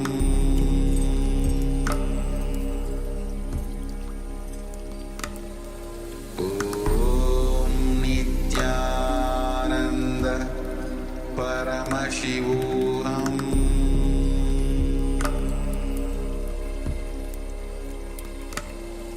Om Nithyananda Paramashivoham. Yes, you can relax now. And now take a moment and share with us the details of the image, whatever was revealed to you by Paramashiva, by Swamiji, in your third eye. And please don't discount anything. So it's not always going to be a vision. It can be, of course, it can be a vision, a crystal clear vision, but until that point, it can come in so many different ways. It can come as a vision, of course. It can come as just a knowing, a piece of information, something that you know is true without actually having a reason for it to, for that information to be there. It can come as a sound, and maybe you just hear a noise, something that you relate to a particular topic, a particular thing. It can come as a taste. It can come as a smell, a sensation, a feeling, whatever it might be. Pay attention to everything that you are experiencing as part of the power manifestation, because it is Paramashiva's way of relating to you, relating the information to you. So please take a moment and while it's still fresh in your mind, share with us what was revealed to you. Yes, please go ahead. Once you have shared, we'll be projecting the image that we, the acharyas, were looking at. Even all the participants following us, watching us on YouTube. You can also start sharing your revelations.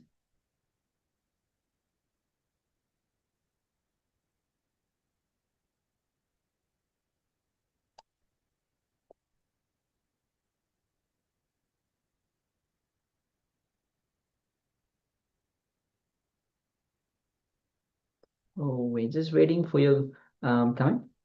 Once take a moment and start sharing.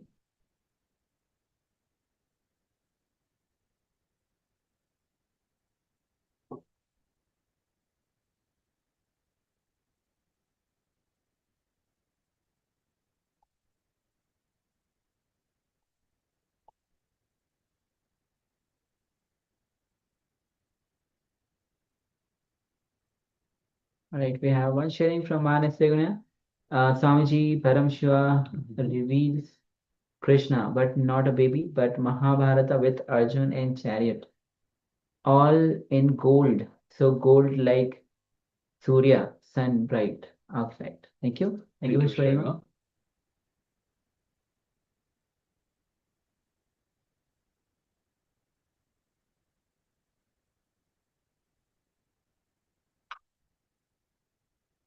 Just waiting for a few moments. All right. So if you're still sharing, please continue to do so. Meanwhile, let's enter into the verification. We'll be projecting the image on your screen.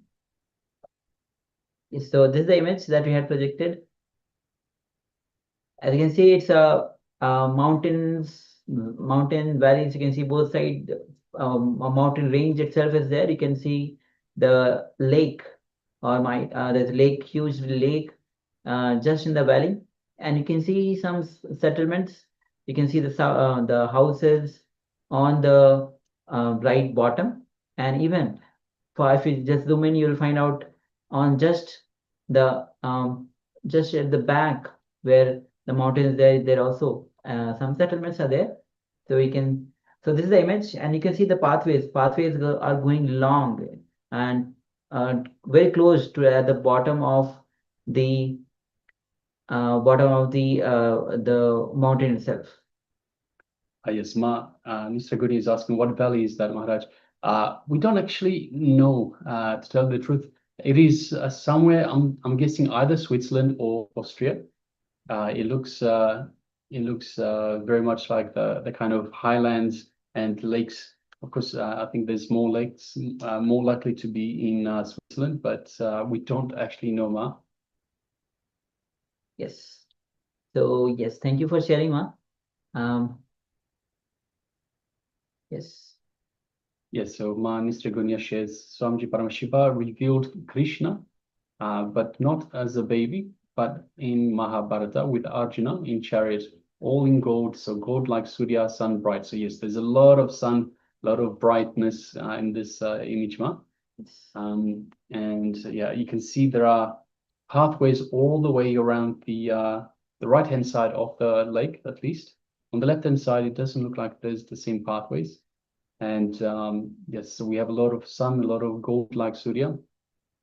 And it looks like some sort of a recreational retreat as such. So the way the houses are arranged, and we can see some boats and some other such vehicles and entertainment sort of vehicles that is related to lake water sports and that sort of stuff. So yes, thank you very much for sharing, Ma. Yes. And yes. Yes, thank you all. Thank you, Ma and Nithyananda and everyone for sharing. And even if you have not shared the manifestation, whatever you have shared, whatever you have seen, anything related to whether it is water, the mountain, the houses, settlements, make sure that we assure that you have successfully manifested this power. All right. So with this, now we'll be entering into the next revelation by Swamiji, which is going to be how your mind can lead to bondage or freedom. Understand? It is through the mind, with the powerful cognitions that we apply, how through mind itself we can lead our life to the bondage or freedom, towards liberation. So have a deep listening, and not only listening. When you listen, that means you start internalizing, when you start implementing in your life. So let's come to the space of listening, and if you want to write down the powerful cognitions related to this, please go ahead and write down, because this is a very much going to be a practical application in your life itself, as whether you move towards towards the bondage or towards the liberation. Because every step that you're taking some decisions. Every step that you're taking some decision with, it is leading you either to the bondage or to the freedom. So let's come to the space of listening, and let's enter into this revelation by sound. This is the subject which Patanjali is expressing through this whole sutras.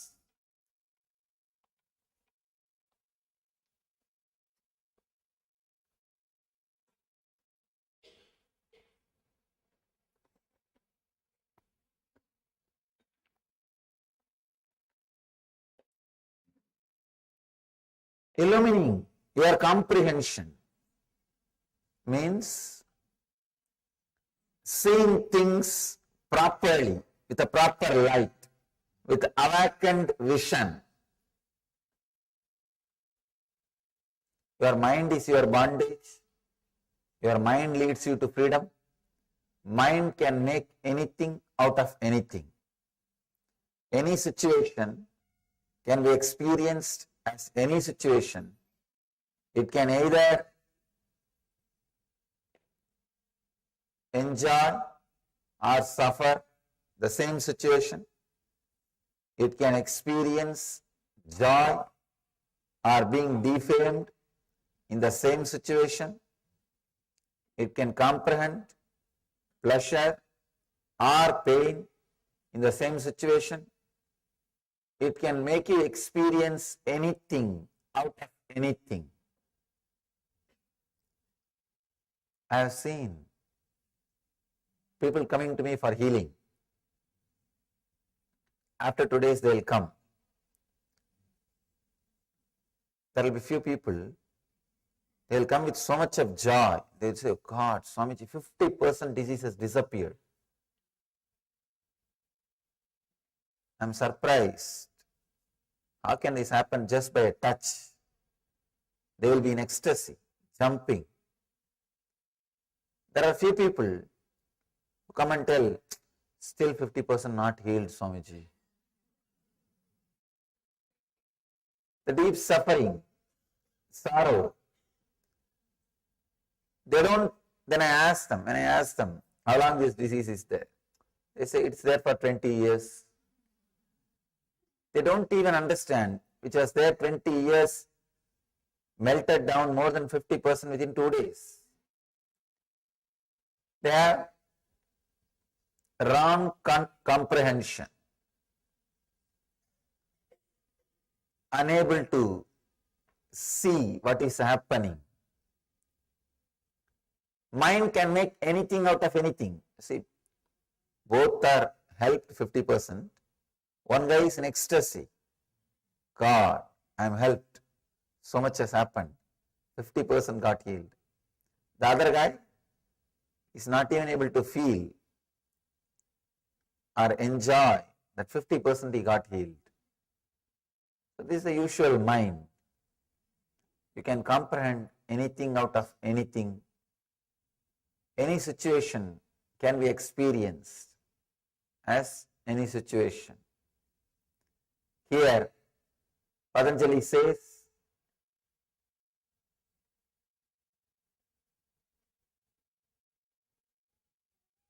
these 5 modifications: right knowledge, wrong knowledge, imagination, sleep, and memory.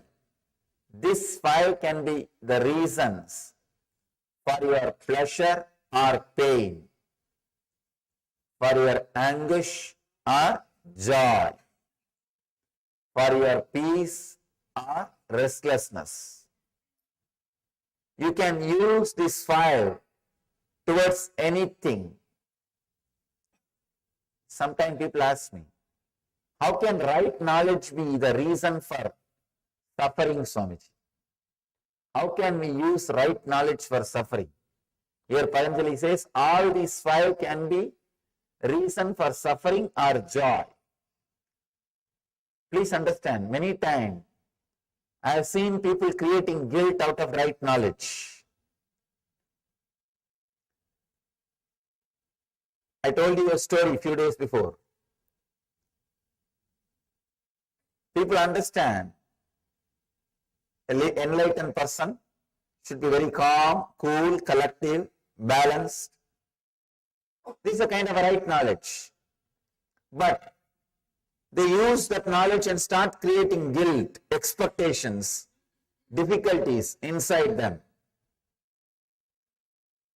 Even right knowledge in the wrong hands can create suffering, can create difficulties. I have seen people having some idea about how life should be, this, that.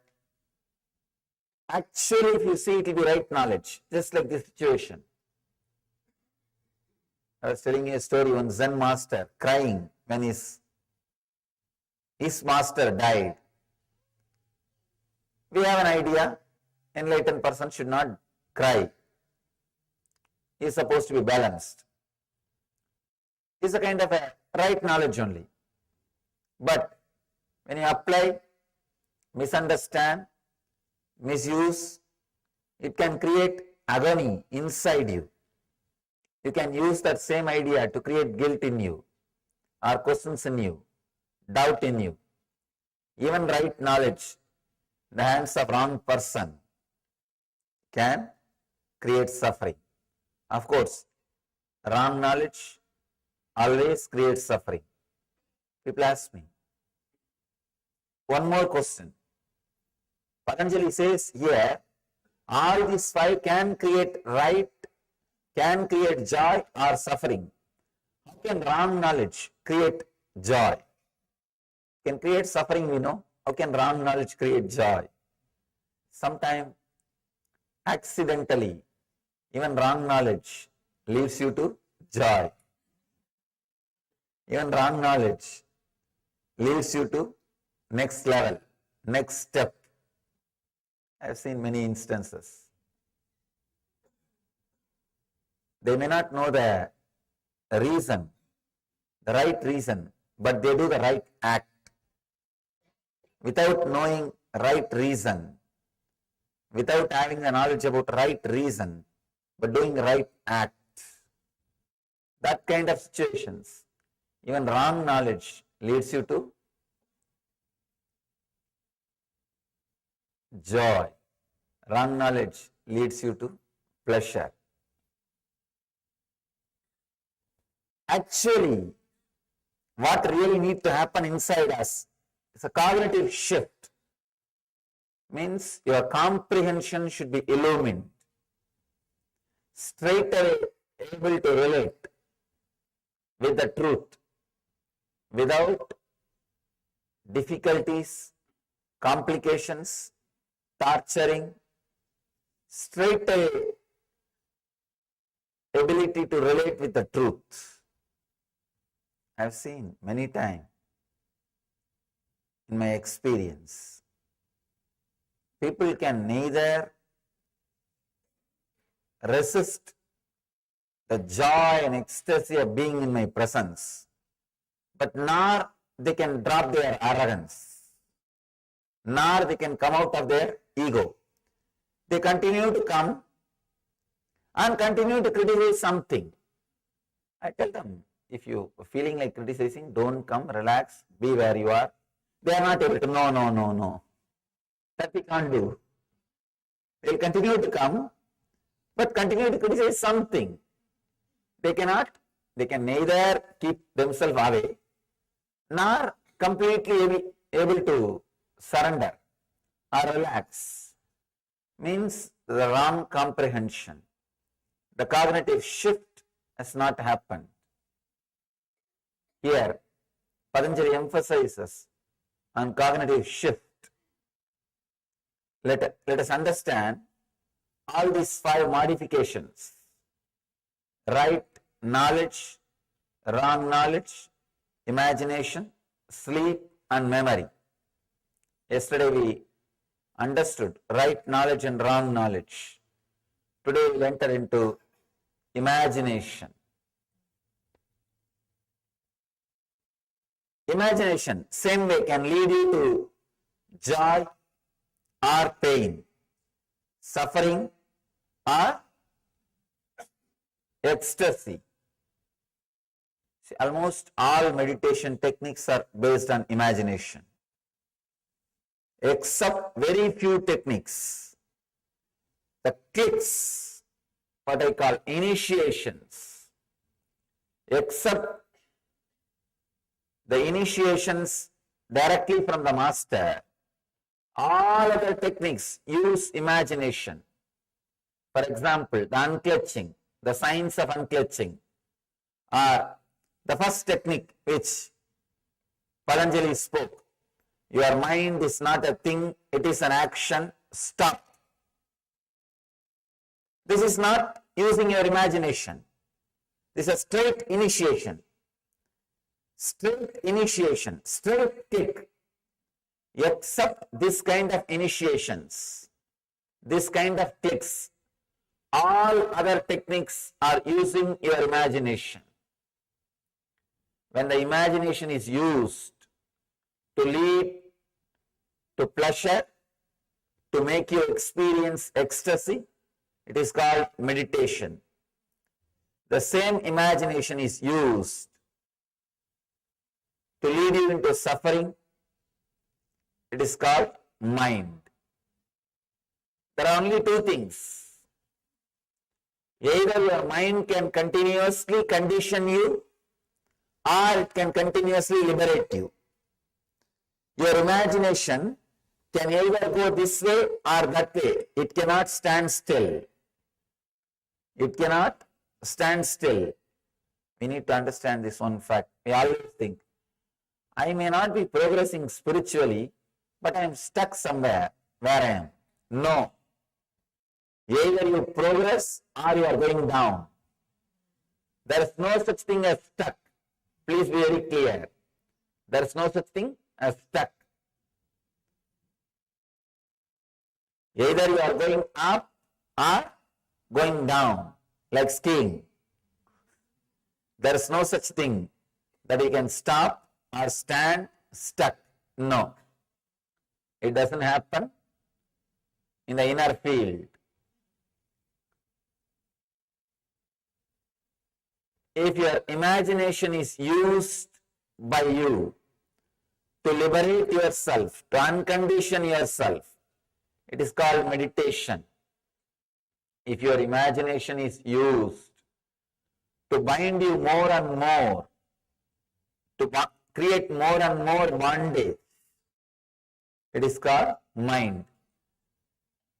Conditioning. I have seen even the great knowledge about yoga, people start using it for one more conditioning. I have seen thousands of people reading Yoga Sutra, they will be depressed because they misuse this knowledge, they abuse this knowledge, they misinterpret this knowledge, they start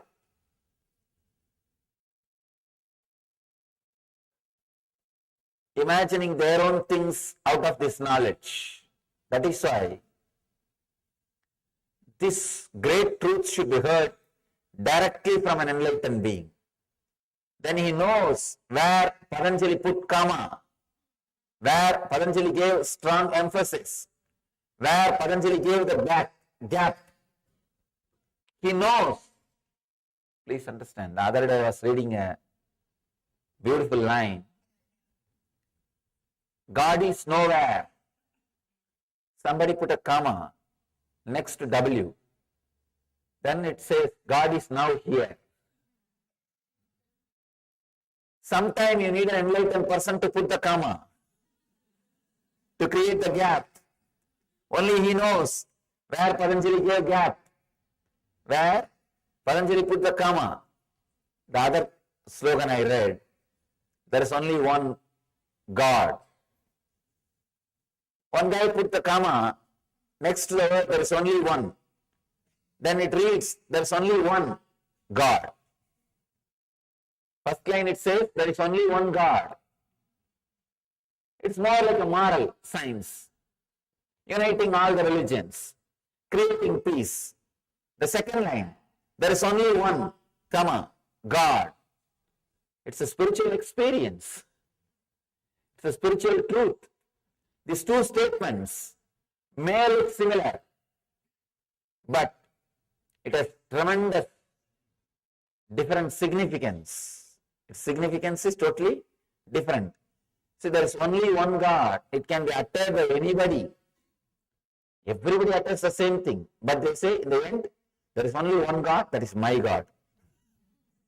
not your God. That is where the problem starts. Everybody accepts there is only one God, no doubt.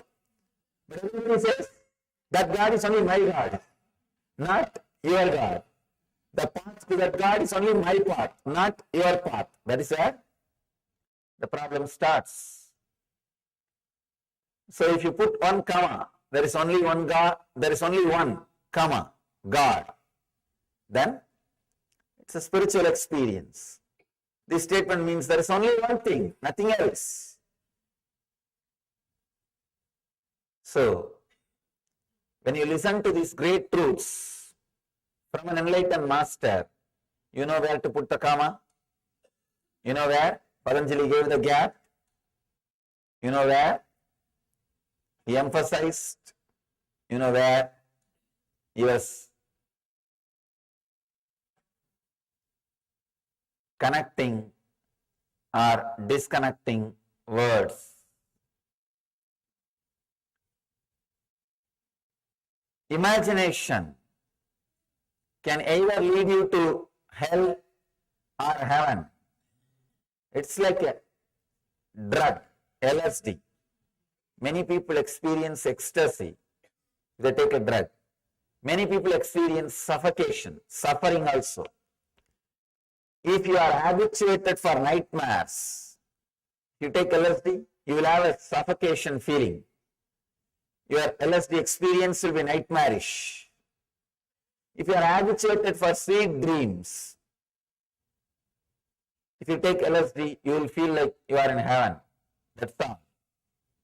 It is intensifying what you think, intensifying what you imagine. The drug experience is nothing but intensification of what you are imagining, your imagination.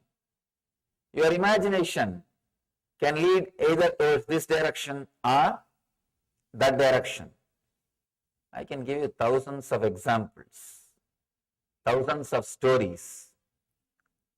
Especially, I am constantly working with people's imaginations. It's my life. Last 6 years, I am working with imaginations of the people. Millions of people directly and millions indirectly. Either trying to remove their imagination, alter their imagination, or redirect their imagination. Just today, one of my disciple was telling me,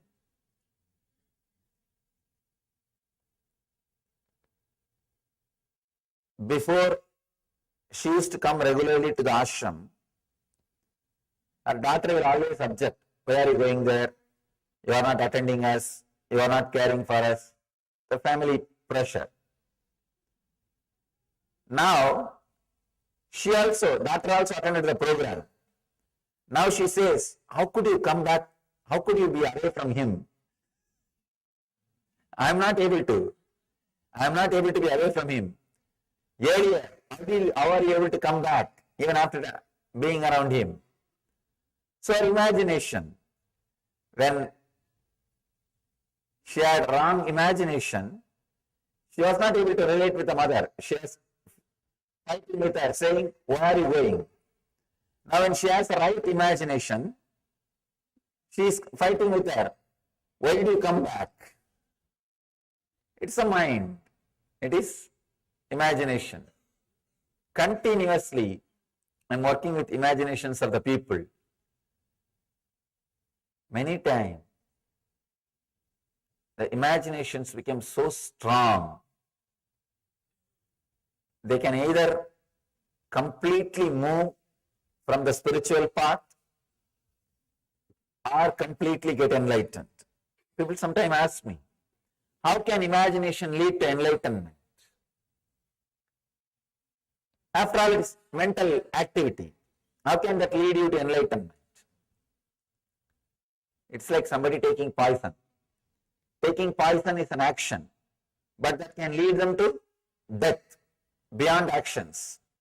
Same way, the right imagination is taken, the mind will disappear, you will be beyond the mind. You will be beyond mind. You will be experiencing the no mind state or the ecstasy. The next thing, sleep. Patanjali says sleep can lead you to joy or suffering, anguish or non-anguish. Almost 1/3 of our life we spend in sleeping. So if you understand the right technique for sleeping, 1/3 of your life you can spend in samadhi. See, the only difference between your sleep and samadhi state, the ultimate enlightened state, is samadhi minus awareness is your sleep. Your sleep plus awareness is samadhi. Enlightenment is nothing but being aware when you are asleep. That's all. When you are asleep, there are no samskara, engrams active. There are no memories active.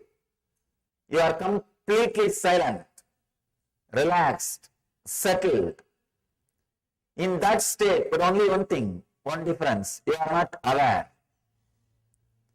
See, in the deep sleep, you are entering into the same space in which Buddha is living, in which Ramakrishna is living, in which Meera is dancing, in which Chaitanya is singing. You are entering into the same space where they are all living. Only one difference.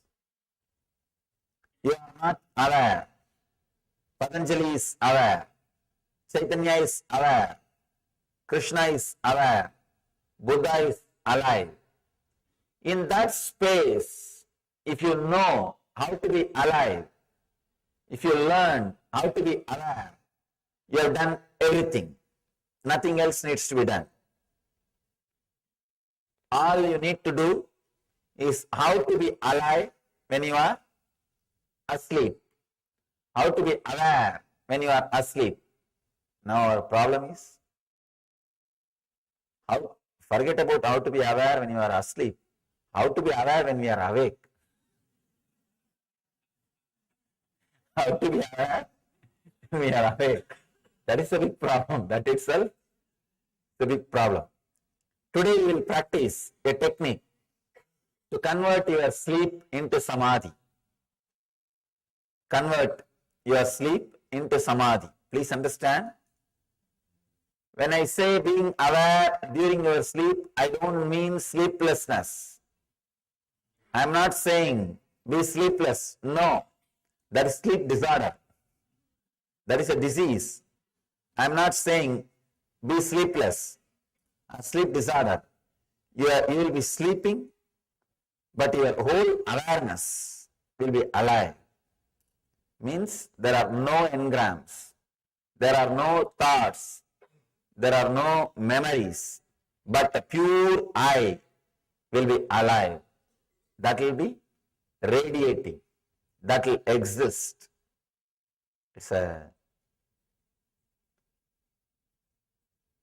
There is a very powerful technique called Yoga Nidra. Falling asleep consciously. Falling into the deep sleep state with awareness. I can say,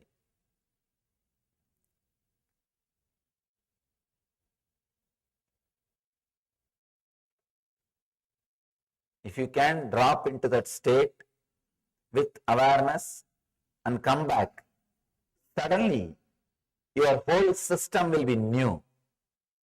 Your whole system will be different. Your whole system will respond to the world in a completely different way. If you fall asleep, if you sleep very deeply, if you have a good sleep and come out, your system will be fresh. It will respond to the world in a very different way.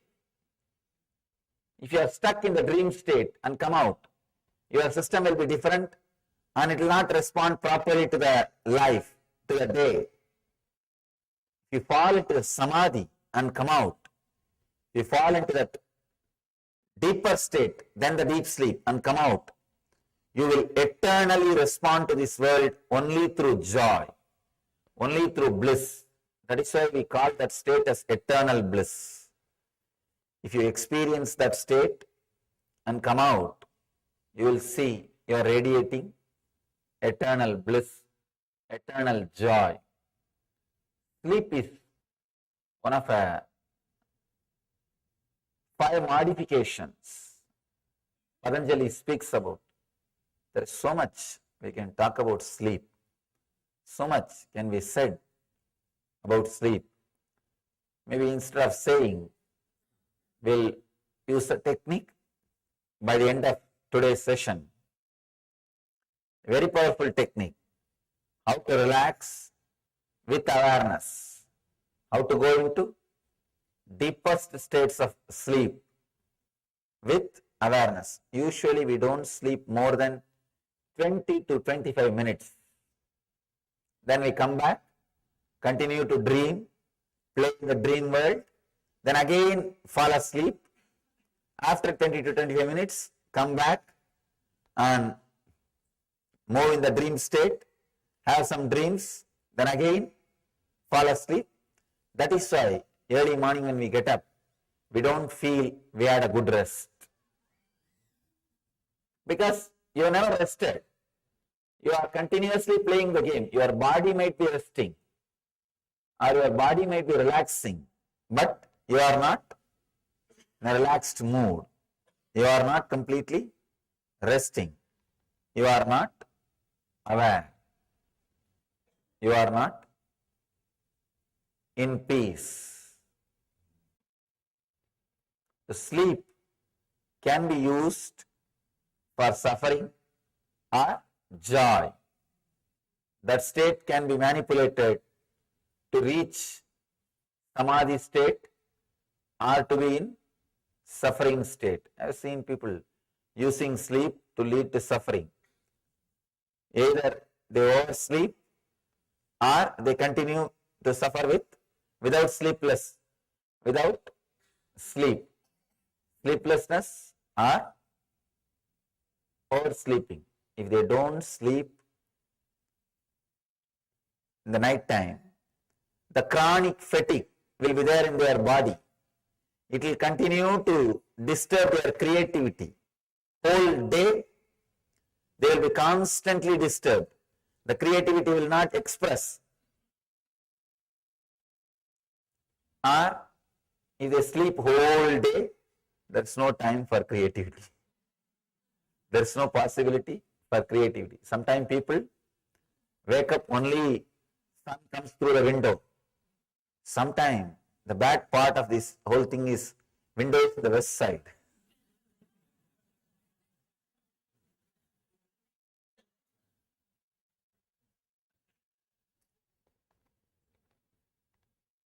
Tired of taking rest. Human being is the only animal who are tired of taking rest. Any other animal, morning if you wake up, you will be fresh, jump, act very alive. Human being is the only animal, when he wakes up in the morning, just rolls and pulls the blanket. Especially that early morning sleep with the blanket will be tired of taking rest. Sleep is the 4th item, Patanjali says, which can lead us to either suffering or joy. The 5th item is memory. It's a very powerful thing. Please understand. Memory is what I call pain body. Here, with the right knowledge, only with your action, connection with it can create suffering or joy. With the wrong knowledge, only your response can create joy or pain. With imagination, only your support into imagination, only that can create joy or pain. With the sleep, your support to your sleep, your thought also. If it is done, only then you will have joy or pain. But with memory, you don't need to do anything. They are independent. Suddenly they will come up, they will occupy the whole inner space, put you in suffering. For no reason. You can't say, why did you come? They are uninvited guests. Memory is uninvited guest. Suddenly you will come and create so much of joy in your inner space and fill you with ecstasy. You can't ask, how did you come? Why did you come? Who invited you? No. Suddenly some memories will raise. You know you are in joy. You are in ecstasy. Why that memory came? Why so strongly it came? You can neither question nor understand. Suddenly you know the memory of Master is inside you. For last 10 minutes you are in ecstasy. You are in joy. Just soaked in his memory. Being in his presence. You can't say, why did this memory came? You can't ask your mind how this memory came. Same way, suddenly, memories which you don't want to cherish, some suffering will raise. You can't even ask, why did it come? And your whole day is gone. Your whole day is gone. Just one wrong memory, one wrong awakening. Your whole day will be in depression, low mood. Memory is such a powerful thing. It can come up by itself and put you in joy or suffering, put you in anguish or peace, put you in bliss or suffering. It can lead you to anything on its own, by its own right. It doesn't need cooperation from your side. Right knowledge, wrong knowledge, imagination and sleep needs cooperation from your body and mind. All the other four things, your body and mind needs to cooperate. But with imagination, with memory, you don't need to cooperate at all. It will just erupt and you don't know why it is there. You can't ask why it is there. You can't even question why did you come. But you are in suffering or joy. That is the power of memory. Memory means the ideas, thoughts, imaginations, visualizations collected, which is still alive inside your system. One important thing, if your memory is complete, it won't lead you to suffering, it will lead you to joy. But it is not complete. If your memory about your past, if it is complete, you will have knowledge about your future. Please understand. I am not giving you false promise. I am stating simple, straight truth. If your memory about past is clean and pure, complete, you will have a clear idea about your future.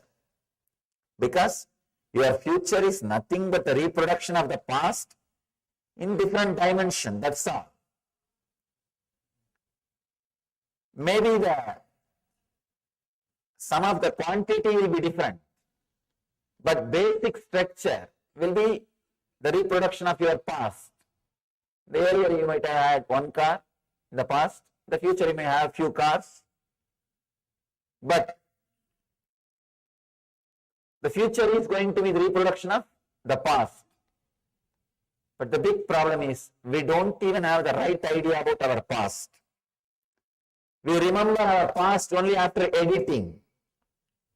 If you think your whole life is suffering, as we usually think, you will edit and connect only all the suffering incidents. And you will think your whole life past was suffering. That one idea is enough to feel, to imagine, to visualize, to think your whole life was suffering. the memory, it is not a right memory, it's a wrong memory. Same way, if you think your whole life is joy, again you will edit, cut, fix, paste and see your whole life as joy. You will connect all the joyful incidents, memory, and start seeing your whole life as joy. We never comprehend. We don't have the complete memory. We don't look at the past as it happened.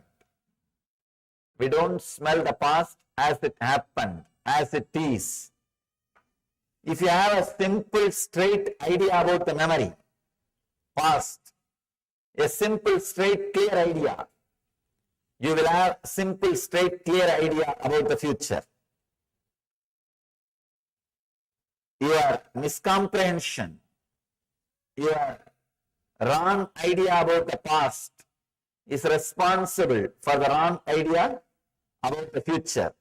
If you think you are not able to plan your future, be very clear, you don't have a vision about your past. Any incident happened in the past adds some juice to your being, understanding to your being, awareness to your being, knowledge to your being, experience to your being. So if you are aware of all those memories, that knowledge, that essence which is added to your being will continue to guide you in the future.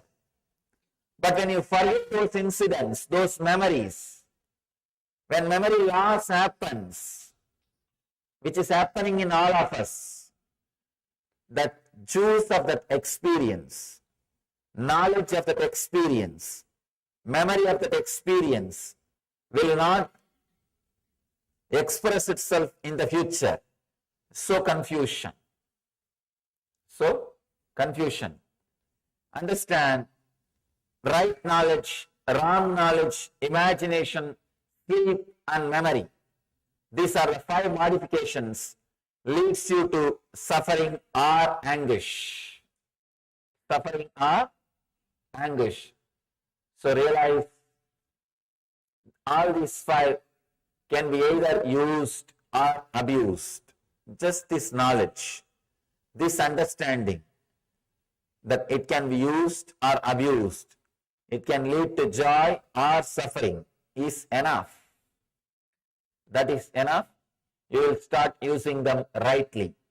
Whenever all this 5 is leading you to suffering, you are abusing it. You are misusing it. Whenever it is leading you to joy, you are using it properly. So, whenever you are in suffering, understand, one of these 5 is misused by you. So, decide you will use that properly. Whenever you are in joy, understand these 5, any one or all the 5 are used by you rightly. This is the subject which Patanjali is expressing through this whole sutras.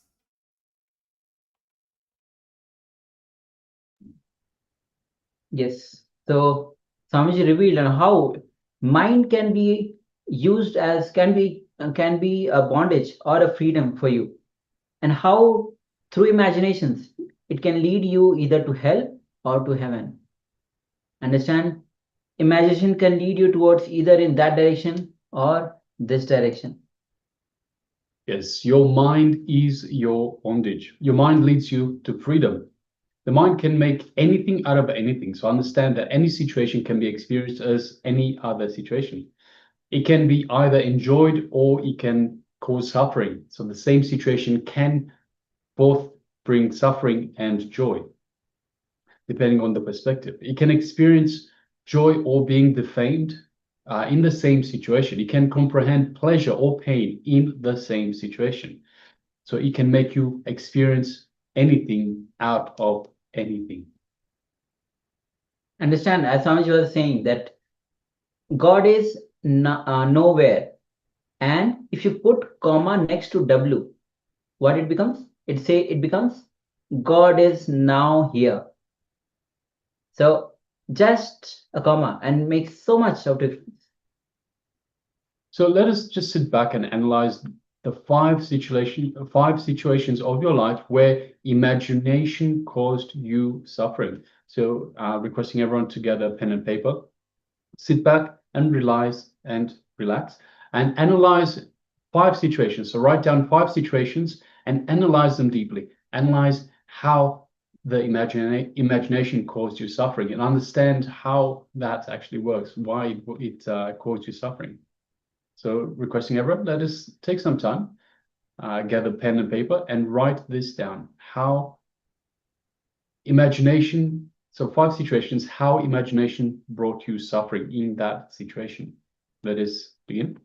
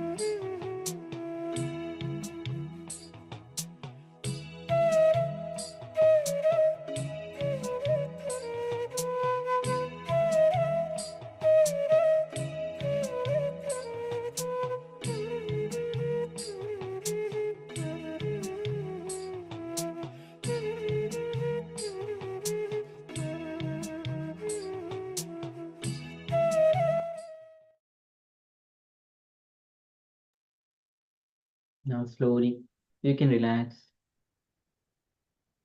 Now this is the time that we enter into the power manifestation. Before that, we like to welcome.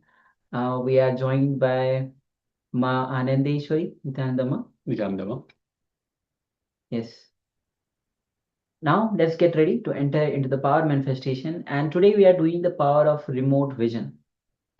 So what we will be doing as we are doing. So with Acharyas, we'll be having one image on our screen.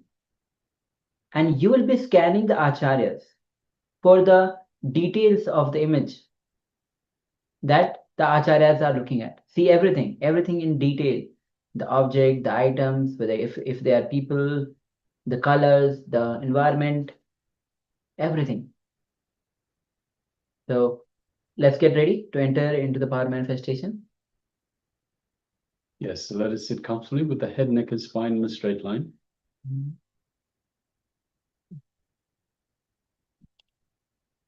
Yes. Ma, mostly you are muted on your side. Somewhere you have to check your settings, Ma Anandeshwari. The speaker you have to check because we are having the audio fine.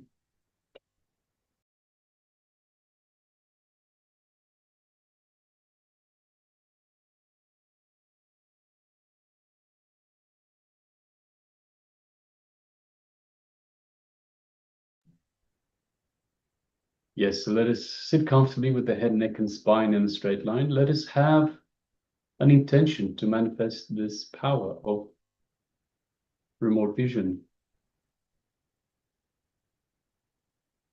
So sitting comfortably with the head, neck, and spine, let us connect to the divine.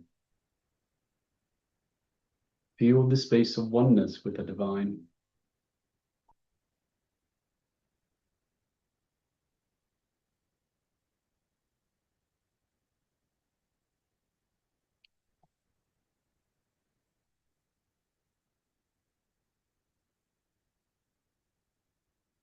Let us bring our awareness to our Anandaganda, which is the space just below the heart center and just above the navel center, just in the middle area.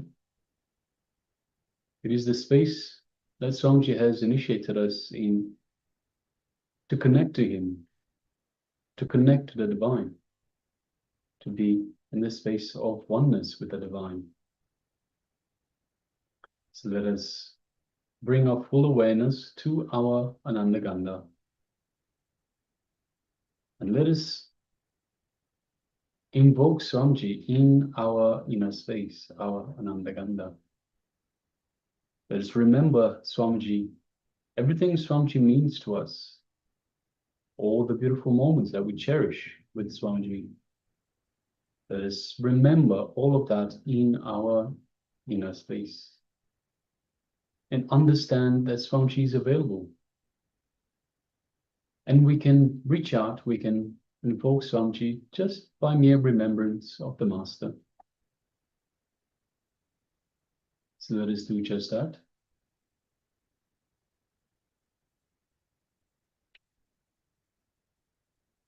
And let us feel the feeling connection we have to the Master. And let us welcome Swamiji in our inner space. Let us welcome him with open arms, with love, with compassion and gratitude. Gratitude for being in our lives, for protecting us, for leading us from darkness into the light.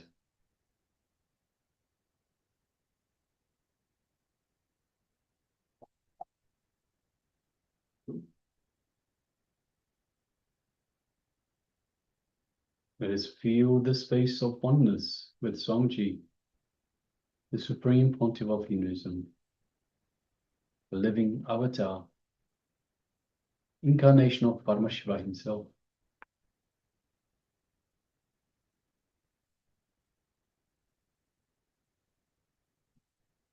Now let us hold our intention to manifest this power in the third eye.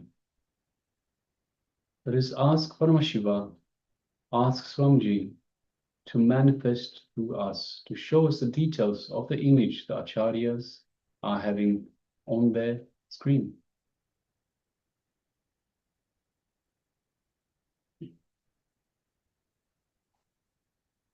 From this space of oneness, let us start chanting the Mahavakya. Om Nithyananda Paramashivoham. Om Nithyananda Paramashivoham. Om Nithyananda Paramashivoham. Let's continue chanting this Mahavakya throughout the power manifestation and from the space of oneness with Swamiji, keeping the strong intention in your third eye, requesting Paramashiva, requesting Swamiji to reveal to you the details. Let us start manifesting this power all through remote vision. Let's begin.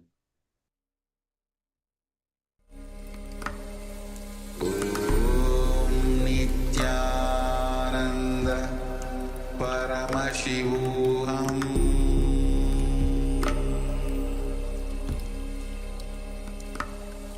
Om Nithyananda Paramashivoham. Om Nithyananda Paramashivoham. Paramashivoham.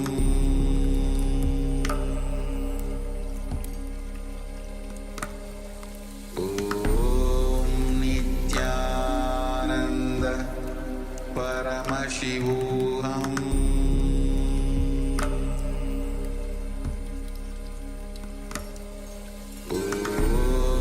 Nithyananda Paramashivoham.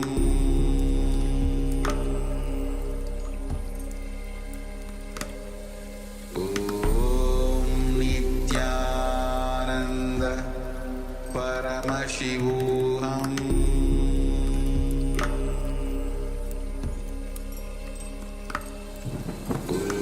Om Nithyananda Paramashivoham.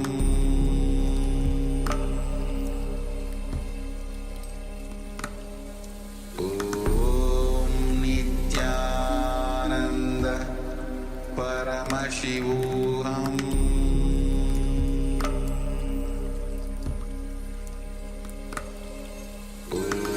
Om Nithyananda Paramashivoham.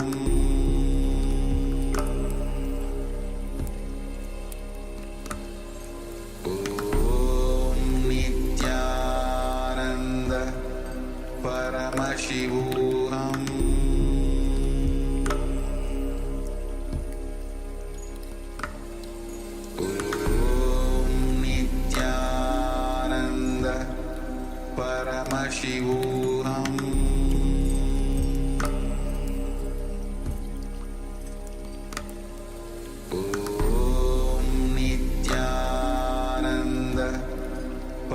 Paramashivoham.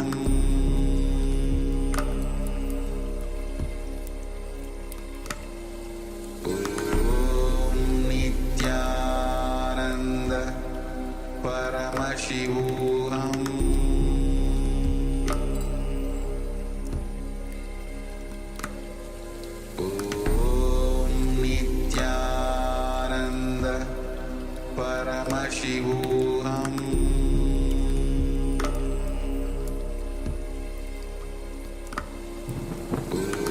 Om Nithyananda Paramashivoham.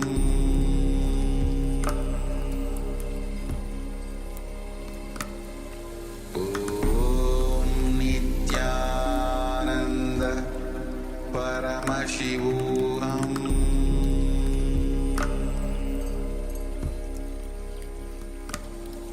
Om Nithyananda Paramashivoham.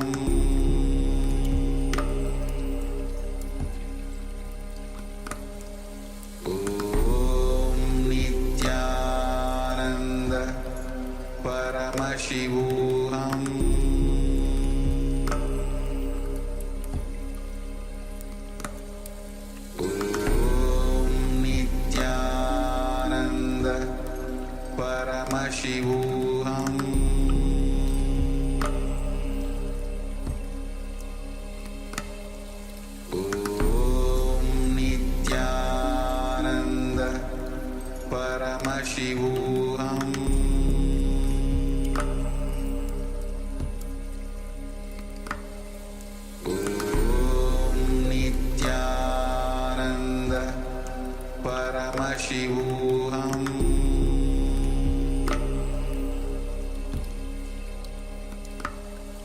Om Nithyananda Paramashivoham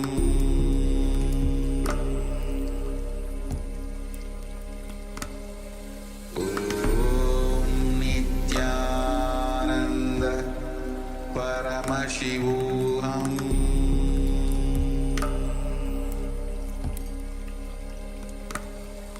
Om Nithyananda Paramashivoham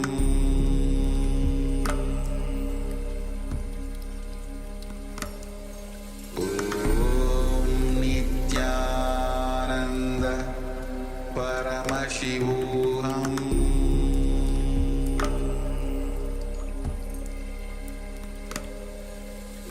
Om Nithyananda Paramashivoham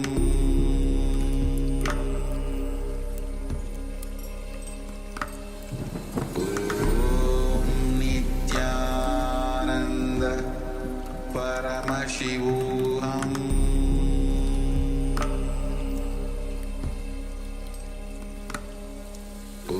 Om Nithyananda Paramashivoham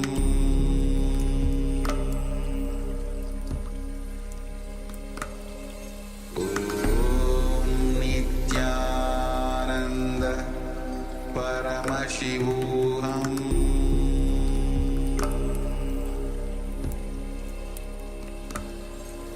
Om Nithyananda Paramashivoham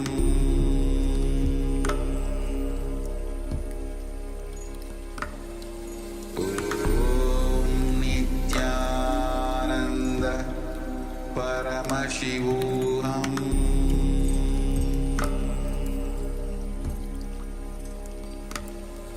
Om Nithyananda Paramashivoham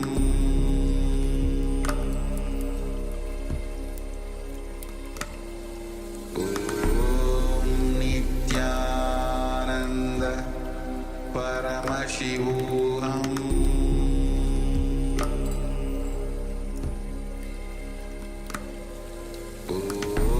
Om Nithyananda Paramashivoham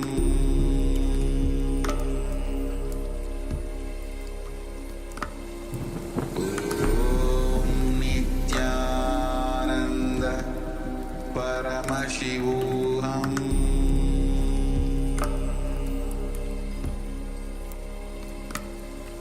Om Nithyananda Paramashivoham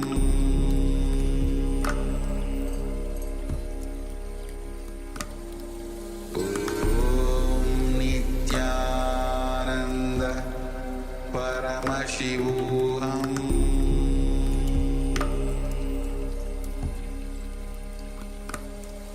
Om Nithyananda Paramashivoham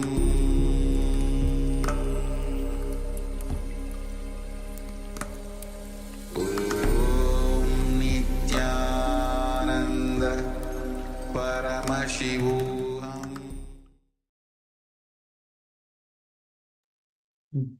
Yes, you can relax now.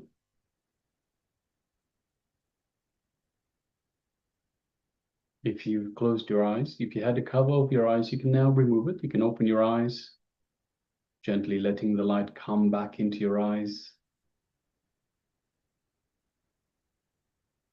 And take a moment and share with us what was revealed to you in your third eye.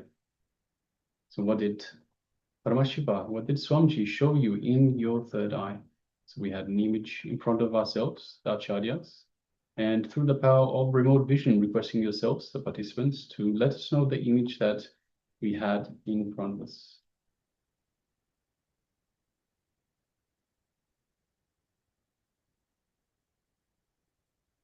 Yes, so please go ahead. Man and Deshu shared, so lots of blue, white, green. Okay, thank you, ma. Sharing. Thank you, Ma. So requesting everyone, Ma Mahamerva, Ma Nithyananda, Shami Muse. Yes, Ma Nistragonya shares, Swamiji shared the linga like Viridi, big one, and Swamiji doing Abhisheking. Yes, thank you very much for sharing, Ma.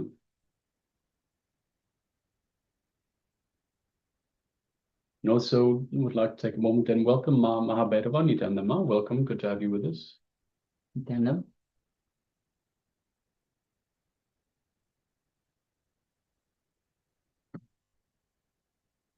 Yes, so this is the power manifestation segment. Today's power is the power of remote vision, third eye vision. So the powers of the third eye, where we allow the divine to manifest through us, to show us the details of the image that is displayed in front of the acharyas. So now we request everyone to please take a moment and share with us. All right. So if you're still sharing, continue to do so. Meanwhile, let us move on to the verification stage. And yes, this is the image that we had for you. So as you can see, it's a house and filled with greenery, the plants, the trees, and seems to be a small play playground as well for the kids. And you can see the flowers at the top. You can see the chairs, the tables just outside, a place to sit. So yes, this is and the whole house itself is made of the wood. So yes, this is the image that we had displayed.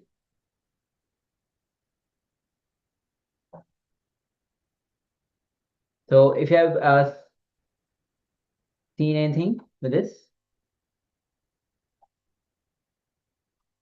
Yes, so we have Ma Anandeshwari that shared lots of blue, white, and green. So Ma, we have the green, there's lots of green there. We have the stones on the floor, the ground that are a grayish blue. And there's a bit of white in between the stones as well, Ma. And we have the white of the sky as well. So it looks like it's a cloudy day. So yes, Ma, thank you very much for sharing. Manasika shares, Swamiji shares a linga like a pretty big one, and Swamiji doing Abhisheka. Yes, thank you. Thank you for sharing. Thank you very much for sharing, Ma. Abhisheka. So I think if you remember, so the big Admalinga that the big linga that we have in the Biridi campus, there's all these stairs that go up to it. So if you have a look at the playground, we have a similar sort of thing. We have the stairs that are going up, and at the top would be the shape almost like a linga. So perhaps you have zoomed onto that, Ma. Have seen trees? Yes. Thank you, Ma Anandeshwari. Have seen trees? We definitely have lots of trees. So it's a nice playful backyard with greens and a nice sitting area as well. And also in the Birdi Shivlinga that we have lots of trees around. So you might have related to that. So yes, thank you. Thank you for sharing. All right. So with this, we'll be now entering into the next revelation by Swamiji, which is going to be on how to break free from the past conditioning. So you understand, Swamiji revealed on how through mind can lead you either to bondage or freedom. So only when you are able to break free from the past conditionings, you'll be able to lead yourself to the freedom. Otherwise, the past conditioning drags you with so much of clutching, so much of shaft that gets created. So let's enter into this revelation with Swamiji, where Swamiji will be revealing on how to break free from the past conditioning.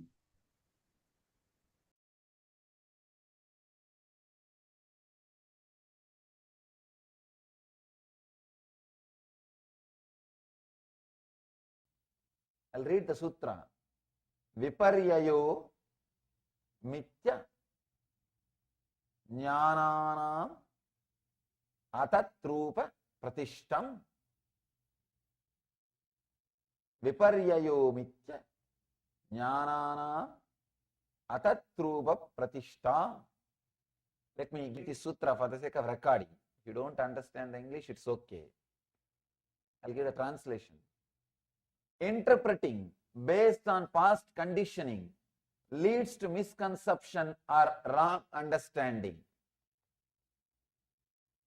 Let me repeat the translation.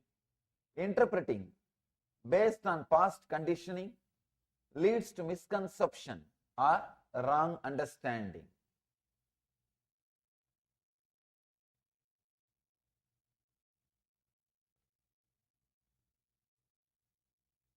The Upanishads, Zen koans, Sufi mystics' poems, everything expressed by the enlightened masters are again and again repeating what is reality. Isha Vashyam Itam Sarvam, whatever is God. Again and again, even the Zen masters, they say, before enlightenment, mountain is a mountain, tree is a tree, river is a river. After enlightenment, mountain is a mountain, tree is a tree, river is a river.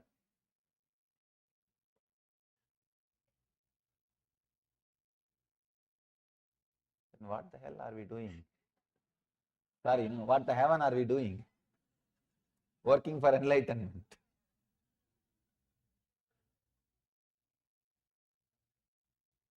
Again and again,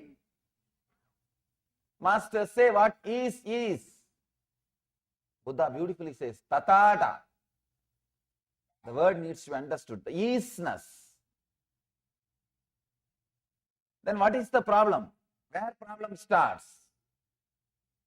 Problem starts with our wrong understanding, as Patanjali puts it here. Viparyaya. Please understand, it's a important word. I can say the key. Just today morning, the press meet, one of our journalists asked me, Swamiji, how do you ask us to meditate? What are we supposed to do? You speak about meditation. Should we close our eyes and sit and meditate? What we should do? I replied him, in the initial level only you need a technique. You may need to close your eyes and sit for half an hour or 45 minutes, do something. But actually, the real essence of spiritual life is not even meditation. This one sutra, complete understanding, completely understanding, stopping the misunderstanding is real meditation. Please understand. Meditation is not just an activity you do for some 10 minutes or 15 minutes or half an hour per day, then you leave it. No. It's a quality of life. In the initial level, maybe it is necessary for you to create a concentration and center yourself. So half an hour sitting with closed eyes, okay. But that is not the end. Techniques are like boat. But this teaching, what Patanjali is giving in this sutra, is like a river. Boats are okay in the initial level, but boat is not life.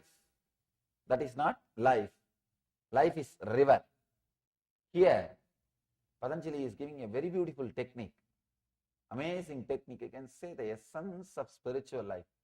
When I read each sutra, I feel like this is enough, nothing more is required. You don't need anything else. Any single sutra, if you take up one sutra and contemplate that, that's enough. Nothing else is required. Nothing else needs to be done. One sutra, if you can internalize, that seed is enough. It will bear its fruit. The fruit will be your enlightenment. Sometimes I feel you should not read more than one sutra per day. Because if you read too many sutras, your mind will skip from here to there, here to there, here to there, here to there, and you will not internalize. You will not meditate on them. But if you read only one sutra, your whole mind will be working on it. Or that sutra will be working on your consciousness. Your whole being will be filled with that one sutra. You will see that sutra starts expressing itself inside you. It starts expressing itself inside you. Interpreting based on past conditioning leads to misconception or wrong understanding. The whole thing, whatever problem you have, can be solved with this one key. Because your whole thing, whatever problem you have, everything is just because of one reason. That interpreting based on past conditioning leads to misconception or wrong understanding. Please understand. All your fear, all your greed, all the things which you think as your identity, all your worries, whatever you think as disturbance, misfortune in your life, can be sorted out with this one understanding. If you look with a little sympathy, little compassion, little sympathy and compassion towards this moment will completely open a new door. You will have a new understanding. When you don't have compassion to this moment, you always judge this moment with your past experience. Please understand. I am giving you a new key. Have compassion towards this moment. Have compassion towards sympathy, towards present moment. We never have a compassion towards present moment. We are always violent with the present moment. That is why we kill it with the past. We kill the present moment with the past. We are constantly waiting for present moment to come so that you can kill it with your past. You can destroy it with your past. You can abuse it with your past. Abusing the present with the past is what I call hell. Continuously we torture, we disturb the existence by killing the present moment. Please understand. The eternity comes in front of you, presents itself to you in the present moment. You can touch the eternity only by touching the present moment. You can see very clearly, you can't touch the past, you can't touch the future. You can touch the eternity only by touching the present moment.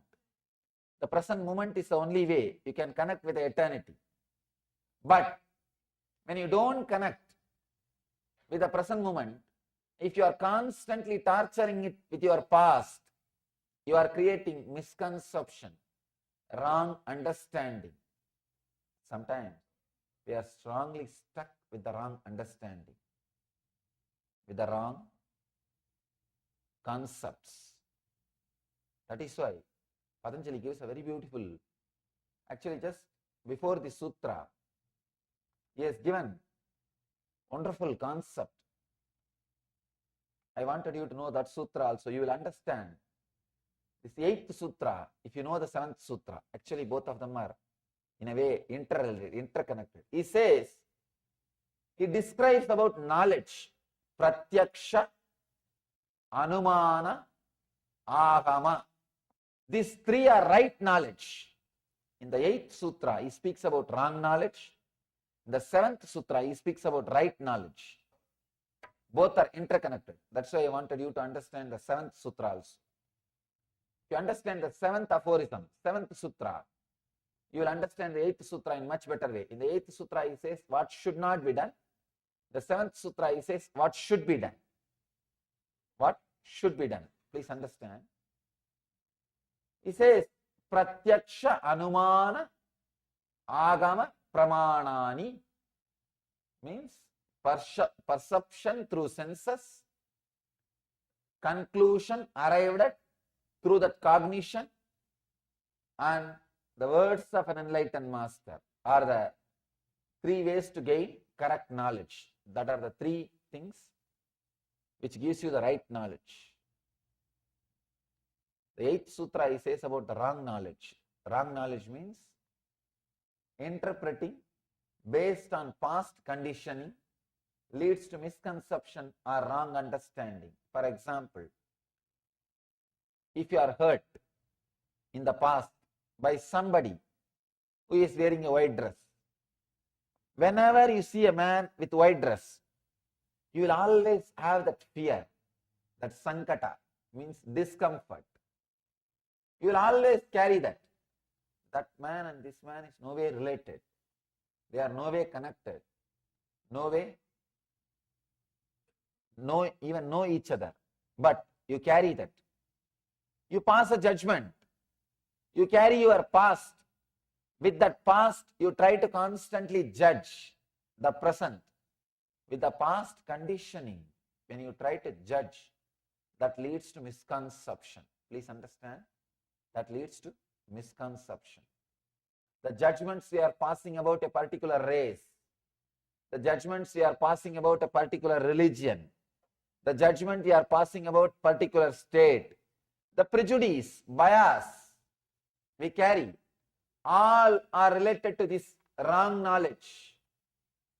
We have our own prejudice about particular race. Many times people come and tell me, especially when they come to India and see, Swamiji, we thought whole India will be always meditating. We don't see here like that. They think that whole Indians will be always constantly sitting with a closed eyes, silently, politely and meditating. The other day I read an article. Yoga became very popular in Mumbai because Madonna practiced it. Really. The power yoga has become very popular because Madonna practiced it. Please understand, do not carry concepts. Do not carry assumptions. We pass judgments. For example, if you meet one person, based on your experience with him, you judge that whole country. You judge that whole race. You judge that whole religion. Poor religion, what it will do? Poor man, what he can do? No. You cannot pass judgment like that. You cannot just create ideas. Please understand. Creating this kind of ideas and adding, sometimes we think, yes, this guy misbehaved with me. I know it's not that all the people from his religion or from his country will misbehave with me, but even then I can have a casual opinion. What is the wrong? Nothing wrong. So when you casually chat with your friends, you pass a comment. You know, that guys, they are very egoistic. Their whole country is arrogant. You make a comment. You think, what is the harm in this simple comment? Nothing wrong. After all, I am not going to believe this. You yourself think inside. No. It is not true. I am passing a judgment against one race or against this country. How can I pass a comment? It's not true. One side of your mind will say. The other side you will say, no, it's not wrong. After all, it's okay. Don't think. If you repeat some words again and again, you will start believing it. So be aware of the words you are repeating. Please understand. The other day I was reading autobiography of a yogi, Paramashivoham autobiography. He says very beautifully, the power of words. The first few chapters, he describes few incidents where he uses particular words with a strong concentration. Just that words come true. He says he was having a conversation with his sister. Suddenly, for some reason, he said, the sister was trying to apply some medicine on her body. Yogananda commented, that medicine will not work. You will have the boil twice tomorrow. She was trying to apply some medicine for boil. He says, you will have medicine, you will have the boil 2 size, double size tomorrow. And he says, I will also have boil in my hand. The sister says, what are you talking? Why will you have? You don't have any problem. Why do you say these words? And he just makes this statement. Tomorrow it is there. He had the boil and the sister had double size. He says, I was shocked. Just the mere word the power of mere word. Please understand, never utter words like they are wrong, this race is wrong, that country is wrong, this religion is wrong. The more and more you utter, you will start believing the same words. You will start strongly feeling that same words. One more important thing, the world is too small. Don't think, oh, if I make a comment about that country, it's okay. Even if I think that country is bad, it's okay. I'm not going to go to that country. Don't think.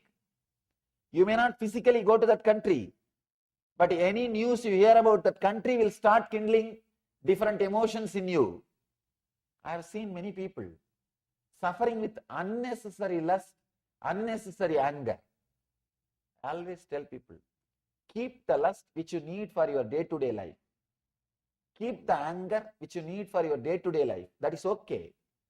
But we suffer with unnecessary lust, unnecessary anger. Unnecessary anger means the anger which is no way going to help you, or the anger which you can no way exhibit. For example, you read some news about some country's president. In some country you say, these guys are killing their citizens. You carry a strong anger. This fellow is doing all these things. You carry a strong anger. Will you be able to do anything against him? No, you can't. You can't directly interfere in his life. You have neither right nor power, nothing. You can't do anything in his life. What you will be doing? You will be just sitting with that anger. Whenever you hear that guy is suffering through some news, you think, this fellow needs. You feel your anger is fulfilled. Your violence is getting fulfilled. You go on cursing. Please understand, this is what I call excess anger. Carrying the anger which is no way directly related to your life. You have so many opinions, so many ideas, so many concepts you carry, and you suffer joy or pain based on the concepts. I have seen people sitting in front of TV and crying for no reason. No way they are affected. The news which is told, no way they are affected. Either they cry or jump. Means excess anger, excess greed, unnecessary anger, unnecessary greed. All these things are based on this wrong knowledge. What Patanjali says, the wrong knowledge. Interpretations, interpreting based on past conditioning leads to misconception. I have seen this enough in the life. Enough. I have seen, because I am traveling all over the world. I am seeing different race, different community, different culture, different religion, different nationality, different background, different kind of people. I can say, if this one sutra of Patanjali, if this one teaching of Patanjali is propagated to all over the world, there won't be any wars. There won't be any wars. The world will become peaceful, blissful place. So much of peace will land on this world. The big problem is we quickly pass judgments about a particular race based on one person, about a particular group based on one experience. One experience is enough. You think, yes. My friend also told me, those guys are very arrogant. See, I realize he is arrogant. They are arrogant. You are just waiting. You are just waiting. Each country has jokes and comments about particular race or particular religion. Each country, they have jokes. In India, especially about Sardarjis. No, they have so much of jokes. And to tell you honestly, in my experience, they are the most devoted, spiritual and intelligent people. So deeply devoted, so deeply committed, giving nature. I wandered length and breadth of India, I tell you. I wandered length and breadth of India. I have seen so much that giving nature. The big problem is you pass comments easily. You pass comments easily. Not only that, after 2-3 times if you pass the comment, you start believing it. You start internalizing it. We need to understand an important truth. We are not that intelligent not to believe the lies which we are promoting. In the initial, you may start promoting some lies knowing that it is lies. After a few days, you yourself will forget it's a lie. So be very clear, do not start a lie. Do not start a rumor. You will be suffering with it. You will be suffering with it. A small story I read somewhere in a book. One journalist who writes all tabloids goes on, actually lies can be sold, rumors can be sold much easily. Negative news can be sold very easily. It sells like hotcake. Negative news sells like hotcake. Just write some 10 positive things. One enlightened master came, he did so many good things and he is doing so much service. Who will read? No. But write some news about the drug or some news about the murder, some news about some criminal activities, paper will sell. Negative things can always be sold. So this guy who lived his whole life by creating and maintaining rumors, creating and sustaining rumors. This guy dies and goes to the court for judgment, the upper court. There, Saint Peter is standing. He says, "Oh, tabloid journalist, no. We don't let you inside heaven. Go to hell." That guy says, No, give me just one day. I'll go around and come back. I'll just see the heaven only once. This guy says, no, you have no work here. You have no business here. Here no news comes. All saints are happily sitting in the cloud and singing hallelujah. There is no news. Everybody is completely settled. Here nothing happens. Go to hell, you will have a lot of news. All famous people are there. You will have enough news. This guy says, no, I wanted to just see one day. Saint Peter says, it is impossible. We can't allow you inside. Then this guy tempts Saint Peter. This guy is an intelligent guy. He says, give me 24-hour time. If I can convince any one of your journalists to go to hell, will you let me stay here? Saint Peter says, this is too much. How can you do that? He says, that and all you don't ask. If I can convince any one of your journalists to go to hell, will you let me stay here? He says, all right, I can try. Okay, deal. Come inside. This guy goes. They had only 10 journalists because nothing much happens. God comes and sits in the court in the morning and judgments are given. Evening he goes back. Nothing much is happening. All the saints are there enjoying. What is there? The same routine. And this guy, they have only 10 journalists. This guy goes to the heaven, goes round. By the end of the day, evening, he comes back to the pearly gates. Saint Peter says, no, now you cannot go back. You have to be here. This guy says, what happened? No, I have to go to the hell. Saint Peter asks, why? Why do you want to go?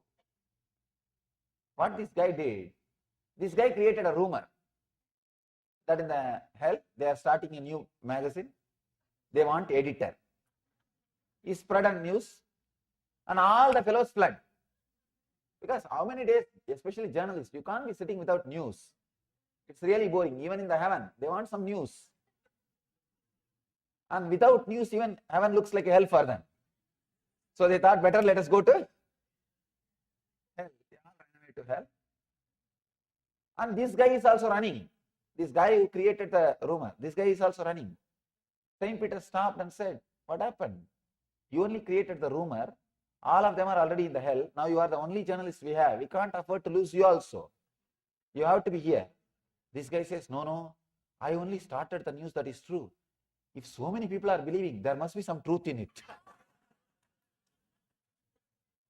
If so many people are believing, there must be some truth in it. Understand?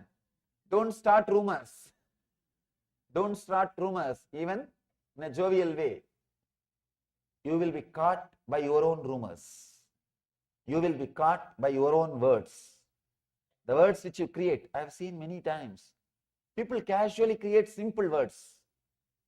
The relationships, they very casually create simple words. He is bad. He is torturing me. Very simple words for no reason.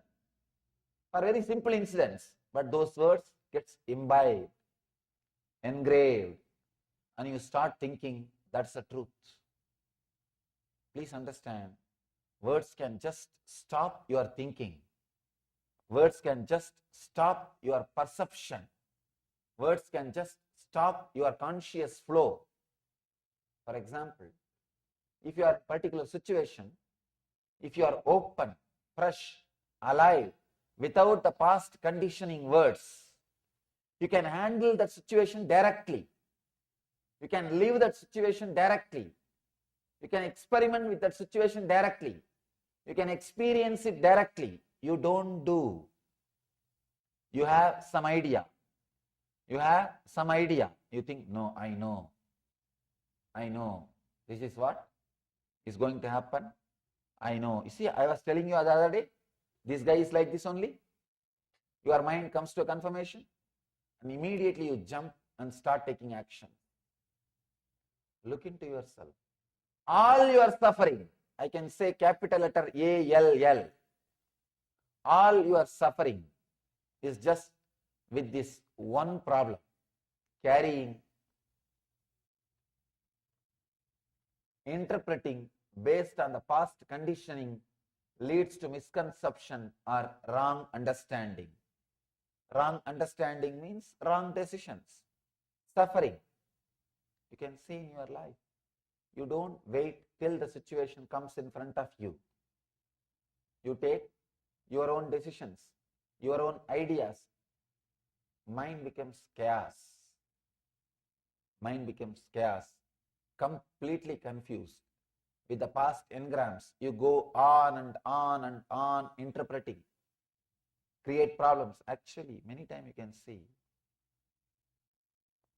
By the time you create a whole problem in your imagination and be ready with all the weapons to attack the other person, he comes, when he starts talking to you, suddenly you realize, oh God, there is no problem at all. He did not even think about it as a problem. Here you are waiting with a high BP, with all the weapons. If he utters that word, I will utter this word. If he talks that word, I will talk this word. If he says that word, I will say this word. If he brings up that argument, I will bring this argument. You are ready with all the arguments, weapons. That guy makes the whole thing simple. Suddenly you feel empty. But now you feel, what is this? How can this be? I prepared so much. All this preparation has become waste. You start the fight. Because you don't want to feel that you wasted so much time preparing for the fight. You can see this many times in your life. With your spouse, you can see. You can see by the time she or he comes back from the office, you are ready with all your arguments. Sometimes you even start taking notes on the refrigerator. There will be white paper and these guys take all the notes not to miss the points. You are ready with all the arguments.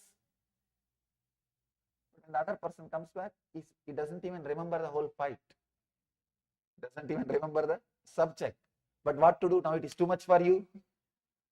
You cannot leave what you prepared. Now whatever you prepared, you have to express it. You start. That's the way life goes on. Understand? Our judgment based on generalization, we need to understand an important truth.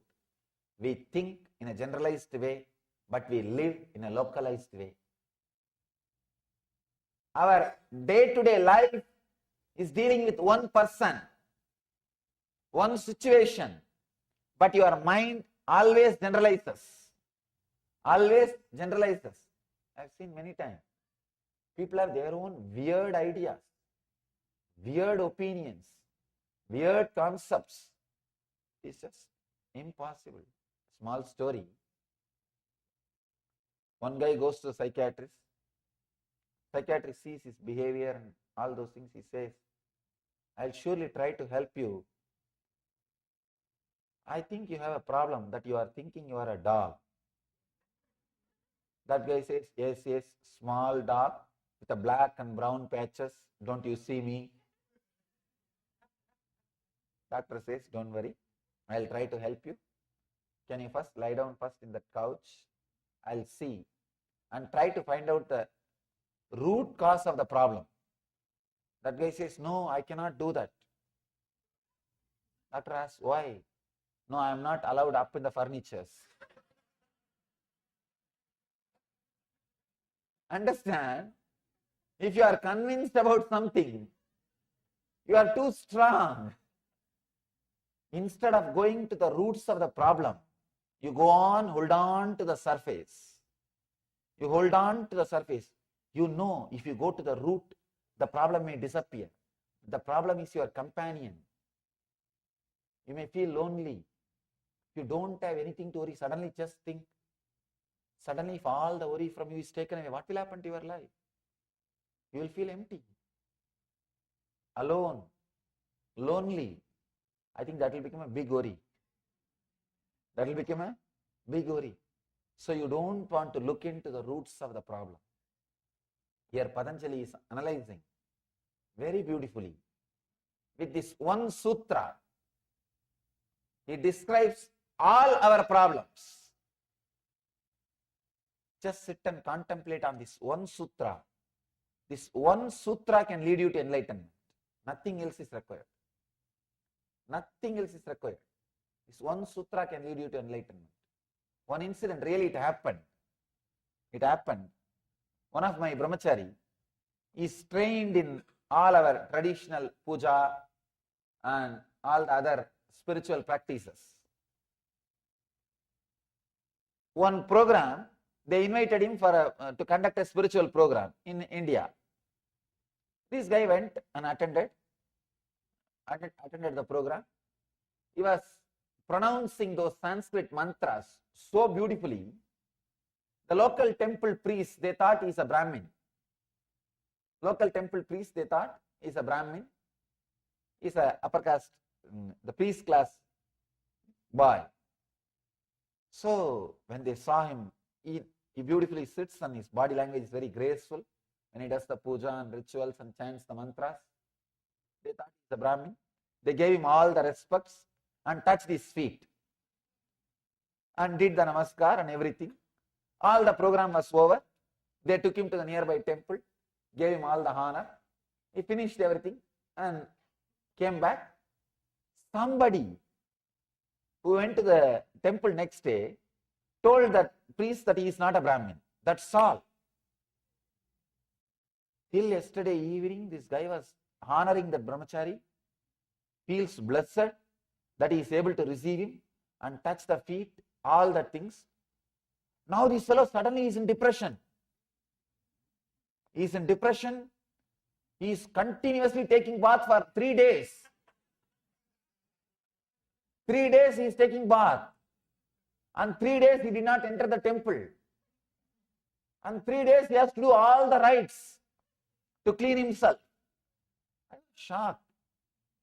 If that inauspiciousness is supposed to come by touching that non-Brahmin, it should have come when you touched, not when you heard. Not when you hear the news. It should have come when you touched. When you touched, you don't have a problem.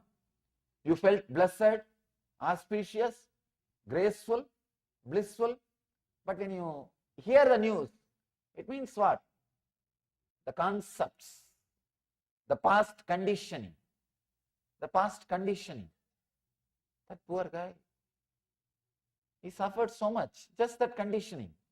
I shouldn't have touched the feet of a non-Brahmin, just that one conditioning. Many times we suffer with conditioning, not with situation. Please understand, 99.9% of our sufferings are not related to situation.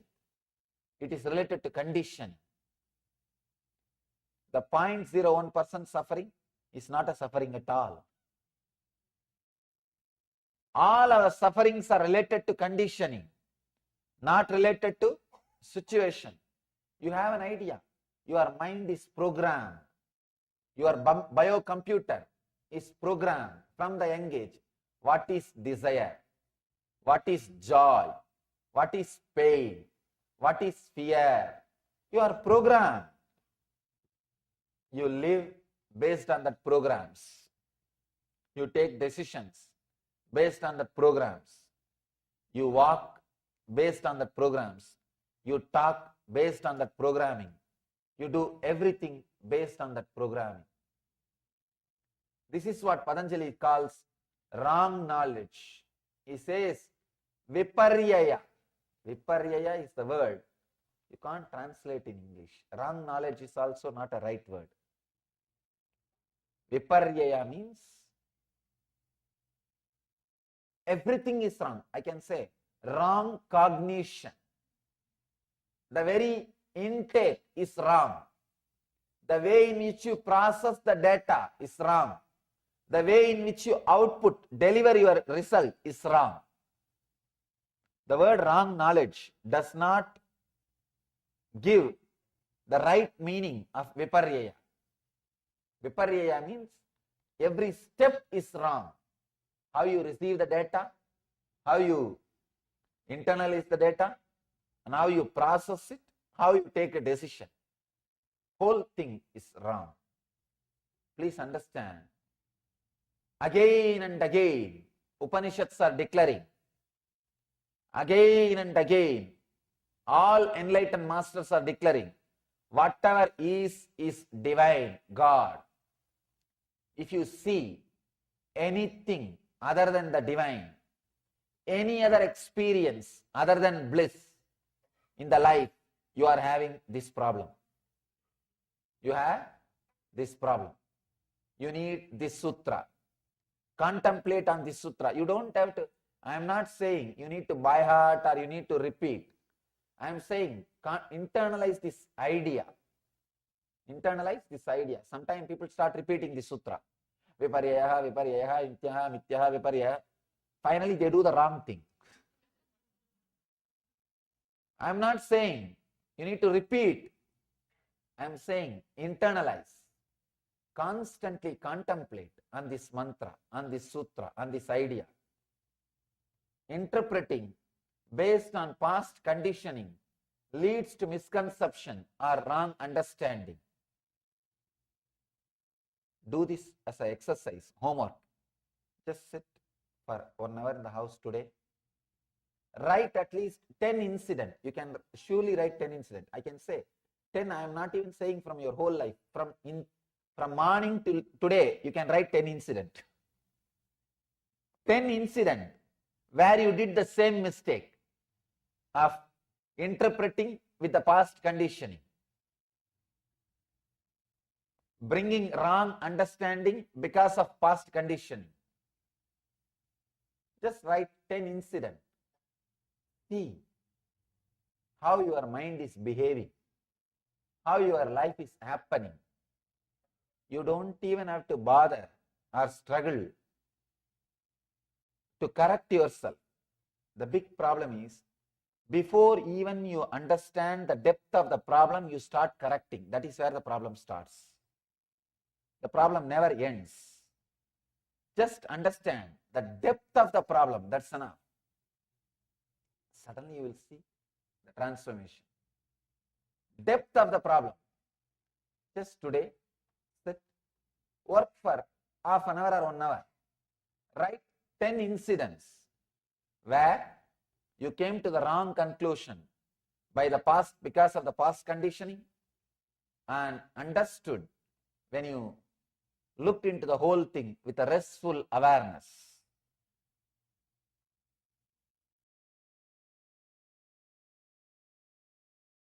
Yes, Nithyananda, all of you. So, how to break free from the past conditioning and how the past conditioning rules us so much. Any decision that we make, the past conditioning comes again and again. And we are not able to break free from the past conditioning. So, we'll be, as Swami has already mentioned, we'll be entering into the internalization exercise to break free from the past conditioning. As Swami mentioned, the first step is going to be you will be writing down the 10 incidents from today where you did the same mistake of interpreting with the past conditioning, bringing wrong understanding because of past conditioning. So just write down 10 incidents, then we'll be moving to the second step. So please have the notebook with you, pen and paper with you as we enter into this exercise.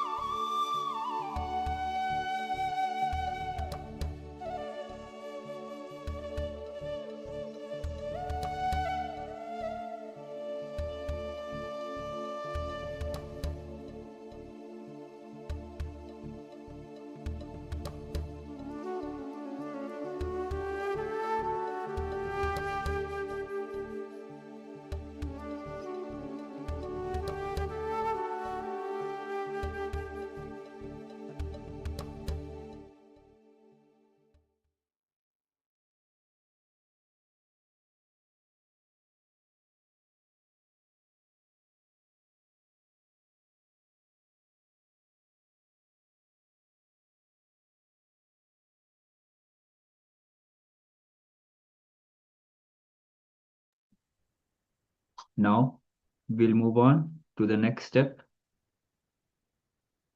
See how your mind is behaving, how your life is happening, how you don't even have to bother or struggle to correct yourself.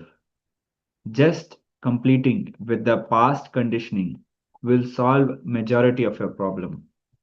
So now, let us proceed with this next step.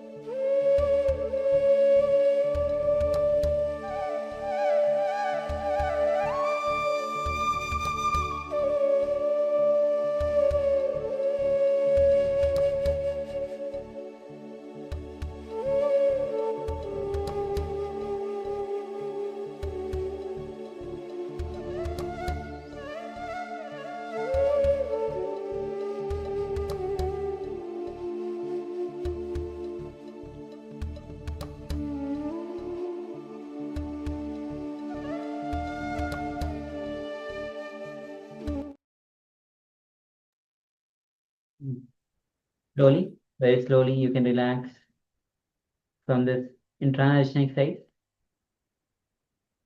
Understand this is a very powerful technique to drop the past conditioning. Only when you write down and how when you realize how your mind is behaving, how your life is happening, and you don't even have to bother or struggle to correct themselves. Now, we'll be entering into the power manifestation, the power of seeing what acharyas are seeing on their screen. So, we're manifesting the power of remote vision. So, with acharyas, we'll be having an image on the screen. Through the power of third eye, see what Swamiji is revealing to you. So, once again, with acharyas, we'll be having an image on our screen. And through the power of third eye, see what Swamiji is revealing to you.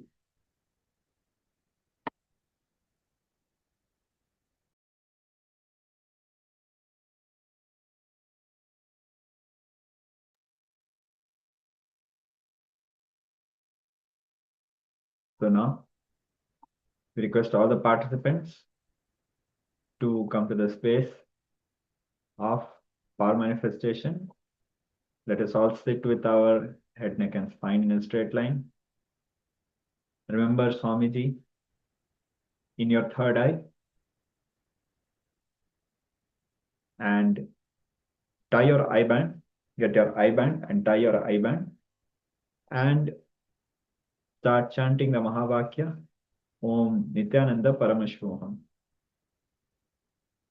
As you chant the Mahavakya, put gentle attention on your third eye and look through your third eye. So let's start.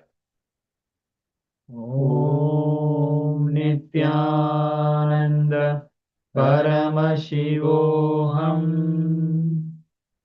Om Nithyananda Paramashivoham. Om Nithyananda Paramashivoham. Continue chanting the Mahavakya.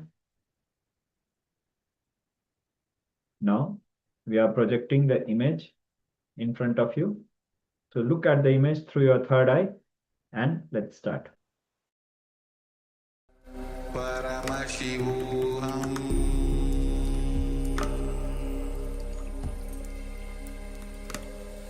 Om Nithyananda Paramashivoham. Om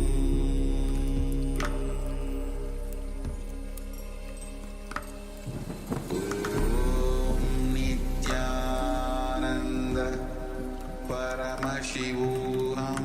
Om Nithyananda Paramashivoham. Om Nithyananda Paramashivoham. Om Nithyananda Paramashivoham.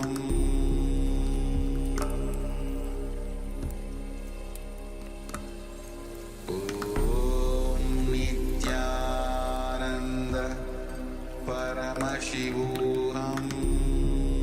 Nithyananda Paramashivoham. Om Nithyananda Paramashivoham.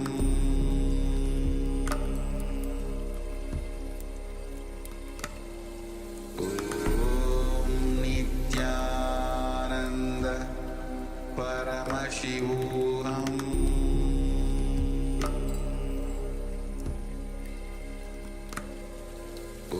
Om Nithyananda Paramashivoham.